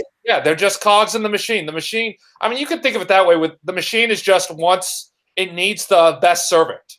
The machine wants the best servant, and the best servant is not an environmentalist in any sector ever. So that's exactly right. Not for the objective function that they're pursuing. Yes.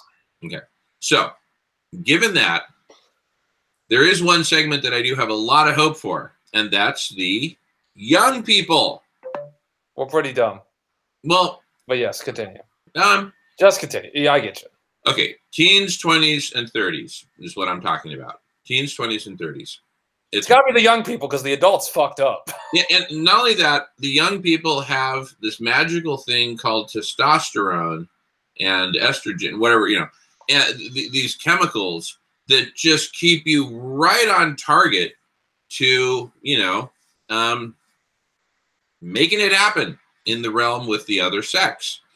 And so there's this tremendous driving force that kind of, in a way, it gives you some weird combination of, optimistic and blinders on, because let's face it, throughout our history, having children has been a risky affair, no matter who you are, what age you're born into, what class, what geography, you name it.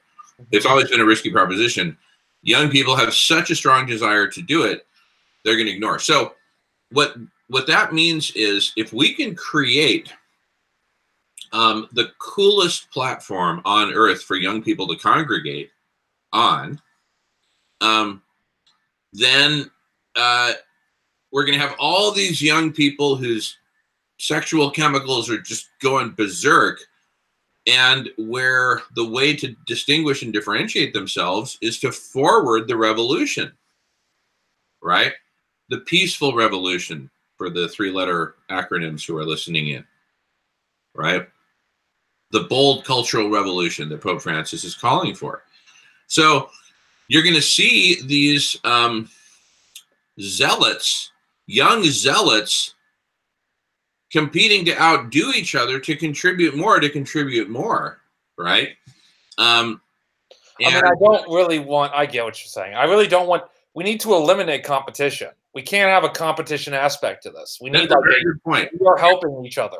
Very good point. We can't, because just then you just have another whole sociopathic cycle where, like when you think of a tribe, like the tribes, in some ways a tribe destroys its environment too, but they're much less hierarchy. There's just much less hierarchy. Like they, if you make it past 5 years old, they take care of you for life. Yeah.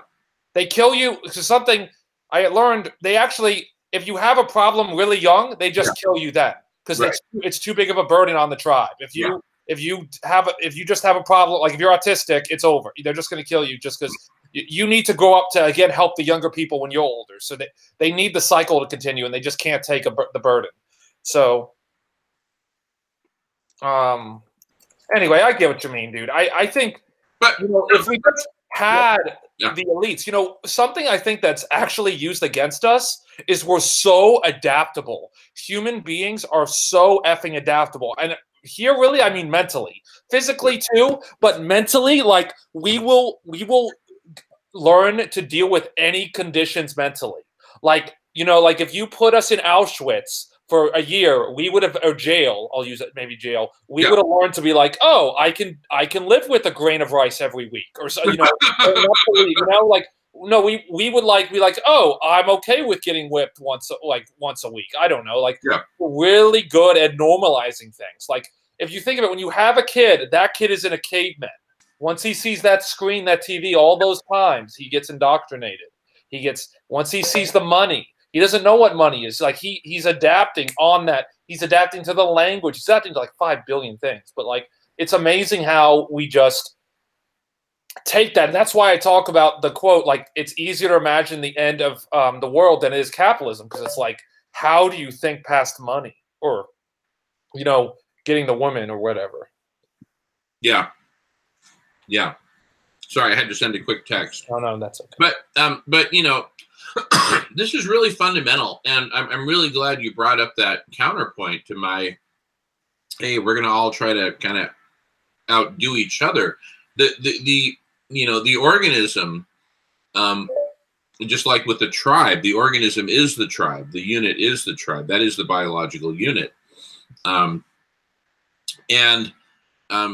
we need to undergo a metamorphosis from individual centric and how much can I hoard and control for me, whether it's land, women, you know, livestock, you name it, technology, whatever, to being part of a community and sharing, right?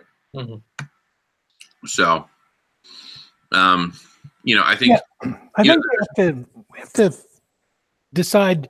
I think you've said this, Jamin, but it's worth repeating because I need to reflect on it myself. When do we have enough junk?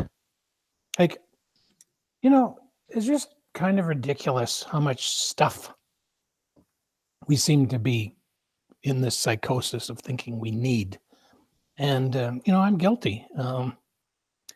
And I think that's when we become like Cuba. If you ever go to Cuba, they got these old cars going that were left over from the 50s. They're still driving around in them. They keep them running. Clear that up. You know, we change our phones every 12 months. Yeah, Miles, I don't blame you for that, though. This goes back to what I say, people being very adaptable. The reason, because, you know, you want all these things is not really your fault. You're taught to want that. When you see everyone else collecting all that they can, the yacht, or what Bill Gates, you know, what does it mean when you know Bill Gates, Jeff Bezos, Warren Buffett, but you don't know 3 great friends in your area? You know, you can learn more about Kim Kardashian than, you know, whatever, you know, just as much as your parents or something, or like a great friend. You know, like this stuff is shoved down your throat. Like, that's what I'm saying. Like, this stuff is created. Like, you do not, there's this kind of huge thought bubble people like to have, like, everything I have is my own invention. It's like, no, these things are shoved down your throat. If you think of advertising, like you see an advertisement, you see the Energizer Bunny. This is an example from a book I read. So if I say Energizer Bunny, you immediately have an Energizer Bunny. Now, if I say don't think of the Energizer Bunny, what do you do? What do you do, Miles? If I say don't think of the Energizer Bunny? Yeah, I'm thinking of the Energizer. You think of the Energizer Bunny, right? So it's one way, one out. That's why advertising works, because I think I look at advertising like, this is so dumb. Who would think of this? Why do I have to go buy 5 Coca-Cola banners when I drive by on the highway and 1 McDonald's banner? It's because it works. It's because as much as you think this is dumb and this is the stupidest thing ever, it works. Like, advertising works. No matter what, no matter how dumb you think it is, if it's in your, because once it's in your mind, you're screwed. In some way deep in there, you know that brand. And that is a huge problem. And that's why a lot of people like blame themselves for the consumer culture. Like, oh, like I could just choose not to use oil. I could choose not to buy plastic. I could choose to eat less. But not really, because you're forced to. They've made it so you're forced to. Now, do you benefit from the oil life? I guess so. I'm not willing to give up showers to solve global warming. I know that's tough. I have serious eye problems. If the industrial economy didn't exist, I'd be dead. But, you know, the industrial economy is not compatible with life on Earth. So in some ways, I don't deserve to live in some kind of psychological, you know, whatever, however way you want to sum it up. There shouldn't be over 1 billion people on this planet. But then people think you want to kill everyone. I'm just saying, if we could go back in time, that's what we should do. So it's very tough for people to understand that what you see is not a creation or your ideas. It has been made for you, and people spend a lot of money to influence you. And that's all I got to say on that. Yeah, and an example, another one, just in the news now, is they're looking at passing legislation, I think federal legislation here in Canada, to compel cell phone manufacturers to make it possible to repair one of their stupid phones. Right now, they're built so you can't repair them. So you have to throw them out and waste more of Mother Earth. Yeah, so that's another concept called planned obsolescence, which I don't really have to go explain. But Alex, your earlier point is really profound, and I didn't realize how much my mind is contaminated by all these advertising memes that have been injected in it. It's like my mind is like a giant garbage dump, and it's just got every trashy ad that's ever been imprinted on me in there, with all these artificial categories that have nothing to do with where we came from on the savannah, working our way along through the tall grass, trying not to be spotted by the cheetah, right? And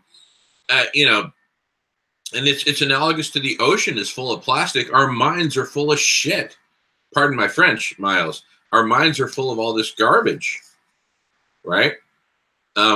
I think that's your point, Al. And it's a really, so in our heroic metaphors, this is like the scene where, our heroes in The Hobbit stumbled into some, bog or swamp where there's all these nauseous gases, and they're barely conscious, but they need to kind of struggle on. So here we are, all brain damaged with all this advertising space junk. And, we've got to, organize ourselves and fight on in spite of being brain damaged. Add that to the challenge. Yeah. Yeah, no, because I think that's what I think I forgot who I read to do that, but that is a huge just mental trick. A very good way to think about it is the corporations or the government, they wouldn't do something if it didn't work. And then you can go backward pedal and think of everything they do. So if you think this newspaper ad is the most worthless piece of crap ever, and then obviously everyone's just going to skip this page in the newspaper, well, they know from this ad, for every $1 on this ad, they make $1.50 to whatever. Hopefully someone's if that is not true, they will not be doing that ad anymore. It is simply that true. And that's why, with the Wall Street, when the banks crashed in 2007, they knew it was going to crash because they lobbied to get the regulations lifted to then do that. They did that because they knew the government would bail them out because they had the plan. They know. And so that's some whole psychological thing is we have our relationships have been predetermined for us, and people don't like to think that because they make it seem like we're individuals, but they have determined our relationship to the earth because, like you said, we don't see the cheetahs. They've been killed and felt and are sold at Macy's already for us. We don't get to choose nature, you get oil product or a Chevron oil product or Exxon Mobil product, or you can go on the plane or you can go on the train that. And that's a huge trap that mostly exists with liberals, is that your individual choices matter. That's a huge just BS movement. That's what they want you to think. Their optimal person is a fat, monstrous person who just consumes, aka Donald Trump. Donald Trump is the perfect person the corporations want. But if you're neutral and you don't do anything, they can deal with that. It's not optimal, but they can still. You're not a problem to them. Yeah. Yeah. Yeah. So this greatest adventure of ours is what lies ahead. Yes. And it's organizing ourselves and transforming. That's one of the reasons I love the pilgrimage thing, is that let me just compare two different hypotheses. Think your way into a new way of acting or action. Think your way into a new way of action versus act your way into a new way of thinking, right? Behavioral therapists would have you act your way into a new way of thinking.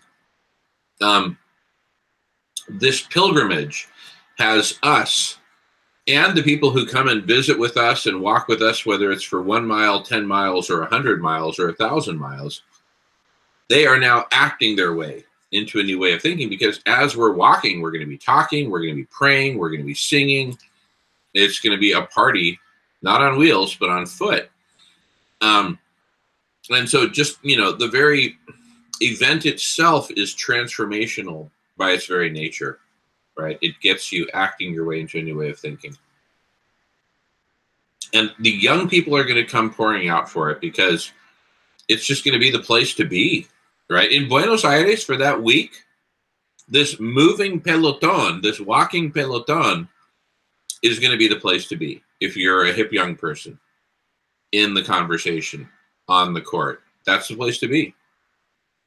And in that culture, they love to talk in public, right? No, I think it's much more social than the U.S. I don't think, like, the U.S., I'm just hopeless on the U.S. just because we're such idiots. Like, I don't know if there's anything that can reach the average American. I know people like to think they do. For DSA, I knock on doors.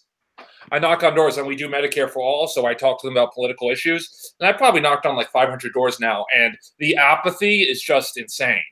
And I think it's, again, because just people don't know what their choices are.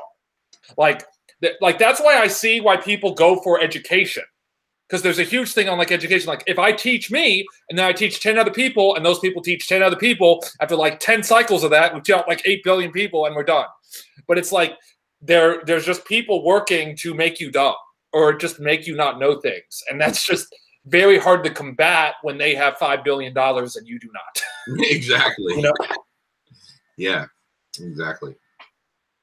Yeah.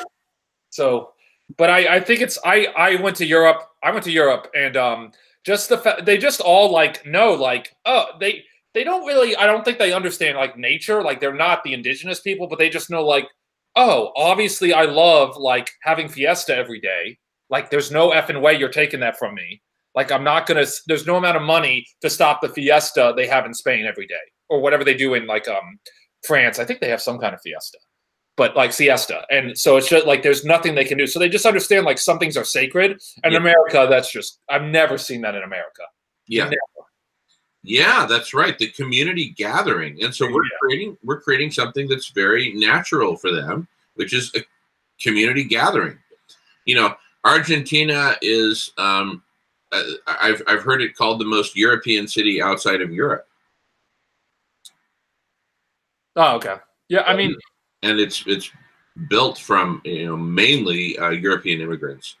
So it's got that culture, and it's Latin American. So it's European and Latin American. It's got the best of both those worlds, and it's Spanish speaking. I mean, what more do you want? I mean, it's like the perfect place to start that fiesta, right? This moving fiesta, right?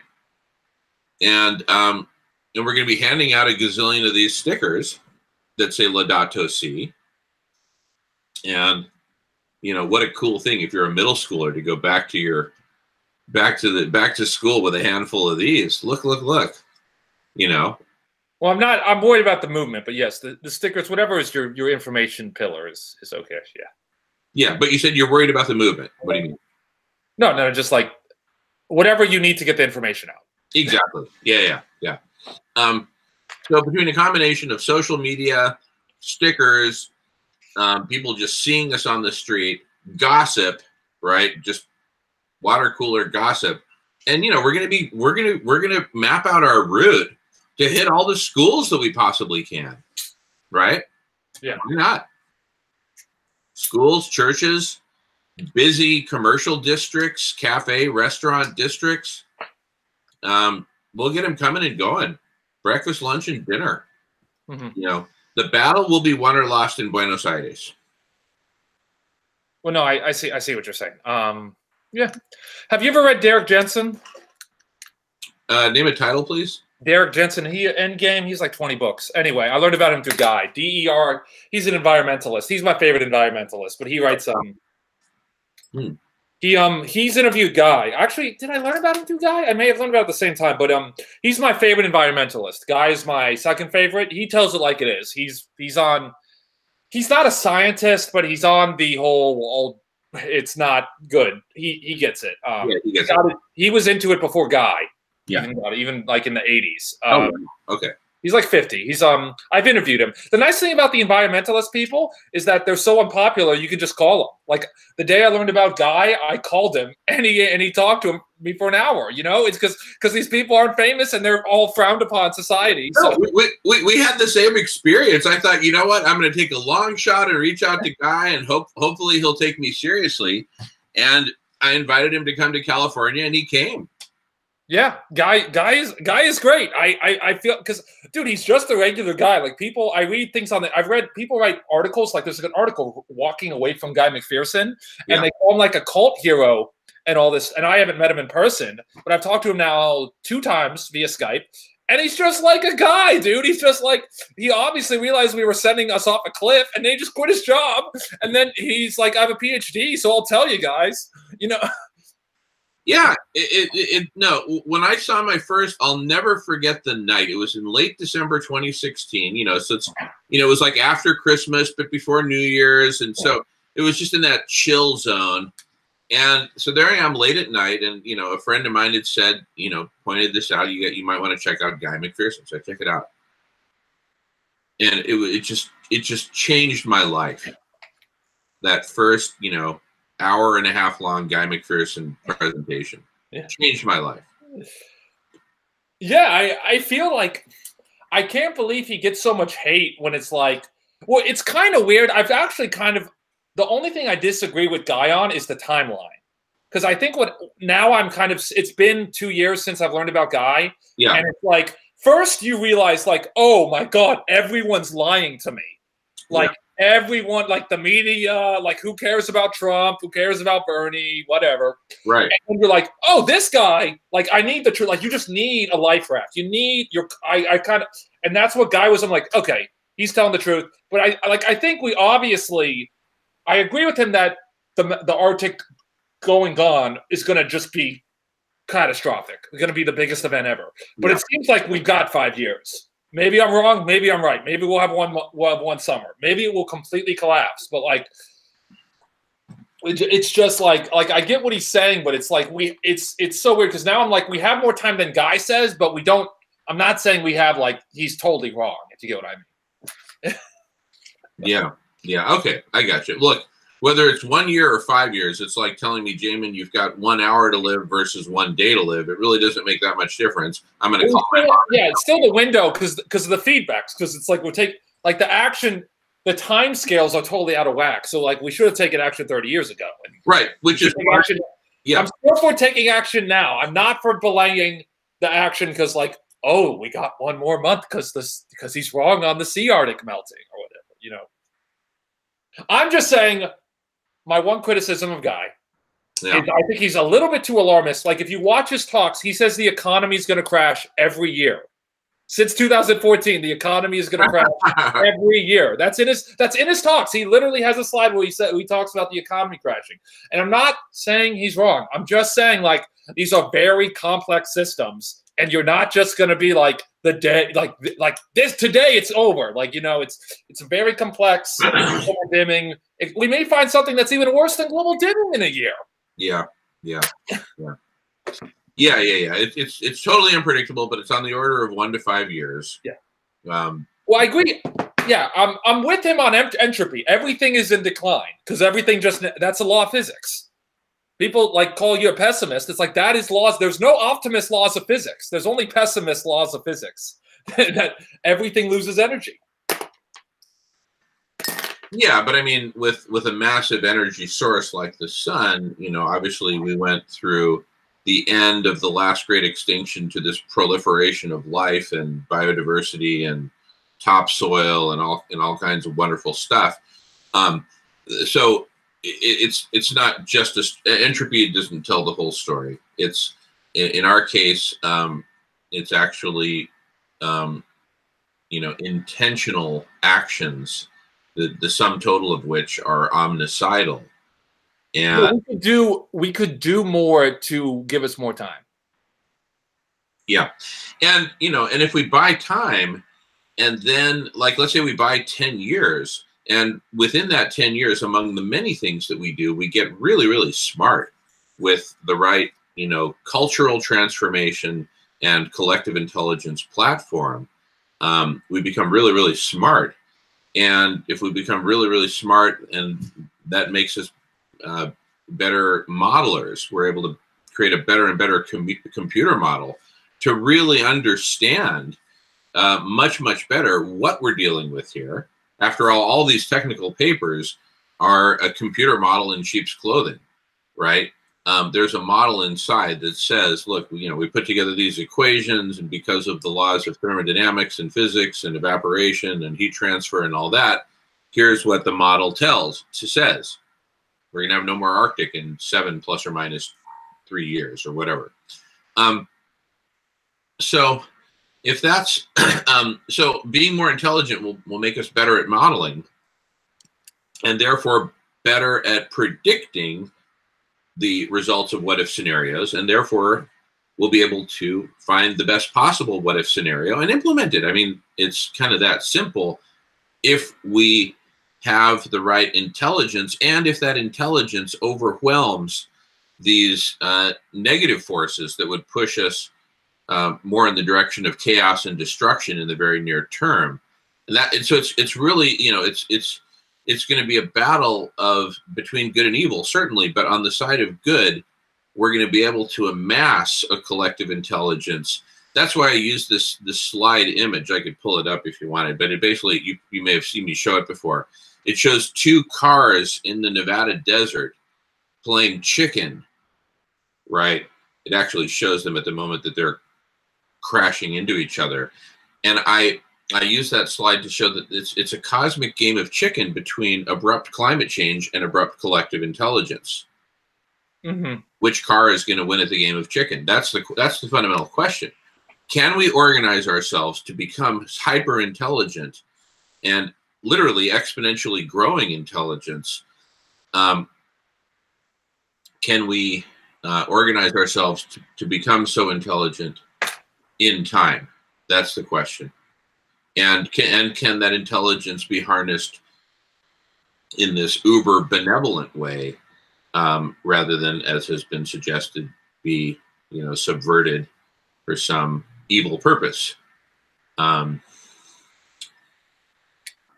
So they would try to do that anyway, so it's not a problem. I mean, that's not a problem in my opinion.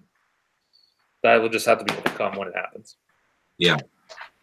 So, and I also believe that unleashing this exponentially growing collective intelligence will have unpredictable consequences, and it may be the most.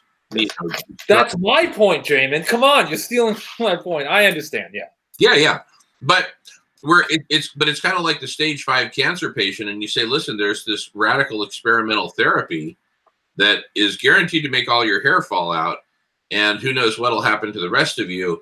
But there's a chance you might live. But if you do nothing, then you're guaranteed to be dead in 30 days flat. You know, when my dad had prostate cancer, and he had refused, you know, this treatment and this other treatment, and finally, you know, he was accelerating in his stages.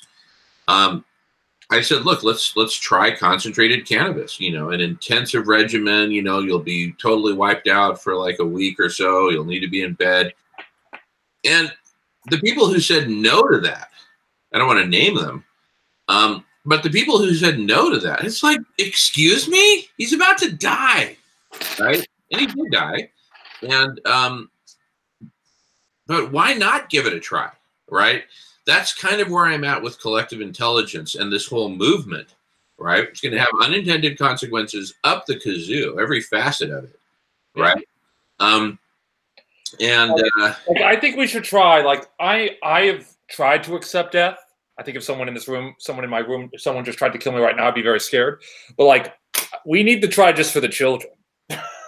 Just for like the people under 15. Like I feel I had 25 great years. I'd like it to be longer. I'd like it to be 75 great years.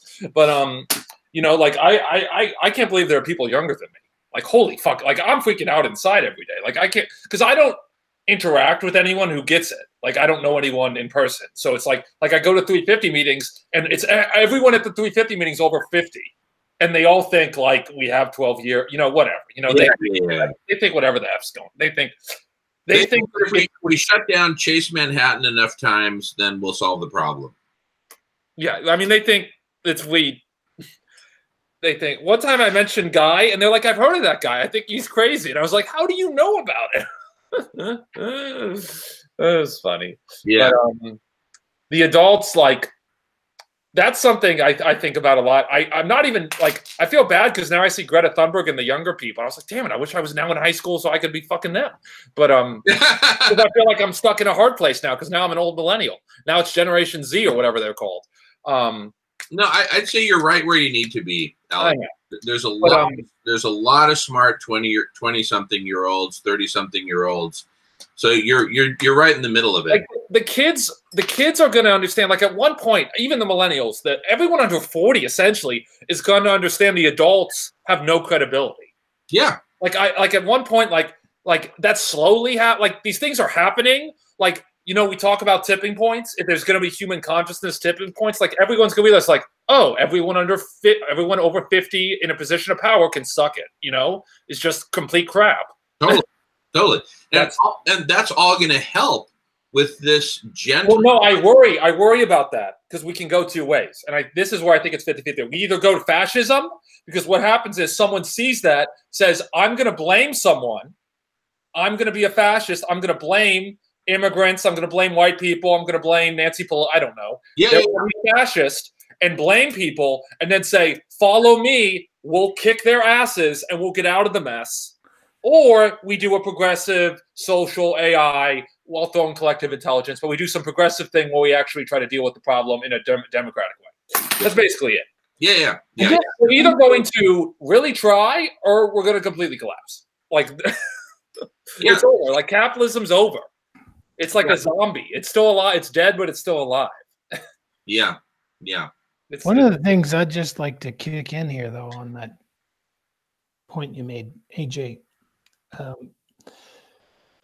we've been in some sort of a psychosis of being rendered passive humans for all my life, you know. So yeah, I can see why today's generation would say, well, you know, you baby boomers, you're responsible for this.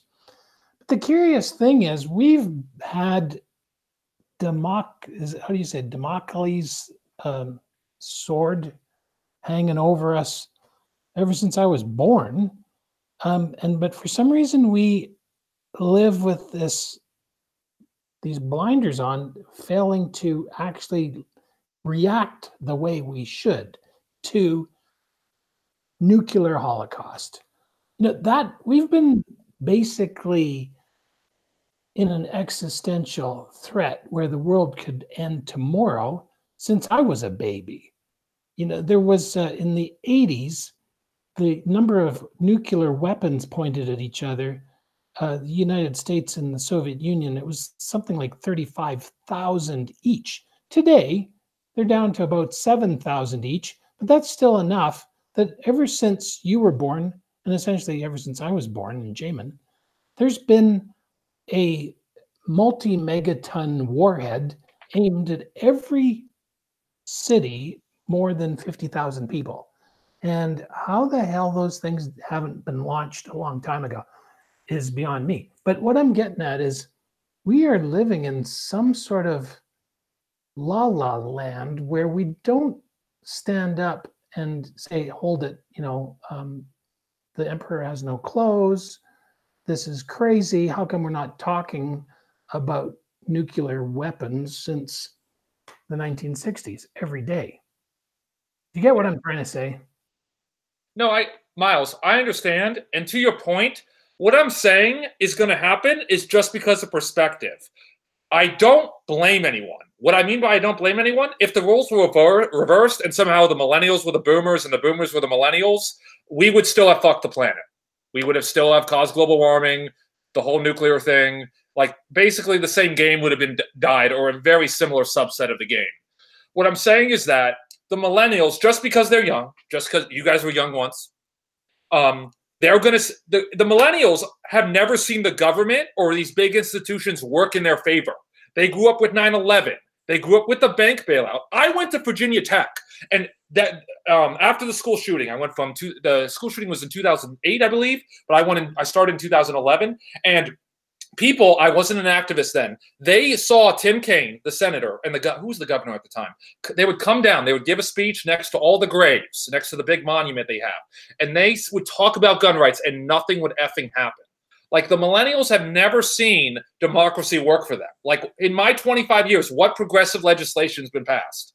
Like, you had the New Deal, even though I don't think you guys aren't even that old for the New Deal. Like, you had the coattails of that. You had Johnson being a man and signing the civil rights legislation. And he basically was a scummy racist his whole life, and then signed that. Because that's a democracy working. Like, I'm gonna do the right thing. Whereas the millennials have never seen the government work to that extent. They've seen endless war. If you're 18, you've been in Afghanistan. We've been in Afghanistan your whole life. Well, yeah, I see what you're saying, because like, people don't realize that Los Angeles used to be just a horrible, smoggy city, and then Richard Nixon, of all people, is responsible for the Environmental Protection Agency and cleaning up air and putting in catalytic converters on cars, which at least took out particulate, which was making all this smog. Does nothing for carbon dioxide. But yeah, I see where you're coming from. And Trump has been dismantling anything that was made back in those days of Richard Nixon from day one. So yeah, it is really tragic that youth haven't even experienced progressive change. They don't. Yeah, they don't see, because if they see people trying, because I think it's a huge difference between people trying. Like Ralph Nader, I know you've quoted him a few times, got him to pass those legislation. So that just shows me, like, these people may be scumbags, but the democracy is functioning enough that you can see it. Like, Richard Nixon may be a scumbag, but he's signing the EPA.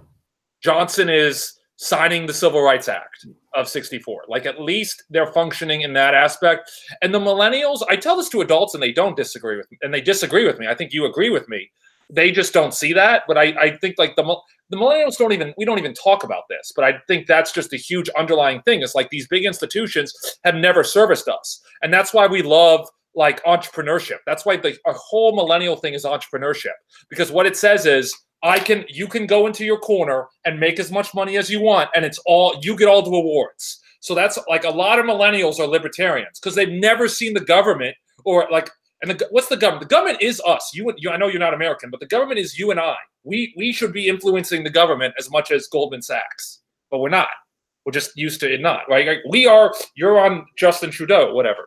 So, like, that's something like you pay taxes to the government no matter what. So if they decide to bomb every country, that's your money. That's you. That's a representation of you. That's like, you can not have a car like I do, but my taxes still go to oil subsidies. So, like, it's just, people don't see it that, like, you're collectively hurting yourself by not going into the political platform to fix things. That's very true. Yeah, it's and I've said it before. You've probably heard me, but Sheldon Woolen said that passivity will be civilization's downfall. And what we are looking at is the classic denouement of civilization we're down to crunch time here for 200,000 years of Homo sapien. I guess that's ones who think about thinking, because we're supposedly the wise ape. We actually think about why we think. So it's now down to a crunch. We are either going to salvage this planet and be the thermostat species that Dr. Rao suggests we can be, or we're going down. But I think the thing is, we should really time to reconcile, at least, even if we can't save the planet. Really say, okay, what went wrong fundamentally?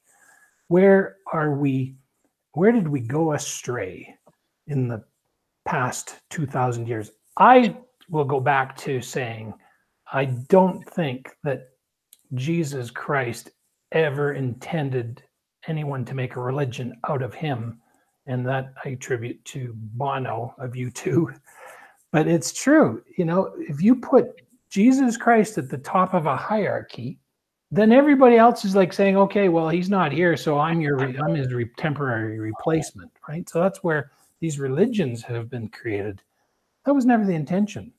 The Holy Spirit was supposed to come to us. He even said, I'm getting out of the way, and he rebuked people for lifting him up or pointing to him. There's actually passages in the Bible where he rebukes people. So this business of hierarchy is where we went wrong.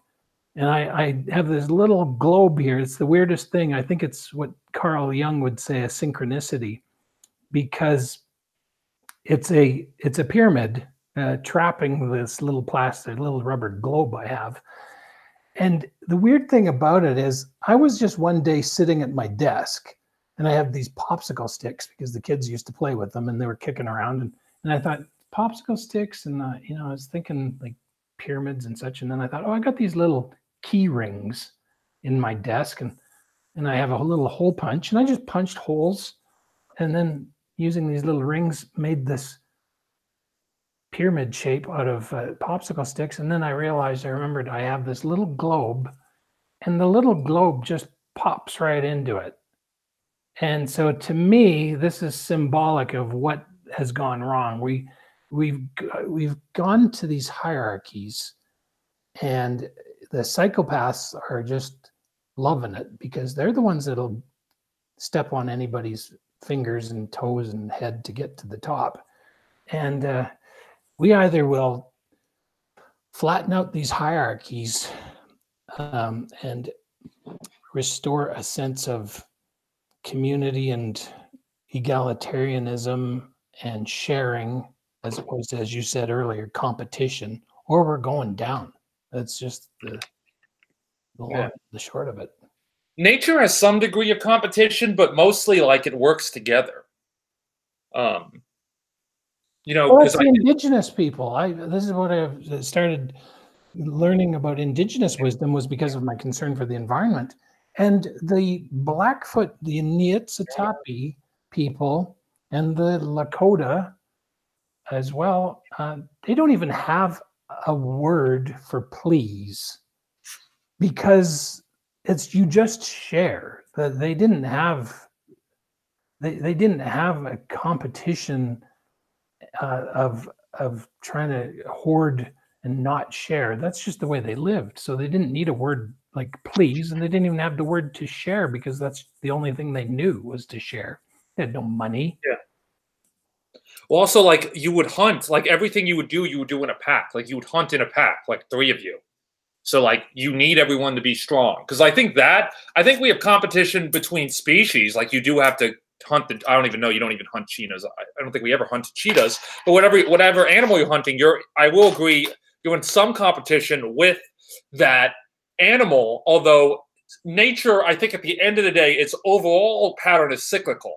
So you die and you give your nutrients back to the earth, just like anything laying in the ground is going to eventually give its nutrients back to the earth. That's what oil is.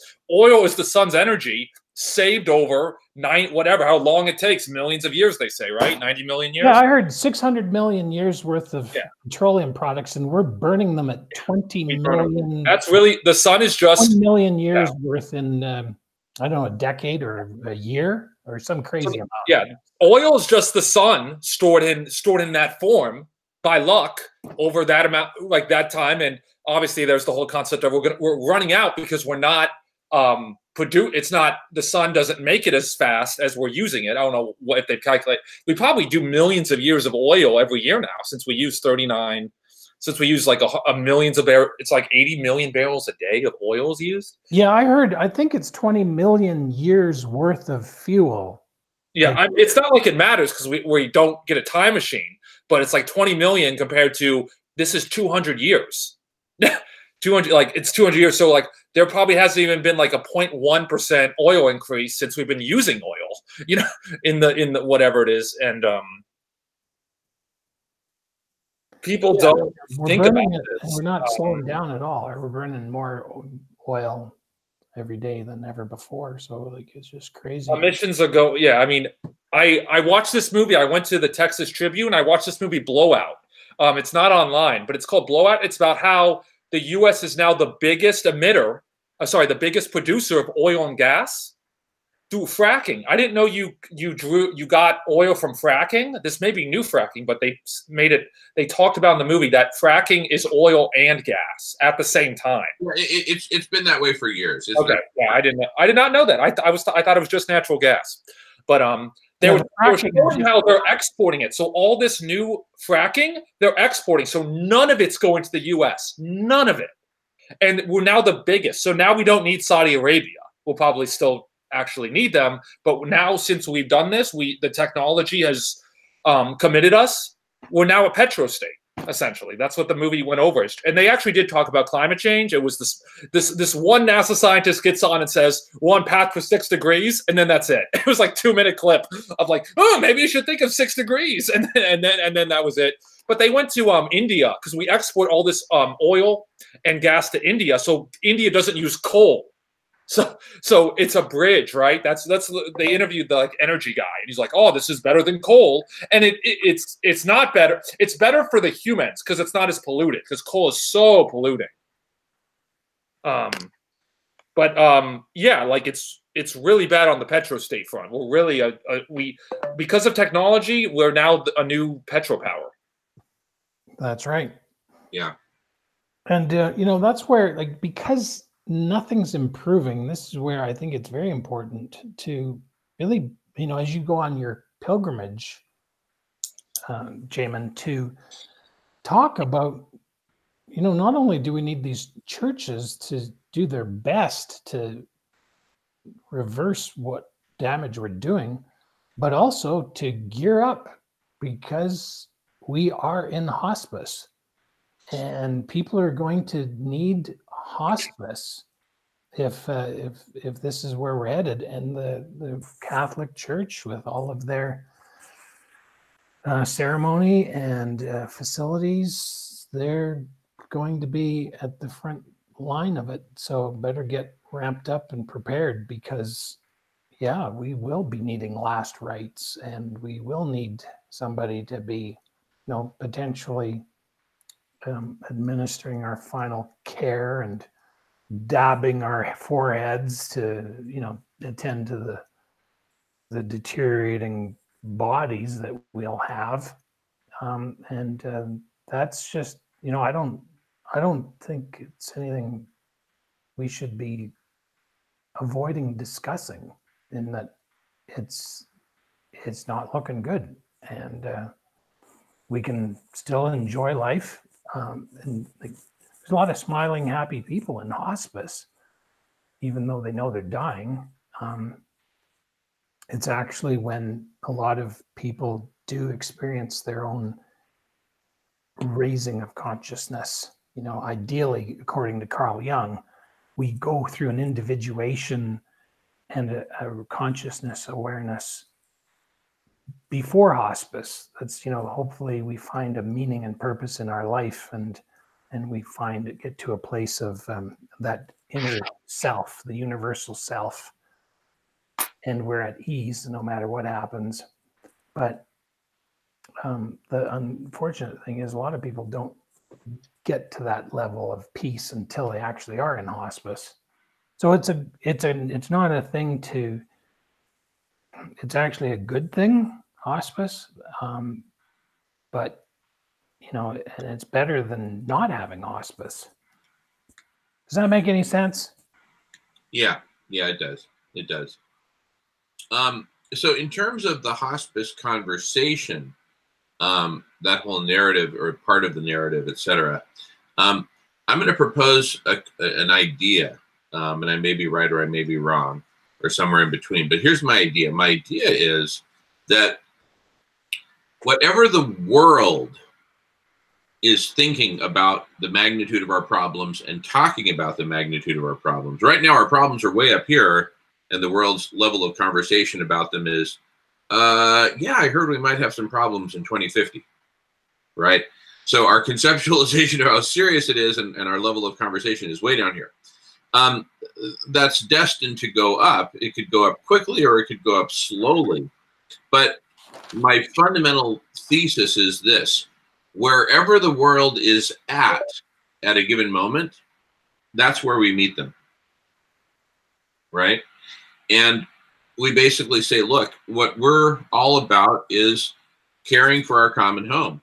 You can love our common home and you can love Pope Francis and you can love the Laudato Si, regardless of whether you think we're on a 2100 times frame, 2050, or 2020 if you're Guy McPherson, right?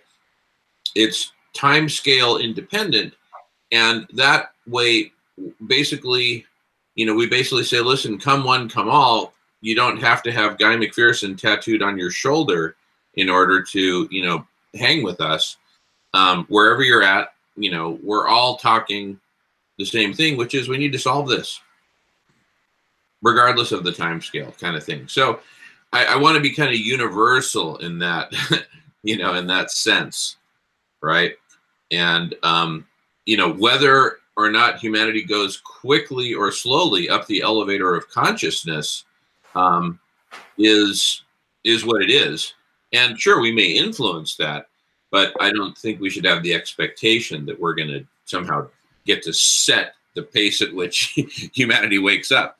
I think actually by creating a party out of it, as opposed to, you know, a doomsday story, more people are going to be attracted to it because it is a party with singing and dancing and, you know, meeting other young people who are progressive like you, and some of them are hot, etc. You know, I think more and more people will come, and that could cause a lot more. Only hot people in our movement, Jamin. Only hot people. If you're not as hot as Jamin, get out. Okay, so only Brad Pitt is allowed in our movement. So, I think you raise a really good point, Jamin. You know, like I'm saying, okay, like we do need to gear up for preparing for potentially mass casualties. But I agree, you know, you can only move people along as quickly as they want to wake up. Like here in this newspaper here I got from today, title or one of the articles here, Moving Forward for, because city council okays $1.5 billion, that's billion with a B, for 4 major projects, including an arena, you know, so, and then we're building this ring road. It's a massive freeway on the west side of the city, and I've seen it. It's amazing. They're tearing up Mother Earth like crazy, putting in bridges and overpasses for this huge ring road. And it's like, good Lord. But anyway, to your point, waking people up gradually, you know, we start saying, hey, we got to have hospice for insects. We got to have hospice for earthworms, you know, and actually be quite blunt about it. Like, honestly, folks, have you been, how much windshield washer fluid did you buy last summer for your trip across your vacation out to wherever you went?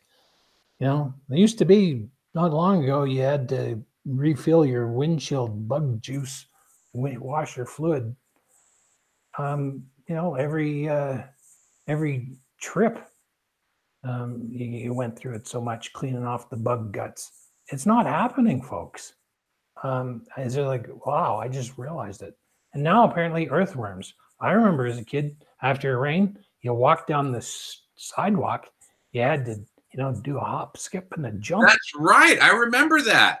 There's earthworms crawling all over the place. That's right. Now, apparently, the earthworms We are know like, we've killed 75% of them since you've been alive. So yeah.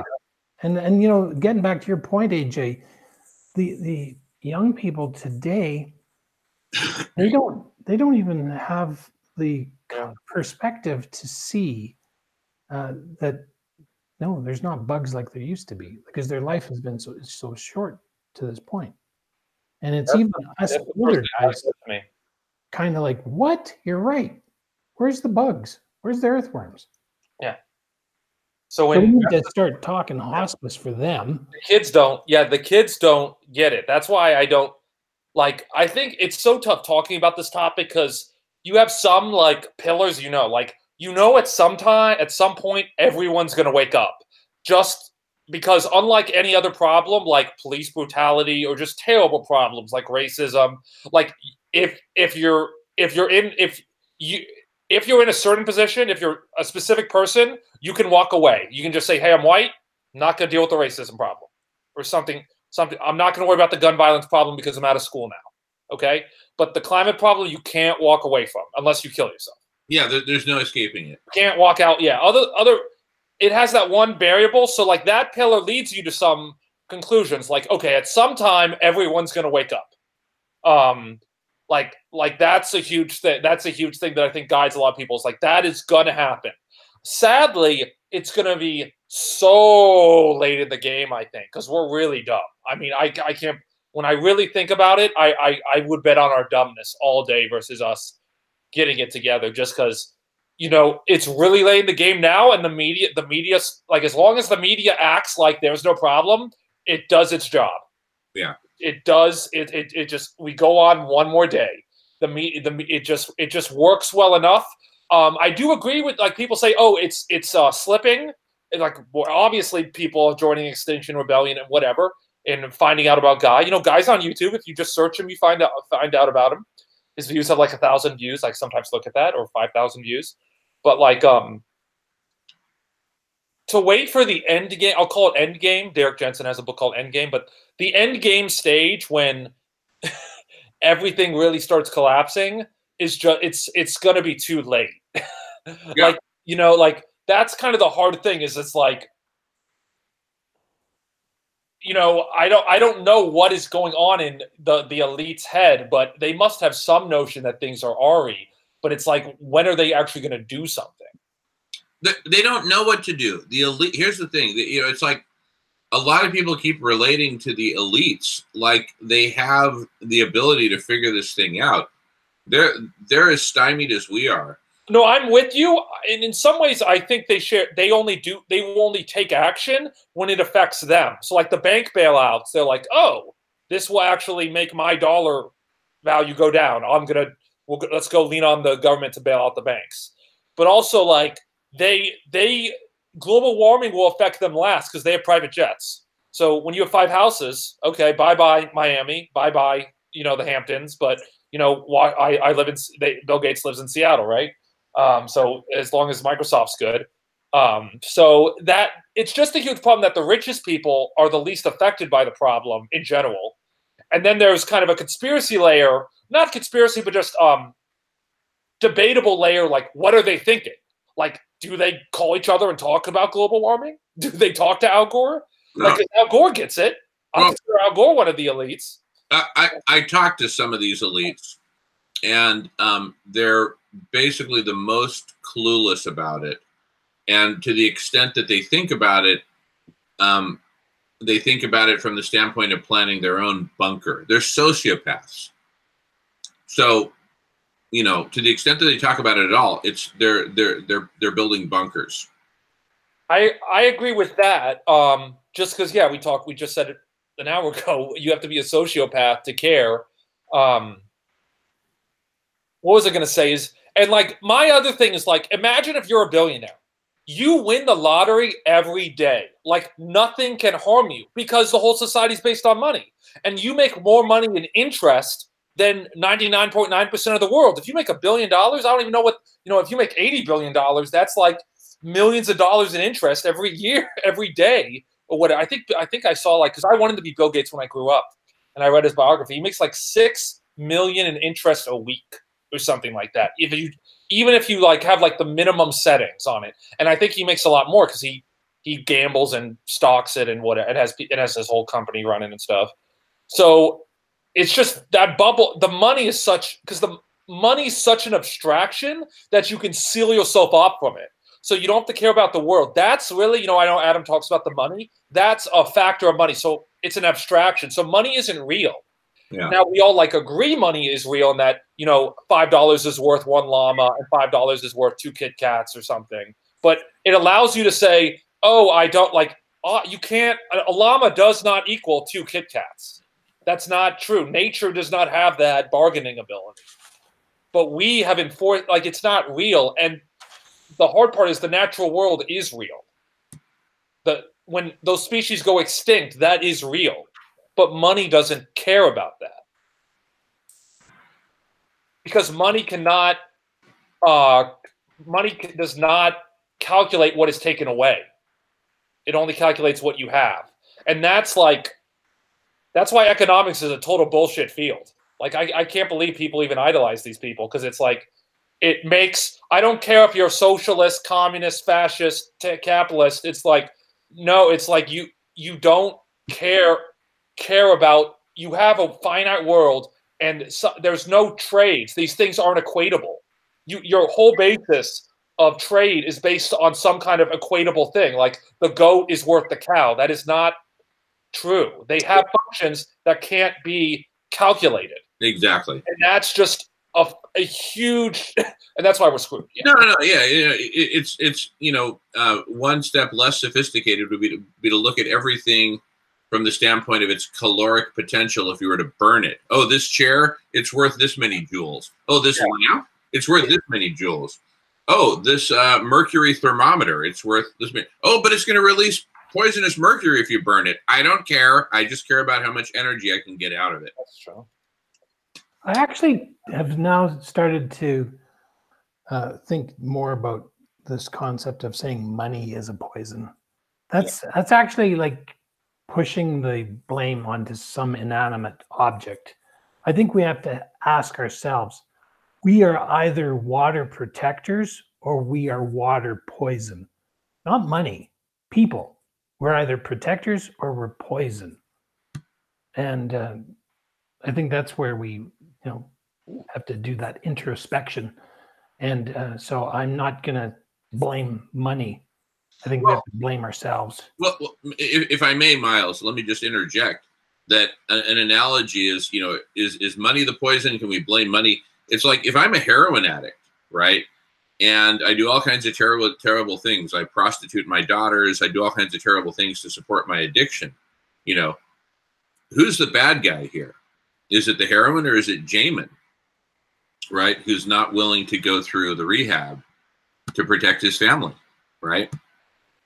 So yeah, and the thing is, like, even heroin can be used. Heroin is a synthetic drug, and it initially, it was apparently, it was part of research into finding medicines to relieve pain.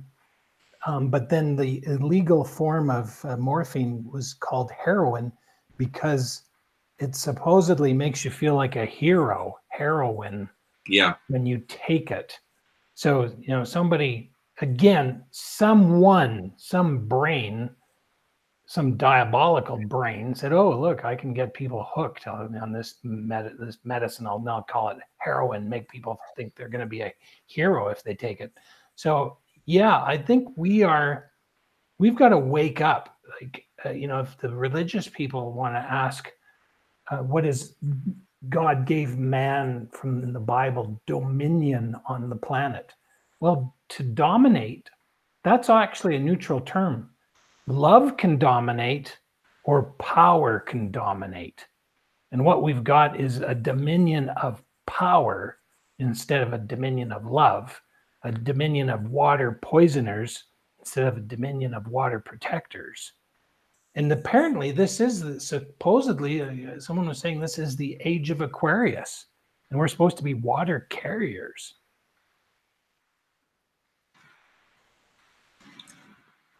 No, I agree. I just like I think it's like people, you know, it's like technology. The reason technology causes all these problems I'm talking about, and money is a technology.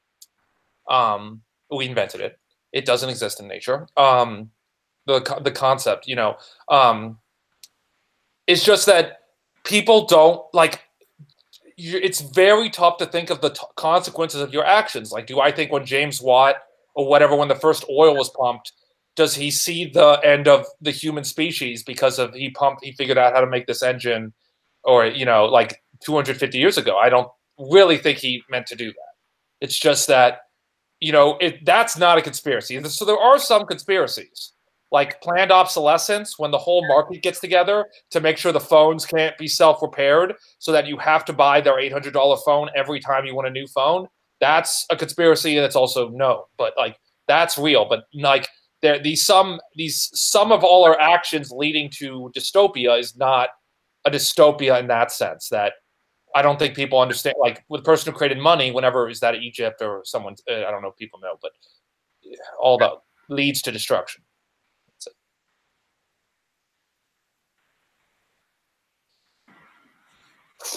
Here's a quote. You children have something to give us which is priceless. You can still look at the world with a sense of wonder and remind us grown-ups that life is wonderful and precious. After a child's helplessness and vulnerability, after all, a child's helplessness and vulnerability bring out the best in us. Part of the best in us would be a particular tenderness towards the earth, which we share as human beings. All of us, and together as nations of the world, will leave to our children and our children's children. We must be kind to it for their sake. That was spoken in 1989. And guess who said it? 89? 1989. Is either Ted Turner or It was actually Queen Elizabeth in her Christmas message. Wow. She was talking about the need to attend to climate change back in 1989. Yeah. And, you know, I'm supposed to, as someone under her command, I'm supposed to be in allegiance to her. So yeah, I'm culpable. You know, I guess I should have the handcuffs thrown on me for not obeying our queen, because I'm supposed to be in allegiance to everything she says and jump to it when she says to do something. Mm-hmm. Yeah, I'm with you, man. I think people. It's funny, people try to warn us. Like Albert Einstein said, like if we don't, I think it is a real Einstein quote. He's like, if we don't learn how to work together, we're doomed. And he helped found the UN. You know. Yeah, 1946, right after the bomb was blown up. And he helped make it. New York Times, April of 1946. He said, atomic education is urged and mankind needs to change their thinking if they're going to survive. A new level of thinking, which is what radical collective intelligence seeks to be. How did you think of radical collective intelligence, Jamin? Or was this from something else? Yeah, no, it was an evolution. Part of the inspiration came when I was working on how do we solve world hunger back in Oh, I've seen those videos. I went on your Instagram. Oh, you check those out. Okay, great. You never give up, Jamin. No, I never give up. And I am my father's son. When I saw the Darth Vader stuff, I was like, okay. It's funny seeing you in like Guy, because Guy's like the opposite, not in the way that he gives up, but he's just like, yeah, it's over. And you're like the exact opposite. Yeah, exactly. But anyway, to answer your question, in 2011, I was working on how do we solve hunger? And I was working on just like computer models and how do we optimize agriculture and food distribution and all this kind of stuff. And I was also working on kind of the marketing mechanisms for how we would make it popular. Let me ask another question. Yeah. So you were in the corporate world before this, right? Correct. because I like was in it for 3 years, and I already could see like my mind going. Like Yeah. you either, like become the sociopath. Yeah. Like there's no way you get out of it being a dad. So how did you like end up being a good person or care about people? Yeah, no, thank you. Well, I went into the corporate world caring about people. You know, my life dream ever since I was 14 years old was to end hunger. And I did all kinds of volunteer work in high school and college and beyond. And so even the 6-year period that I was at Microsoft, I had a vision for how we could do really cool things that would help the world. And granted, my mind was still, I was a heroin addict to money. I admit that freely, and to some degree I still am. Okay. But so, you know, it was messing with me. And, you know, in the end, you know, by the end of 6 years, it had been a long haul just at Microsoft. And, you know, I tried to kind of make it a hybrid, and I was sort of a renegade within Microsoft. And I made it an adventure. And, you know, I was an intrapreneur, an entrepreneur inside of a big corporation where you have all these benefits, but then all these constraints. It's just like a weird computer game, computer adventure game kind of thing. Well, good for you. You and Al Gore. Thanks. But anyway, but it's a fair question. And anyway, so when legalization of cannabis came along in late 2012, I saw an opportunity for how we could fund the end of hunger, and so built a brand. Hey, Michael, welcome. Hey. Hey, good timing, Michael. Michael is the one who came up with the idea of doing the tour, the pilgrimage, and Michael, Alex was just asking how we came upon collective intelligence. So you're right on cue, Michael. I was talking about how in the cannabis days, when I figured out, hey, we can, you know, use solving one problem, ending prohibition, to solve another, ending hunger, but then I found out about all the violence and other problems associated with prohibition, and it was just like, wait a second, we're solving multiple problems at once. And this was around the time that President Vicente Fox and I were touring around together. We did a whole big tour in the summer of 2013, press conferences and symposiums and things like that. And at the big climax that we did in Mexico, right in the heart of the drug war, my keynote speech was about how we need to focus on solving all of our problems holistically.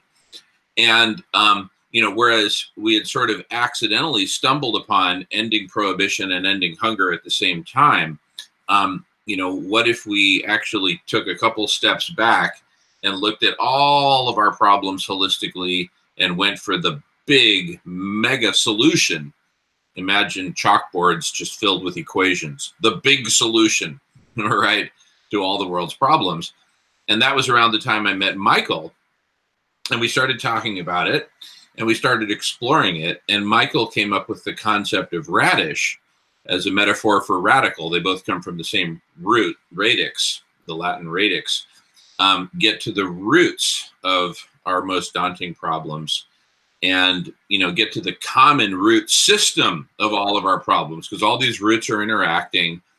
And so we, you know, that became the beginning of kind of a whole creative exploration, where we then looked at these root systems as taxonomies and interacting taxonomies of topics. And so that's how we came upon, you know, and then we just kept coming up with ideas, and the team grew. And, you know, and here we are. Very nice. I know. And now you're about to save the world. Well, that's always been the mission. That's always been the objective.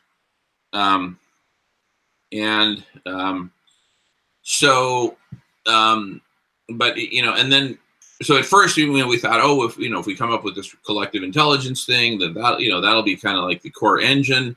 And then we came up with CCC, the new standard for a compassionate economy, which we thought that can help become a mechanism that'll work symbiotically with collective intelligence, and that working with community cafes. So we started to kind of fill out the mosaic with different, you know, parts of the solution. So we've been kind of like this R&D lab cranking out the pieces of the solution, and for lack of a better word, waiting for this moment when we could have a platform in which to bring all of this to the surface, when, you know, when solutions come into demand, which is now. You know, as more and more people wake up to the crisis, suddenly solutions are in demand. We started working on this years ago when solutions were not in demand, but we could foresee the day when solutions would be in demand.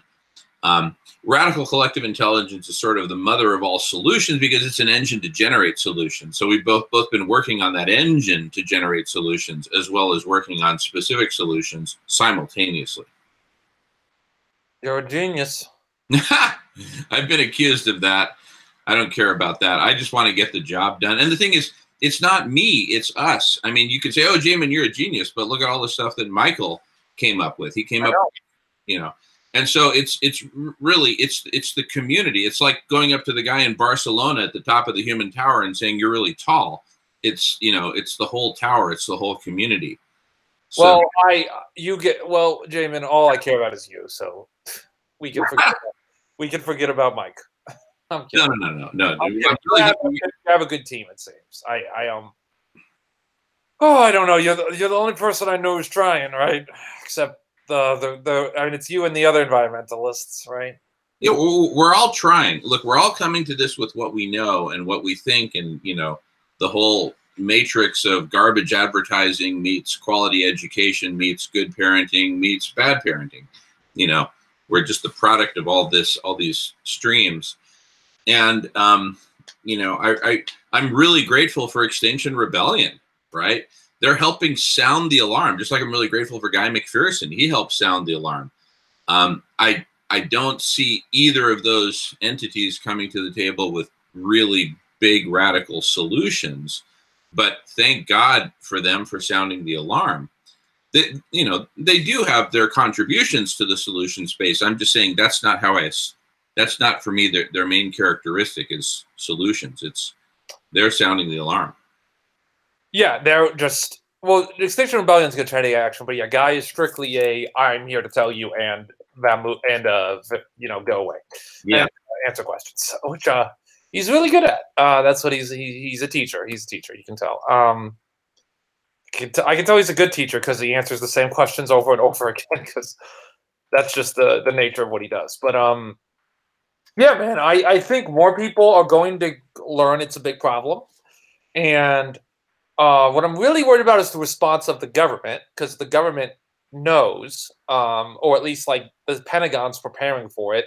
And it scares me when, you know, like India builds a several 100-mile fence along their border with Pakistan because they know Pakistan's going.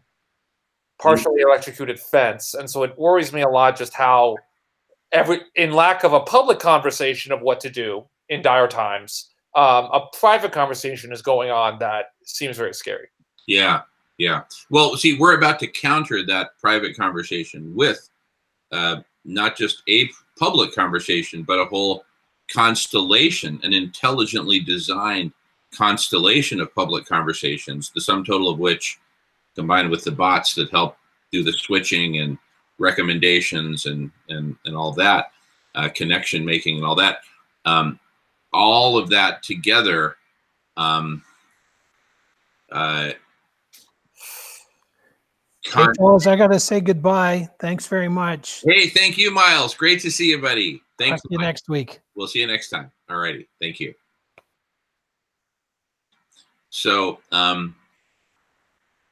you know, it's that's going to counter the private conversations, and it's going to overwhelm them because everyone's going to know about the public conversations. Very few people will know about the private ones. And the public conversations are what's going to bring us together, right? Because it becomes the forum. It becomes, you know, that public forum in ancient Greece where the conversations were happening. That was where you went for conversations.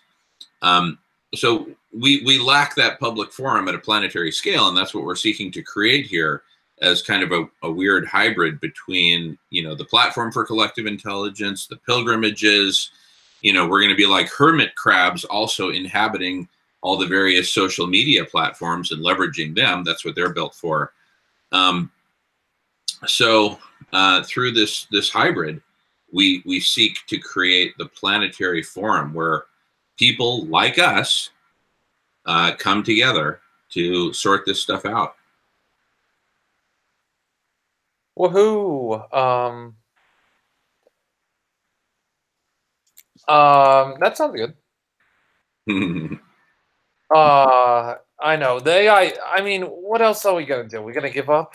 Exactly. We're not going to give up. We can't give up. Look, we go through our stages of. I like the hospice situation though, just because like I had to go through hospice to realize like, why don't we just try? Because we're going off the cliff anyway. Like, the thing about the hospice, like, sadly, it takes, like, this is what I talked about. Like, if they're not ready to engage with you, if they're not at that level, I don't know what makes them not a psychologist, but if they're not ready to be at that level, then it's so you're throwing bricks at a wall.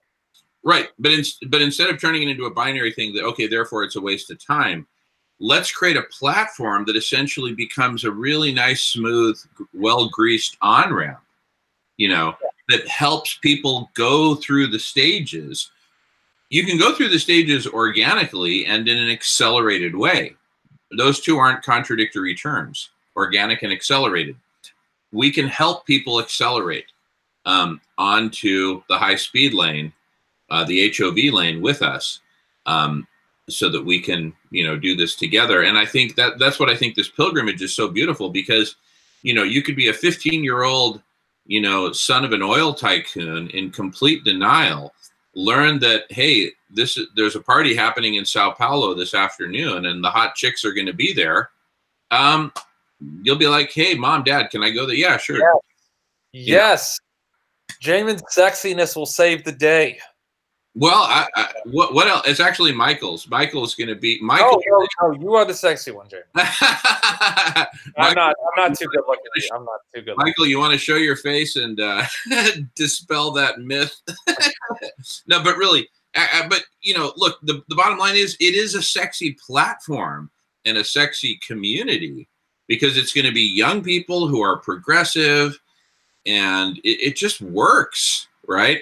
Mm-hmm. It's kind of like when I was 14 years old, I didn't really have a strong position about abortion, right? It wasn't really part of my world in 1982.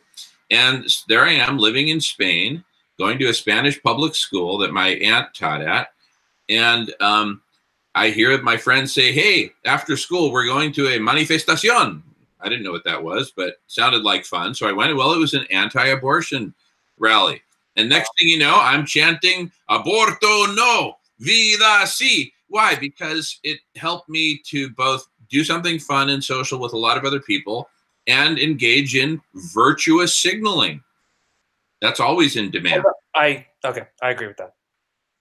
Yeah. No. Studies show what makes you change your mind or join a team. Essentially, is not the religion. They've done studies on religion. And it's not it's not Catholics, flying spaghetti monster, ISIS, whatever. It's who you hang out with. Yeah. So if you get like so when I was at Virginia Tech, I'm from Virginia, but I had never experienced how religious it was down south. Yeah. And like I remember so I get there, everyone's trying to make friends. Wasn't too good at making friends, as good as I am now, because I'm just so awesome. I like talking. No. And everyone's doing this. I forgot what it was called. Oh, it was like CPAC. It wasn't CPAC. It was like there was a religious analogy for it, and it was like Christians who love something. And I went once, and I realized everyone just went to have fun, because I was an atheist. I was like, I'm not going to this BS. And then I could see it once I went. I was like, oh, everyone just acts. Everyone just. I guess they believe the little Bible reading part, which is 30 minutes, but then we have a 2-hour party afterwards. So. Like, what is going on here? And I was like, okay. You know, I never went after that, but I could see that's the only reason anyone went. But everyone, if you asked anyone, they would lie to you and tell you they went because they believed it or something. Yeah, I missed a chunk of what you were saying, but I think I got the gist of it. What I'm saying is people do stuff if it's fun and they feel in the team. It doesn't need, just because it's called Muslim or Islam or Hinduism or Catholicism, it doesn't matter. People need to feel a sense of belonging.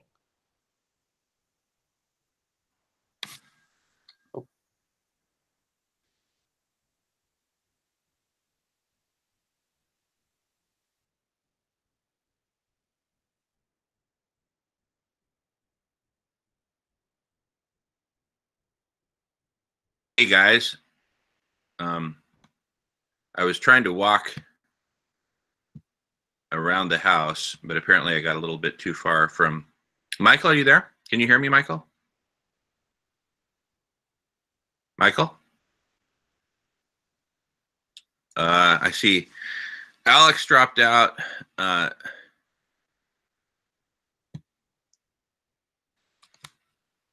Hey, Michael, are you there by chance?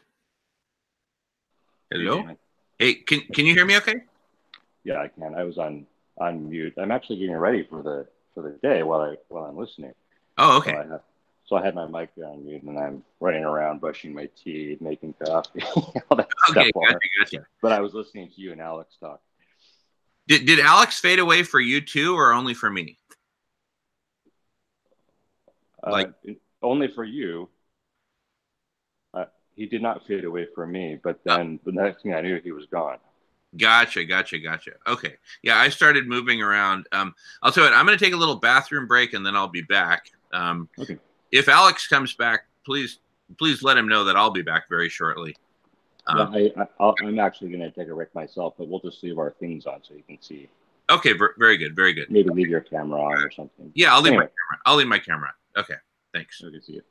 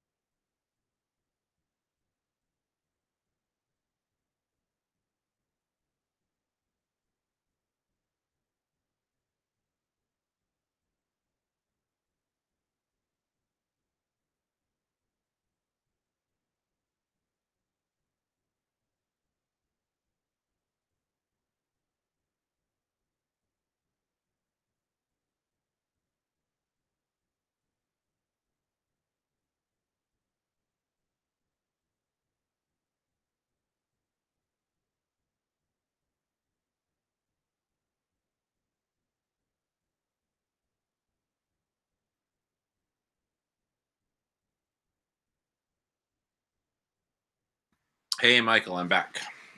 If you happen to be within earshot. Hey, I'm here.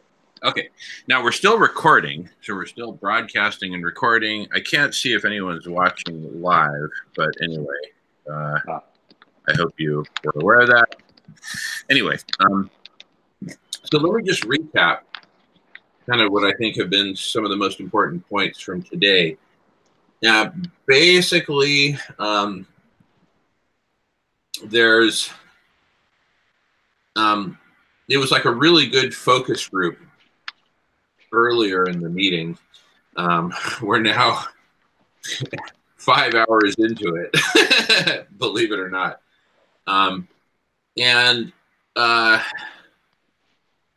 It was like a really good focus group for the, Tour de France, right? And Laudato Si, etc.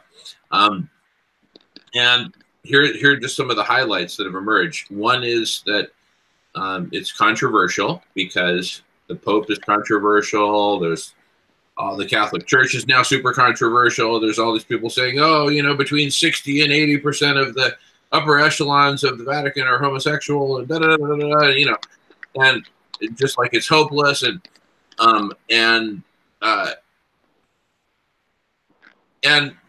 saying, look, I'm not saying the Catholic Church is perfect or without major flaws, or I'm not saying that of any religion. I'm just saying the religions have a certain standing and a certain influence, and it happens to be massive. So let's leverage it, because it's not, part of the, private sector, national government, dyad, where the oligarchy controls both parts of that. By the way, I'm getting a lot of kind of background noise, so you may want to mute if it's convenient. It's not a big deal, but anyway. And so, anyway, so so that's where we're coming from fundamentally. Now we're starting out in Catholic countries where we're going to, just spread a very singular message. It's the Laudato Si, the encyclical, right? The answers are here, or at least the foundation of the answers are here. Let's start there. Do what Pope Francis asks us to do, which is to come together and use our collective intelligence to come up with all the solutions, right? So this is the foundation. And upon this foundation, let's build our collective intelligence, build this planetary community. We're answering the call and inviting everyone else to join. And, we've got a whole bunch of specific ideas when it comes to actually building solutions on this foundation part. The simple, superficial part is Laudato Si, Pope Francis, good stuff. Read it and form discussion groups to talk about it, right? We're the Johnny Appleseed of the Laudato Si, right? And so that's the superficial, simple part. Go deeper, and well, what's the Laudato Si saying? It's saying it's saying a lot of things. Here's the nature of our problems. Here's kind of a biblical, spiritual foundation for the whole thing. Here's integral ecology. A very vague but beautiful picture of where we need to get to, and then where it kind of nets out is, to get there, we need to come up with a whole bunch of solutions that we need everyone to come together to figure out and co-create. He doesn't use the words collective intelligence, but what he's talking about is collective intelligence. Now we're going deeper. Well, how do we form this collective intelligence? Well, we're doing it right here, right now. Us having this conversation is part of the collective intelligence. Us being on camera is part of the collective intelligence, right? We have a proposal that we submitted on January 8th to the Catholic Church, to Pope Francis, with, a detailed implementation plan, a proposal for implementation to get us there, including collective intelligence, including leadership, including bringing all the different religions together. See, now we're getting really deep into the material. So we can start out really simple, and yet there's a lot of depth. And all that played really well, right? in the end, even the people who were like, hey, this is too controversial, this is too conflicted, too many blah, blah, blah, you know, even they essentially came around, right? So it's playing well in our little focus group.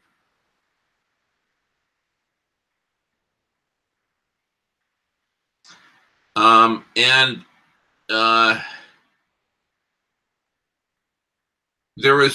it was just a radically cool session today, you know, delving into it and looking at it from all these different angles. And, you know, even some of the most skeptical who normally throw really hard curveballs of skepticism essentially came around and said, wow, you know, it's worth a try. Why not? Right? I mean, I think you heard Alex say towards the end there, you're the only one who's working on a solution, right? I don't think I'm the only one. There's a lot of people working on solutions, but I think what he meant is like a big, all-encompassing solution. Well, perhaps what we would call a meta solution. You know, collective intelligence, all of us coming together. So in my mind, what we're doing is we're just putting together the final connective tissue to bring together just the missing connecting rods to what's already there. Laudato Si is already there. Pope Francis is already there. He's already talking with other religious leaders. All the young people in the world are up in arms and want to see solutions to abrupt climate change. Solutions exist. They need to be cobbled together. Information and communication technologies exist and platforms exist. They need to be cobbled together. And this pilgrimage is designed to, you know, really shake the whole thing up and bring together the different missing pieces so that we can put the whole of a planetary community operating at a level of radical collective intelligence and co-creating our way out of this and transforming virtually everything in the process. It's the nature of it, right? So if the idea of everything being transformed in the process is too scary for you, well, then you're not ready for this, right? Y'all ready for this? Are you ready for this? So, but anyway, just like we were talking about towards the end there, I think this provides a really nice and gentle on-ramp to, you know, to where we need to get everyone to, which is united and searching for solutions and co-creating solutions. Yeah.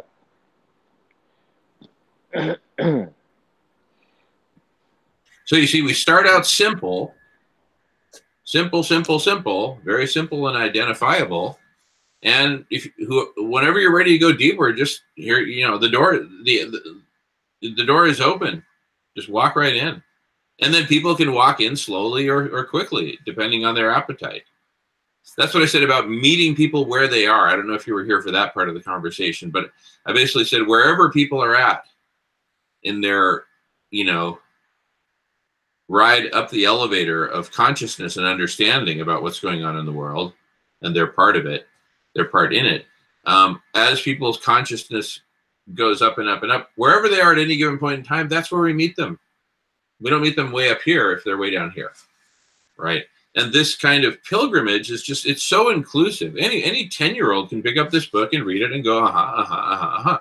There's nothing that's immediately causing them to have to make some 20,000-foot leap in a single bound, right? But it gets them going. It gets them going, and it starts working on you in a very good way. And then you can, you know, just like a homeschooled, you know, prodigy studying mathematics, he can go as fast as he wants to go in terms of going deeper, right? Because there'll be all these videos, this whole collective intelligence, all talking about this, right? Anyway, love to hear your thoughts, Michael.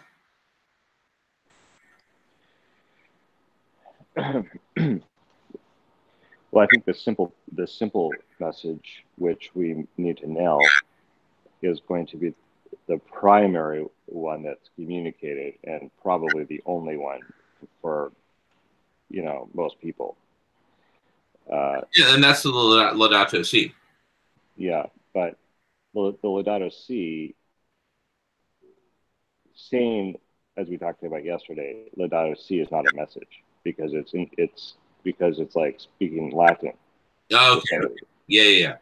That's not a message. That's maybe a brand. Yeah. But then what is it associated with? What is that brand associated with, right? Nike's associated with, you know, shoes. Yeah. Athletic shoes. Yeah. No, I gotcha. So how about this, Michael? We associate Laudato Si with solutions to the world's problems. yeah, and specifically with the ones that the Pope outlines, namely climate change and inequality, people and planet problems. Yeah. Which of course encompasses, you know, more or less all problems. But he does have a certain spin on it, which is climate change and inequality, which to my mind are the two biggies. And they're mutually reinforcing. So I think he has the right, you know, there's the foci. Yeah. The dual foci. Yeah. The dual foci. Yeah. And that's the message, not just people and planet problems, but those are two particular problems. And they're the most central, you know, they're the two pillars, right? Climate change is the number one planet problem that encompasses so many other planet problems, and that overlaps with the primary planetary problem of inequality. Right. Inequality was ultimately the cause, and climate change the effect, because inequality set humanity in this game of hoarding and survival and scarcity mentality, and poisoning ourselves with money and drugs and all that. You know, power, that's right. The power struggle, which turned into a power structure. That's right. The power struggle that turned into a power structure. So it's all interwoven. Let's just call it the cluster mess, the grand cluster mess. I call it the cluster fuck, but yeah. Okay. So I was trying to avoid the F word anyway. So here we have the grand cluster mess, and you know, we characterize it in roughly those terms, like we've been talking about in the last few minutes. Keep it simple, right? Yeah, that's the cluster, and this is the liquid Drano, right here, right? Well, that I don't think the Pope himself would claim that the Laudato Si solves the problem. Well, here's the thing, and here's where we take a page from the Coca-Cola playbook. Coke adds life. Is that accurate? No, it's actually the opposite. The opposite of that is the truth. Coke equals death in so many ways. What I'm saying is we need a message that's simple. The Pope has the solution to the world's problems. It's in this book, the Laudato Si. Bam. That's the headline. It's oversimplified, and then you come closer. Yeah, you're right. You either read the Laudato Si, or you say, "What do you mean by that?" Give me the 30-second elevator pitch, right? But either way, and then we go deeper from there. That's right, and actually take back what I said, because in a sense it does on a very high level contain the solution or the solutions. Yeah. Because now he doesn't talk about specifics. He leaves that intentionally unaddressed because he knows that that's not his place. Yeah. To come up with global shading, for example, right? So he doesn't talk about those kinds of things. He probably doesn't know about those kinds of things. But he knows that we need a radical cultural revolution. Yeah. Right. He knows that we need to think differently about the relationship between people and the planet and between people and people, and that we need to bring about, a form of equality, and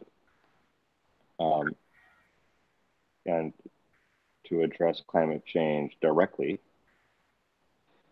So he does have this. He does speak to the solutions on a very high level.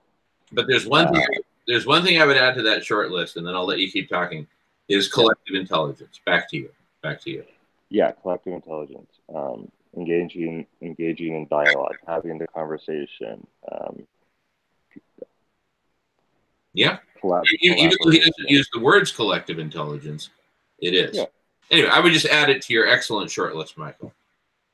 Maybe we could say that's what brings the two together, or that's the meta solution to solve the two primary problems, and by extension, all of the other problems. Well, here's you want to hear a super clean, oversimplified way of putting everything together? Yeah, let's hear it. Okay. So rewind, 3 years, 4 years when we were first kicking around, or longer than that, 5 years, collective intelligence, right?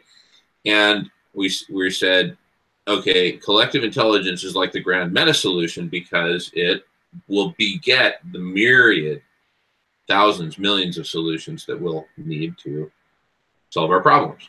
Fair enough? Okay. Right? Right.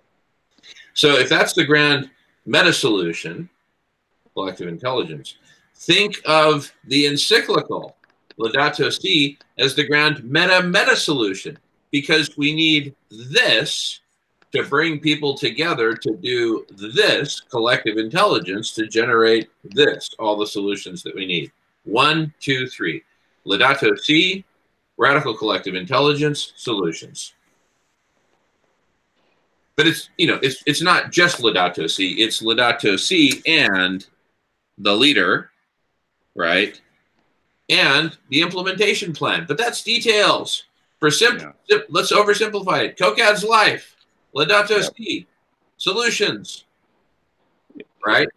Yeah, I agree with that, but I would qualify it by saying for a certain segment of the population.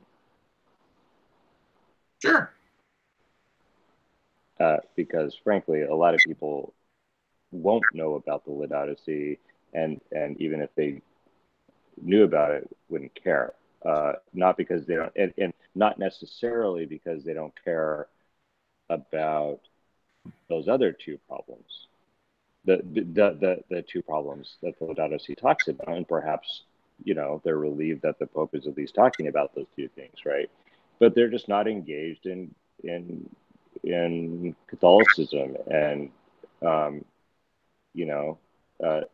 other words, they may not be religious, or they're well aware of those two problems, or they may even be working hard to solve those problems, or they would be willing to solve those problems if it was just presented to them in a way that was comprehensible to them and compelling, right? And the Laudato Si is not going to speak to everybody in the same way, in large part because it's a Catholic document.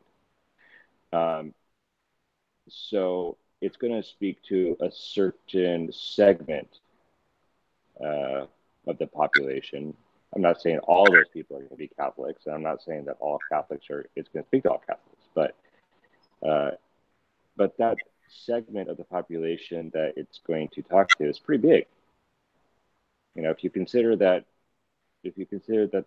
there are about a billion how many Catholics are there? 1.2 billion. Okay. But I'm not sure of that number. That's just my estimate. Well, that's probably inflated, but let's just say, but I could be wrong. Let's just say there's a billion Catholics. Call it a billion. That's fine.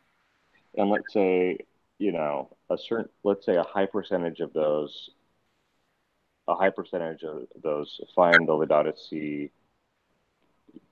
comprehensible and compelling. But not all of them. But then there's a small percentage of everybody else who's not a part of that 1 billion, right? Who also finds it comprehensible and compelling. And so together, let's say that farms 1 billion people. Mm-hmm.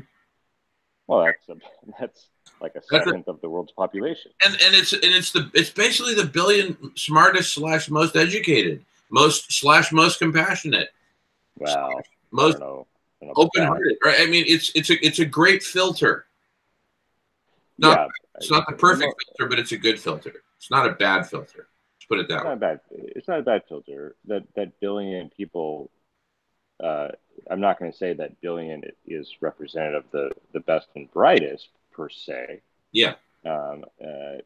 Probably to the contrary overall. Not that there aren't smart Catholics. So obviously there are smart Catholics, engaged Catholics, powerful Catholics, and all of the rest.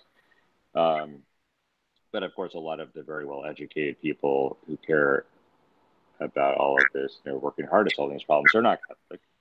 And may well be,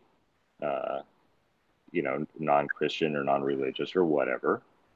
But there's enough smart people and caring, compassionate, caring people who are Catholic, that the fact that it is Catholic doesn't in any way take away from its gravitas and worth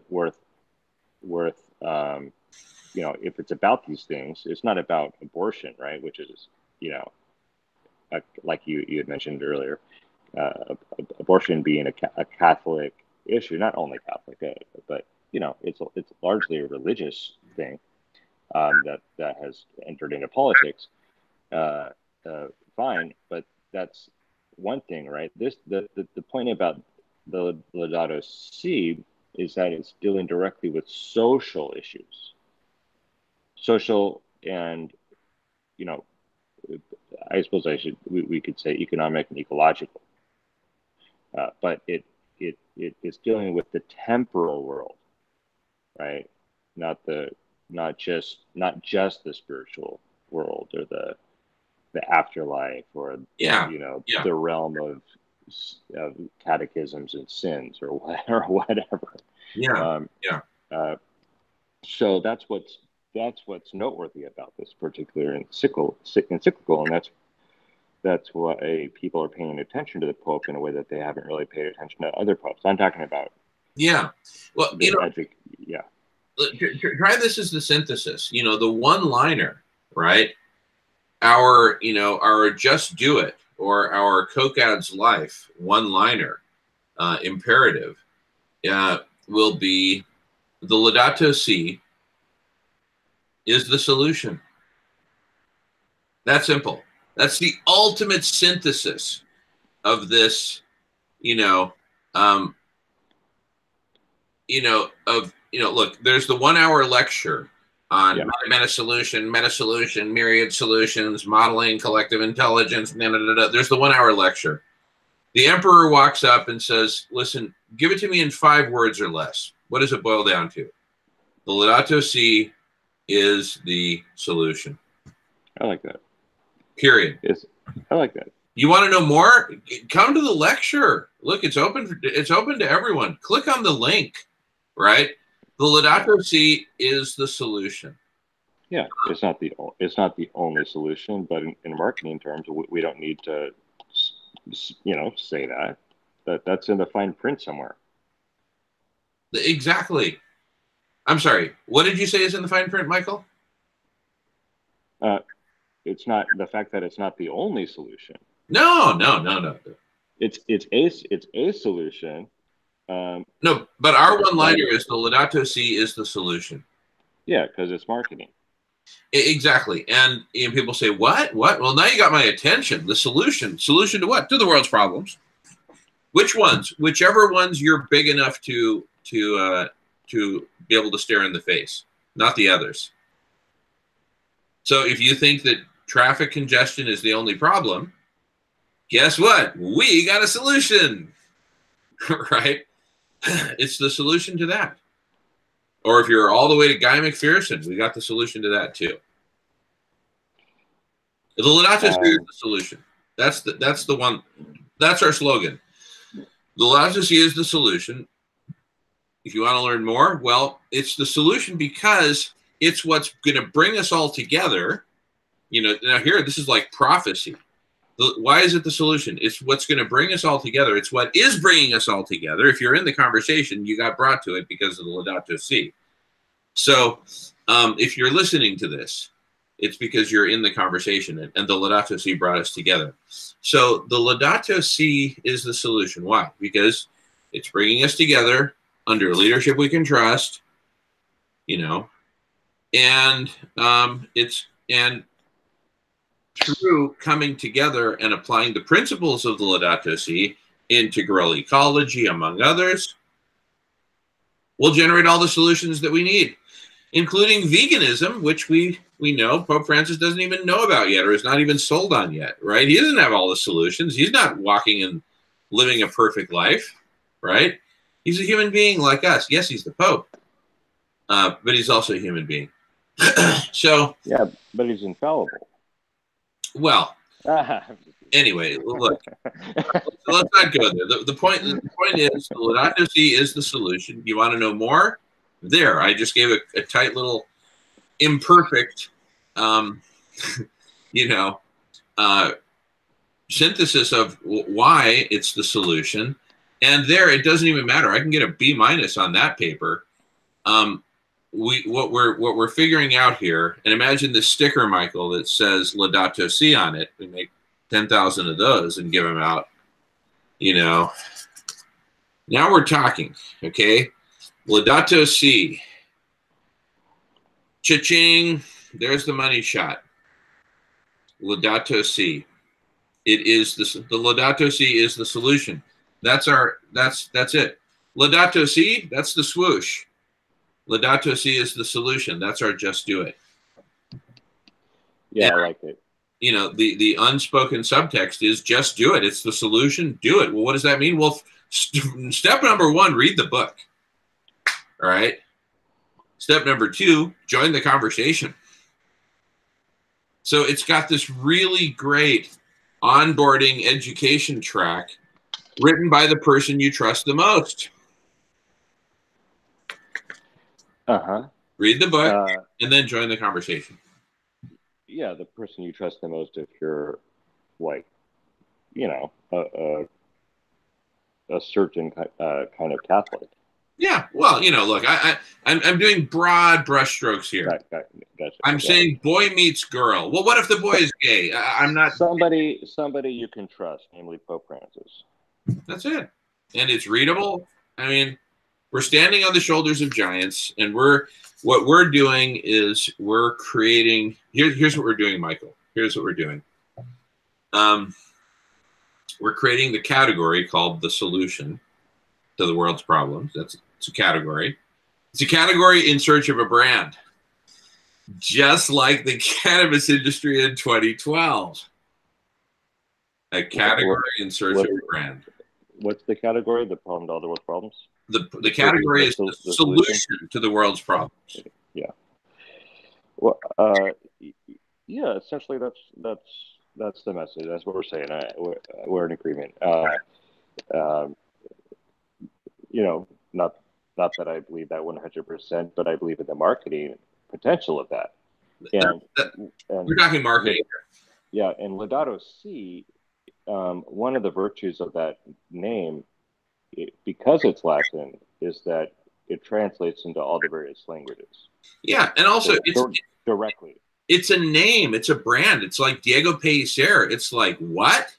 You know, I don't know what it means, but but every time you say it, it's followed by 2 things. Yeah, Laudato Si is a brand, and that's what we're selling essentially. And the ultimate synthesis is this: the lesson at the end of the day is this: we're creating a category called solution to the world's problem. We're creating a box called solution, and we're putting a lead brand into it called Laudato Si. Laudato Si is the solution. Cha-ching, done and done. Yeah. Great. Let's get some Laudato Si stickers made. Yeah, we will. We will. And the flag, and the T-shirts, and you got a lot of work to do. A lot of work to do. Now, keep in mind, we're still recording and broadcasting. Oh, gotcha. We've been recording for well over 5 hours. Well, this is all public. Or no, I know. I'm just reminding. Yeah. Everything's kosher so far, no problem at all. I was just reminding you. And I think very few people are going to watch all 5 hours, 20 minutes of this. But they might watch the very end at least, so they know the conclusion. Buy the T-shirt.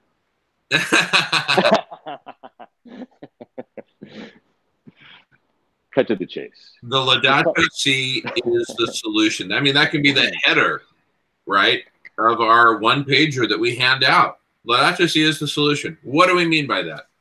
Well, mainly read the book. There's no substitute for that. But in the meantime, here's the gist of it.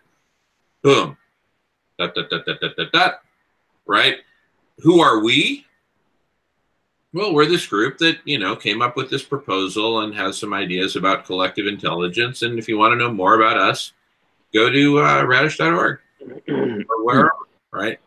Or whatever. Whatever URL, right? Whatever URL. I like Laudato Si, the solution. That's it. Laudato Si is the solution. That's it. I mean, drop the is, right? Laudato Si, the solution. Yeah. Laudato Si, the solution. Who came up with the solution? This guy. Oh, okay.